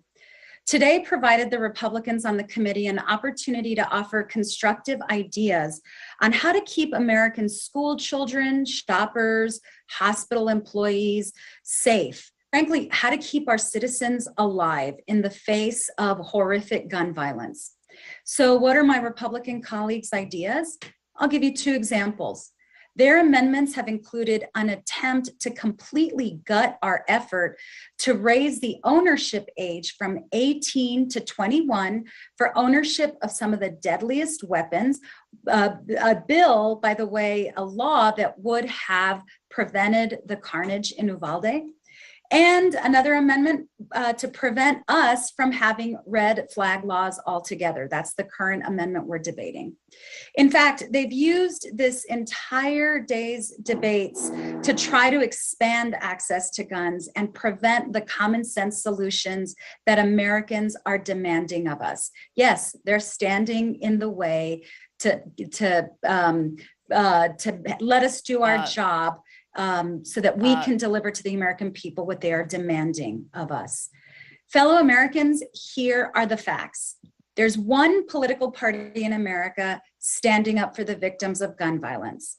There's one political party in America voting for common sense solutions that could prevent some of the carnage we've suffered from. Apparently, they're having trouble keeping us alive. That wants to protect law enforcement from weapons that leave them outgunned. And that's the Democratic Party. I'm glad everybody heard her fart because I thought it was just me. I wasn't going to say anything, but we all heard it. Solutions that would make our children safer time and again. And that's the Republican Party. When Everyone heard it. the next shooting makes the headlines, when the next shooting takes the lives of innocent children, husbands, wives, grandparents, siblings, it's time for Americans to ask themselves when enough is finally enough. And they need to ask themselves if they are finally outraged enough to hold those who stand in the way of their safety accountable. Believe what they do, not what they say. And remember, they care more about feeding the extremism that is radicalizing our country than they do about saving lives.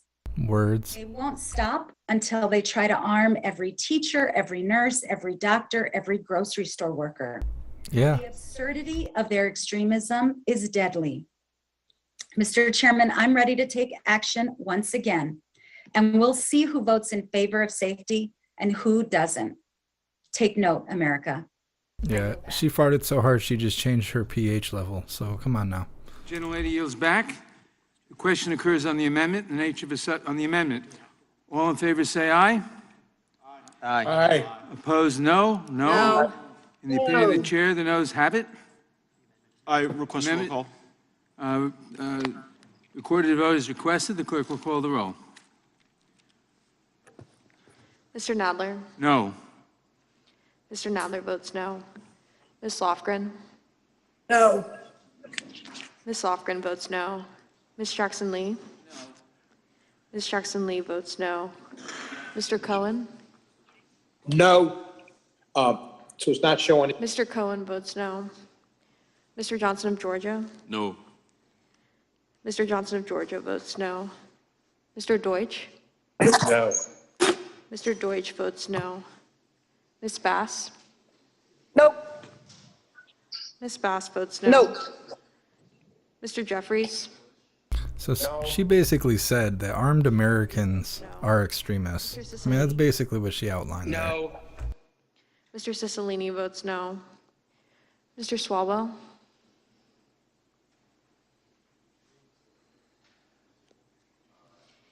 Mr. Liu?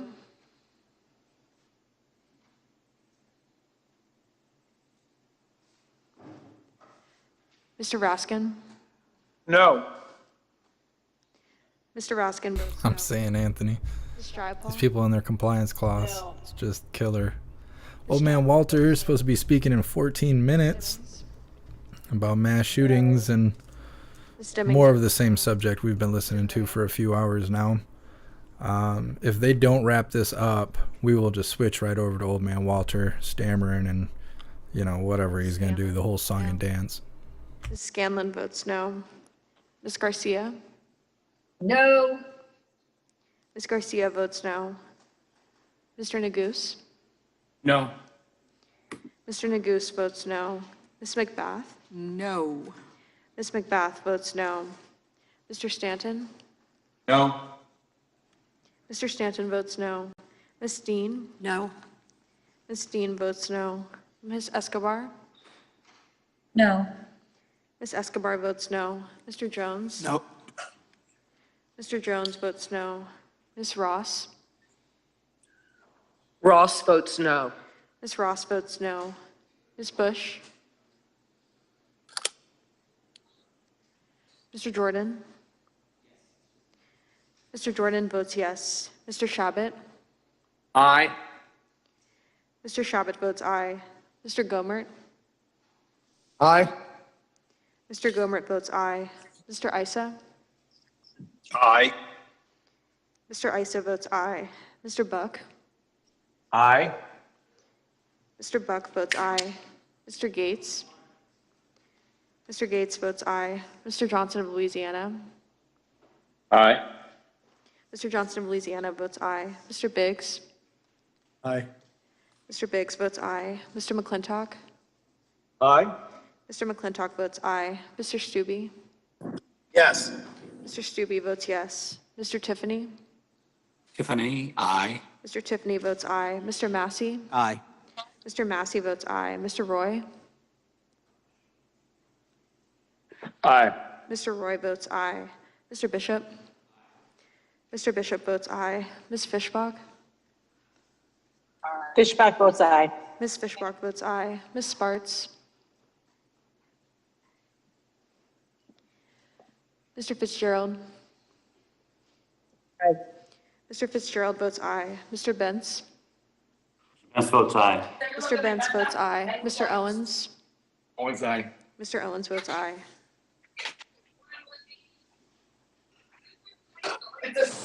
Mr. Chair, how am I recorded? Mr. Liu, you are not recorded. I vote no. Mr. Liu votes no. I was swallowed. Madam Chair. Mr. Correa, you are not recorded. Correa votes no. Mr. Correa votes no. Mr. Swalwell, you are not recorded. No. Mr. Swalwell votes no. Are there any other members who have not been recorded or wish to be recorded? Clerk will report. Mr. Chairman, there are 18 ayes and 24 noes. The amendment is not agreed to. For what purpose does Ms. Jackson-Lee seek recognition? Chairman, I have Put on your mic. submissions into the record, which I'd like to list very quickly. The millions of Americans who are supporting the Protect Our Kids Act include, as an consent, the National Education Association, the American Medical Association, the National Alliance of Specialized Instructional Support, the Organization of American Federation of Teachers, and the major city chiefs. They support the legislation and on the elements of the bills that are in the legislation. I ask unanimous consent to submit into the record. Without objection. The question. I'd like to submit into the record the number of AR-style rifles that were produced in the millions post the 2004 assault weapons expiration, and millions were produced at that time after the expiration. Ask unanimous consent. Ask unanimous consent of the number of mass shooters under 21 since 1982, 14% are of that age group. Ask unanimous consent. Ask unanimous consent for an excerpt of the Heller case indicating the lack of prohibition on limitations on gun use. Ask unanimous consent. And then I ask unanimous consent to show the list of children and others that died because of the lack of storage laws to protect children as young as 3 years old from being killed or injured. Ask unanimous consent. Without objection. And then finally, pages and pages of Americans who have died in mass shootings, including those who have died from Buffalo, from Atlanta, El Paso, and of course Uvalde. Ask unanimous consent. Without objection. Thank you, Mr. Chairman. For what purpose does Mr. Roy seek recognition? Move to strike the last word on the ANS. The gentleman is recognized.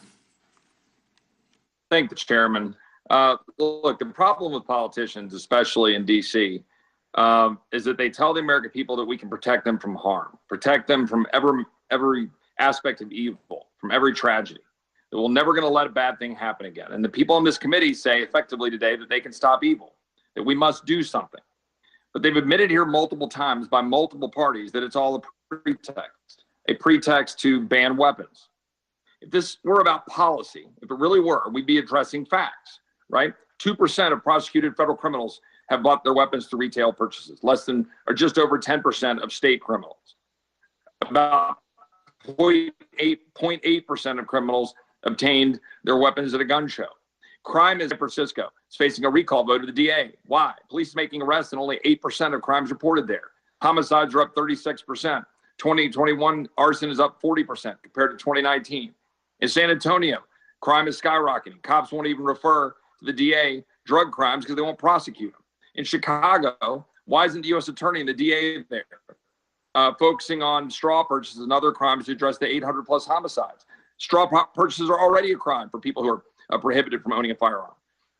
Police have been verifiably defunded in Austin to the tune of $150 million. We have 107,000 deaths and skyrocketing from fentanyl pouring across our border. Thousands and thousands of Americans. We have documented homicides by hands and knives more than rifles. I say that again. Hands and knives, documented homicides are greater than rifles. We have a cultural rot in this country, yet this legislation focuses on targeting law-abiding Americans. It would make it baseline unlawful to obtain a gun for a non-family member, friend, or acquaintance, regardless of their eligibility, like current law requires. Maybe a spouse of a military service member, like my friend from Kentucky mentioned. It would make me a criminal several times over, living as I do today. For example, here I've got in this room actually a 20 gauge single shot shotgun and a 22 lever action. I've got these right here, and I have them sitting here in the room out, exposed. Why? So I can go kill a snake, so I can go kill a coyote, so I can go do what I need to do, kill things, because that's what guns are for. I've got both of those guns and I've had them since I was 9 years old. And you know what? My children who are under the age of 18, they know that those guns are to be used only to go kill a snake, to go kill a coyote, to go protect their dog if it's being chased down or tracked down. That's why we have guns. And you're saying if I leave my 20 gauge or 22 sitting out and I have a 12-year-old son and I don't have that locked up, oh gosh, sorry, we got a coyote. Let me go get the key to go unlock it. That is straight up bullshit, quote Mr. Cicilline. That's what it is. And that's what you're doing to the American people. Look, now you've got part of the provision that says you're going to set the age. We've already had a robust debate about that. I got a 45 when I was 18 years old. I guess I somehow managed to get through. The fact here is this is really about the left's culture war against gun owning and supporting Americans. That's what it's about. And it's about refusing to acknowledge the fundamental reason and the purpose for the Second Amendment. This is not specifically about hunting or self-defense, but even defense against tyranny. I don't accept the term weapon of war regarding the AR-15. It's not. It's used for hunting primarily. It's the most popular rifle. But even if it were, depriving the American people of the weapon, the stated goal of most or all committee Democrats today, and the target of magazines greater than 10 in this very bill to do so, then what are the citizens supposed to do if the government is tyrannically trampling their rights? What are we supposed to do? What should Americans do if the government, in conjunction with, say, international organizations, attempt to lock us in apartment buildings like they do in China to stamp out COVID? What do the American people do? In history, this is replete with examples. The Soviet Union established gun control, and from 1929 to 1953, they massacred 20 million people. Turkey, the Armenians, 1.5 million people. We know about Germany and gun control and what it meant for Jews and in that part of the world, in Germany and Austria, Poland, and throughout Europe. When they switch back to the courtroom, everybody's face is going to be real mad. Another 20 million people who were massacred. Evil is evil. And what do we know about the Uvalde shooter? It was a psychotic, evil 18-year-old who talked about raping women, killing defenseless animals, and was willing to gun down fourth graders. We have a cultural rot in this country. We're stripping the dignity of work, the role of fathers in raising sons, the abuse of drugs, the missing community to stop a boy from being MIA from school, not working while sitting around playing Call of Duty and abusing animals. In order to seek the American people, tell American people a lie, that the government will protect them. Half of this committee is willing to take away a citizen's God-given right to protect himself or herself from harm, and importantly, from the very tyranny being applied to them to deny that right. I yield back. Gentleman yields back. I recognize myself on the Look, he don't even know. I'll be very brief. I won't use my 5 minutes. I'll simply express my shock at what I just heard from Mr. Roy. When he talked about using guns to fight tyranny, he's talking about turning guns on American troops.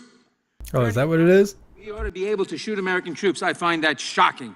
I yield back, and I recognize... You should go read the Second Amendment then, trash bag. Thank you, Mr. Chairman. He was shocked. He ain't never read the Constitution before. Shocked. Came out of left field. I haven't. Thank you. Mr. Chairman, I haven't spoken here today. I've listened for these 8 hours.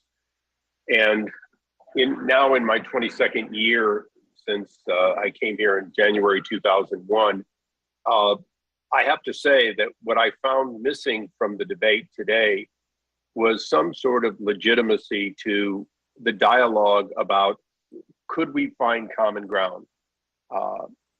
quite candidly, Mr. Shattuck, Mr. I'm doing great here, Shabbat, he said very well, I can find common ground, would you consider it? And I heard no consideration. Many of the members made it clear that there were some aspects to this that they could deal with, but not the combination of all of these bills. I certainly think that there was... So Old Man Walter is supposed to be on in 2 minutes. I got it pulled up in the background. As soon as he gets on stage, I'm just going to flip it over. Made it clear that some of what is in this bill is before the courts, and the current rulings are not favorable to the way this legislation is written. None of this seems like anything other than it's an election year, a terrible tragedy, multiple tragedies have happened. And so let's look not at the 86% of mass shootings that involve people over 21, but let's look at that 14% that involve young people under 21, and let's have a bill for that. Let's look at a weapon, the AR-15 or similar, and let's try to live in the glory that we had in the 90s when it was previously banned, even though the court has ruled that it wasn't a particularly constitutional move. The list goes on. I won't reiterate it. It's been a very long day for everyone. I'm going to join the chorus of Republicans and say this. If you want to have sensible gun reform, particularly if you want to protect our children, if you want to protect our schools, if you want to have the kinds of reform that you say you want to have, then let's have a dialogue bill by bill, item by item. And if we do that, at least we won't have so many statements made as to the intent. And I heard it on both sides, the intent of one versus the other. Mr. Chairman, I do not believe that your motives are anything other than trying to find solutions. Mr. Jordan, I don't believe your motives are anything but wanting to find solutions. I'm deeply saddened that we didn't find solutions here today, that every single vote came down on party lines.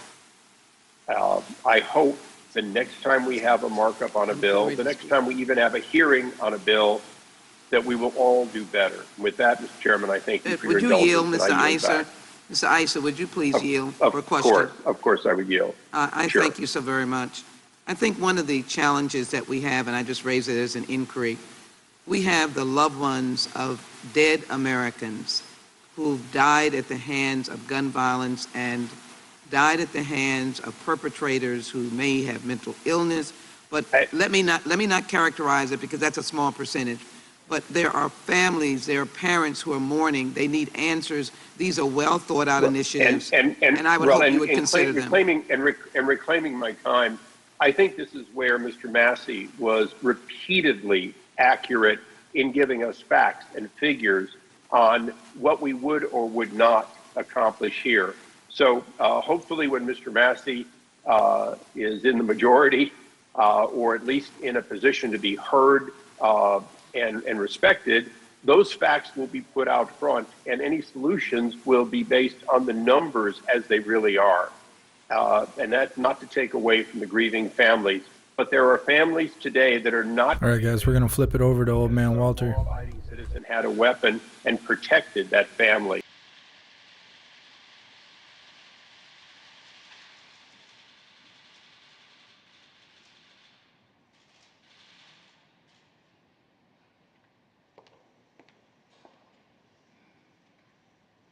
They look like they just pulled him out of the lab. Last Monday, Jill and I visited Arlington National Cemetery.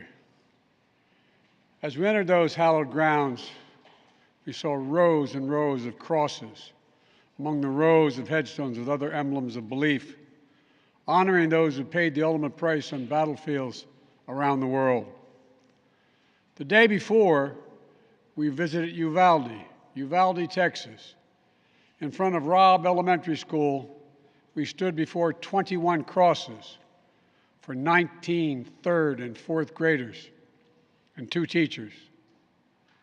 On each cross, a name, and nearby, a photo of each victim that Jill and I reached out to touch. Innocent victims murdered in the classroom, that have been turned into a killing field. Standing there in that small town, like so many other communities across America, I couldn't help but think there are too many other schools, too many other everyday places that have become killing fields, battlefields here in America. We stood at such a place just 12 days before, across from a grocery store in Buffalo, New York, memorializing 10 fellow Americans, a spouse, a parent, a grandparent, a sibling, gone forever. At both places, we spent hours with hundreds of family members who were broken, whose lives will never be the same. They had one message for all of us: do something. Just do something. For God's sake, do something. After Columbine, after Sandy Hook, after Charleston, after Orlando, after Las Vegas, after Parkland, nothing has been done. This time that can't be true. This time we must actually do something. The issue we face is one of conscience and common sense. For so many of you at home, I want to be very clear. This is not about taking away anyone's guns. It's not about vilifying gun owners. In fact, we believe we should be treating responsible gun owners as an example of how every gun owner should behave. I respect the culture and the tradition and the concerns of lawful gun owners. At the same time, the Second Amendment, like all other rights, is not absolute. It was Justice Scalia who wrote, and I quote, "Like most rights, the rights granted by the Second Amendment are not unlimited." Not unlimited. It never has been. There have always been limitations on what weapons you can own in America. For example, machine guns have been federally regulated for nearly 90 years, and this is still a free country. This isn't about taking away anyone's rights. It's about protecting children. It's about protecting families. It's about protecting whole communities. It's about protecting our freedom to go to school, to a grocery store, to a church, without being shot and killed. According to new data just released by the Center for Disease Control and Prevention, guns are the #1 killer of children in the United States of America.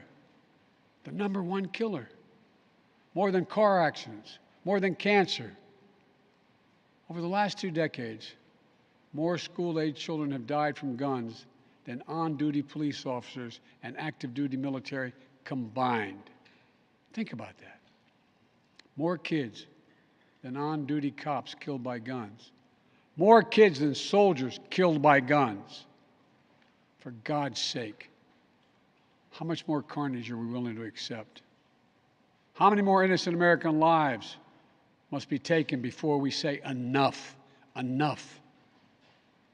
I know that we can't prevent every tragedy, but here's what I believe we have to do. Here's what the overwhelming majority of American people believe we must do. Here's what the families in Buffalo and Uvalde in Texas told us we must do. We need to ban assault weapons and high-capacity magazines.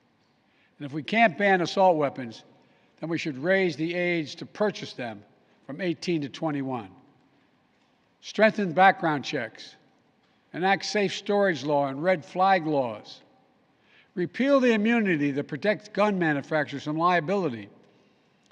Address the mental health crisis, deepening the trauma of gun violence and as a consequence of that violence. These are rational, common sense measures. Here's what it all means. It all means this.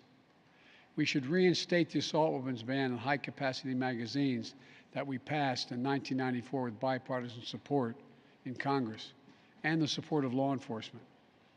9 categories of semi-automatic weapons were included in that ban, like AK-47s and AR-15s. And in the 10 years it was law, mass shootings went down. But after Republicans let the law expire in 2004, and those weapons were allowed to be sold again, mass shootings tripled. Those are the facts. A few years ago, the family of the inventor of the AR-15 said he would have been horrified to know that its design was being used to slaughter children and other innocent lives instead of being used as a military weapon on the battlefields, as it was designed. That's what it was designed for. Enough. Enough. We should limit how many rounds a weapon can hold.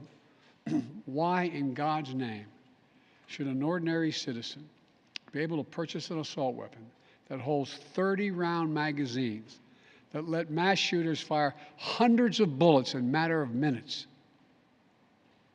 The damage was so devastating in Uvalde. He said there was only 30 rounds in the magazine. To identify the remains of their children, 9 and 10-year-old children.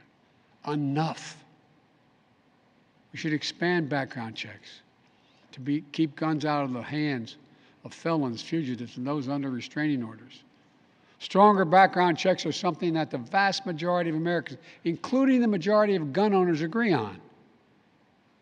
I also believe we should have safe storage laws and personal liability for not locking up your gun. The shooter in Sandy Hook came from a home full of guns. They were too easy to access. That's how he got the weapons. The weapon he used to kill his mother and then murdered 26 people, including 20 first graders. If you own a weapon, you have a responsibility to secure it.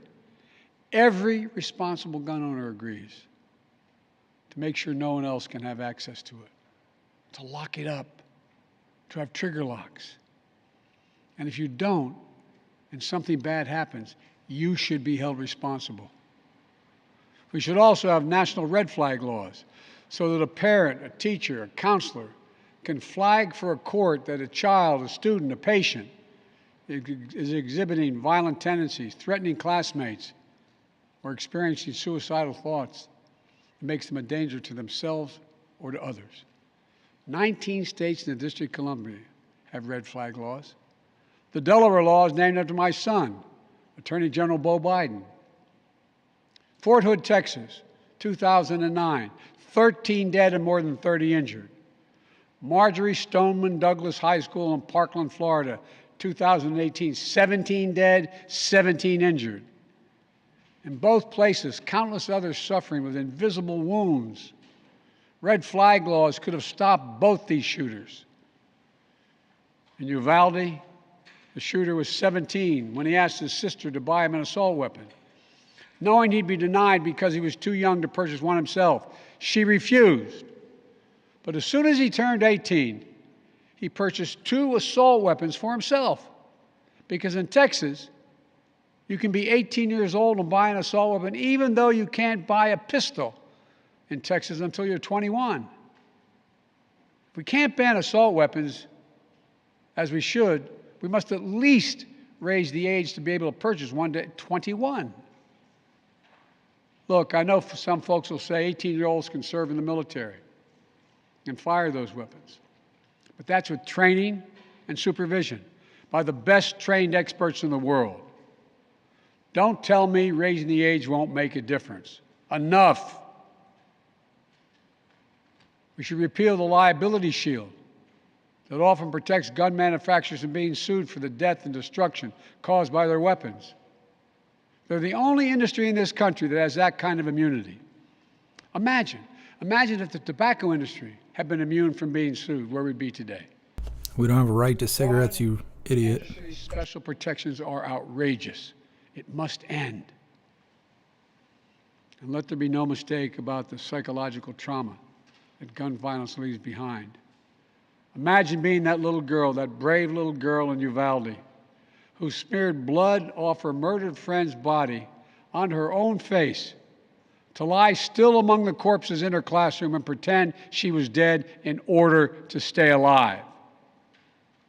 Imagine what it'd be like for her to walk down the hallway of any school again. Imagine what it's like for children who experience this kind of trauma every day in school, in the streets, in communities all across America. Imagine what it's like for so many parents to hug their children goodbye in the morning, not sure whether they'll come back home. Unfortunately, too many people don't have to imagine that at all. Even before the pandemic, young people were already hurting. There's a serious youth mental health crisis in this country. We have to do something about it. That's why mental health is the heart of my unity agenda that I laid out in the State of the Union address this year. We must provide more school counselors, more school nurses, more mental health services for students and for teachers, more people volunteering as mentors to help young people succeed, more privacy protection and resources to keep kids safe from the harms of social media. This unity agenda won't fully heal the wounded souls, but it will help.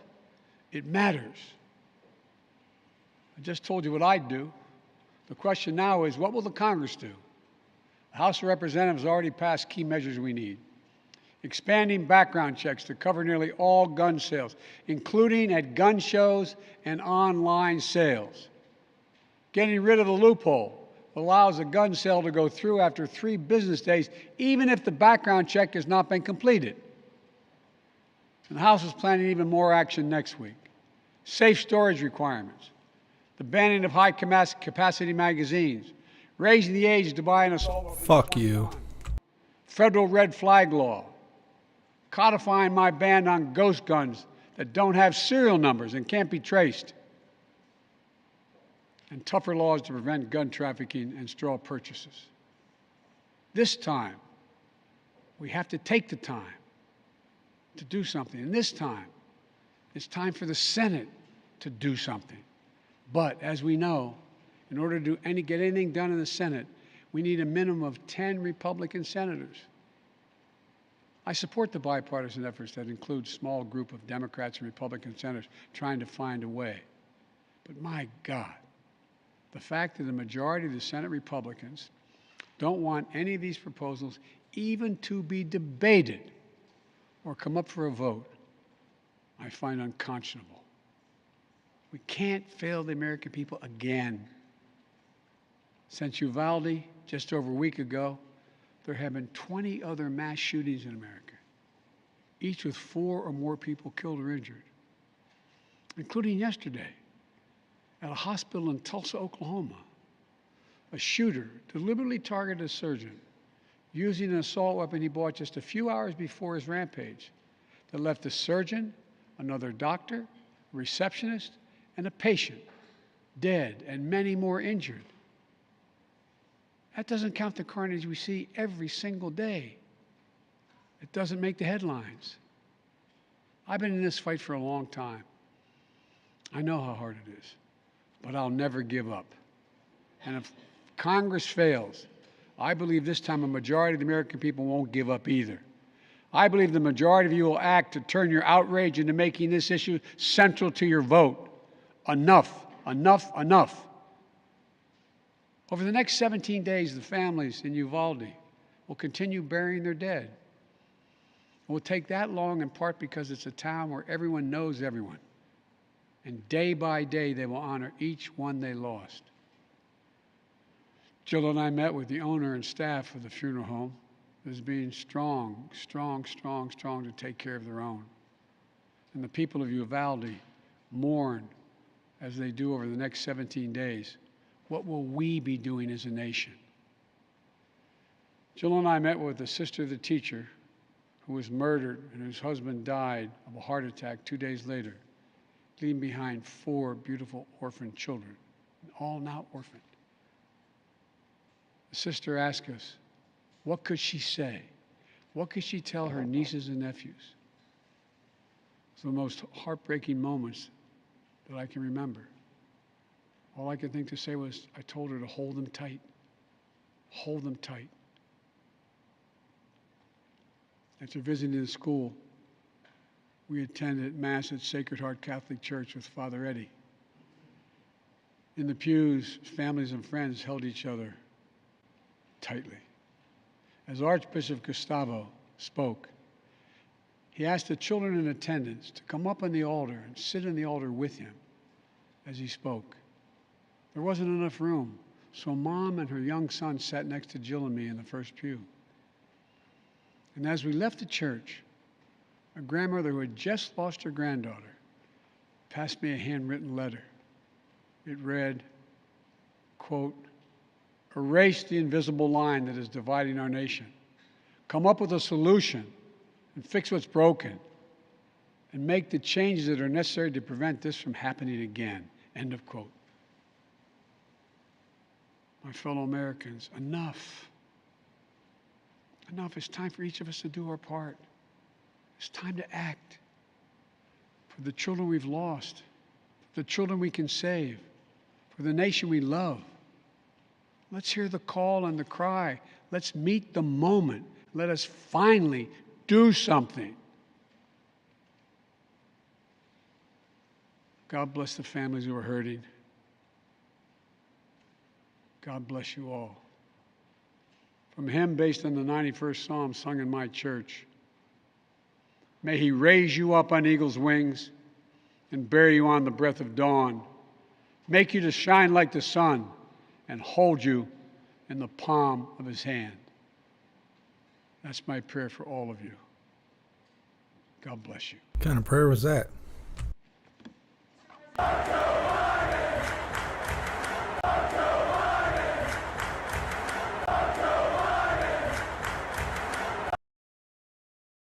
You old piece of shit.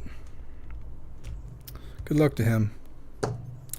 But he thought he really made a lot of sense sitting up there stammering and stuff. Good luck to anyone to challenge our Second Amendment.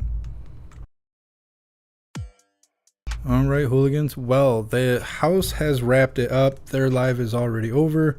Old man Walter's already lost and doesn't know where he is. We've already done the Pledge of Allegiance, but I think we should do it again since we're losing our rights by the minute.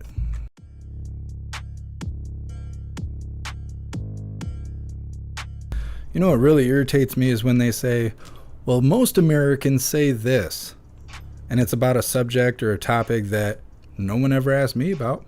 I'm part of America. Where do they get these statistics from when they say that? Most Americans think this and most Americans think that or feel this way. How the hell do you know? No one ever asked me. I'm not on the list. I'm sure there's many other Americans that are not on the list. You can't use these fake statistics against us, you trash bag. Good Lord, what a day it has been. Either way, let's do the Pledge of Allegiance. Alright, hooligans. All rise for the Pledge of Allegiance. I pledge allegiance to the flag of the United States of America and to the republic for which it stands, one nation, under God, indivisible, with liberty and justice for all.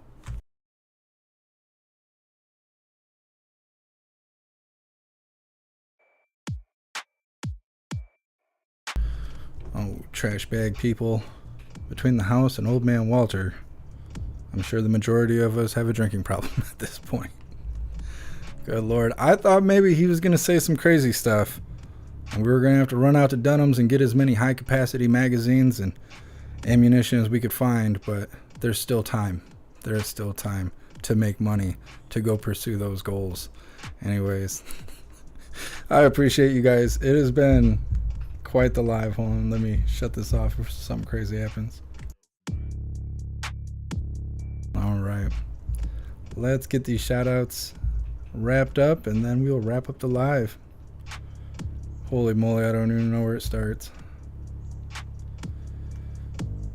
Thank you so much, All Out, for the $5 donation. Thank you so much, John Knapp, for the $10 donation.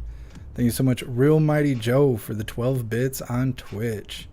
Thank you so much, Down Swinging, for the $5 donation. Thank you so much, Big Daddy, for the very generous $50 donation.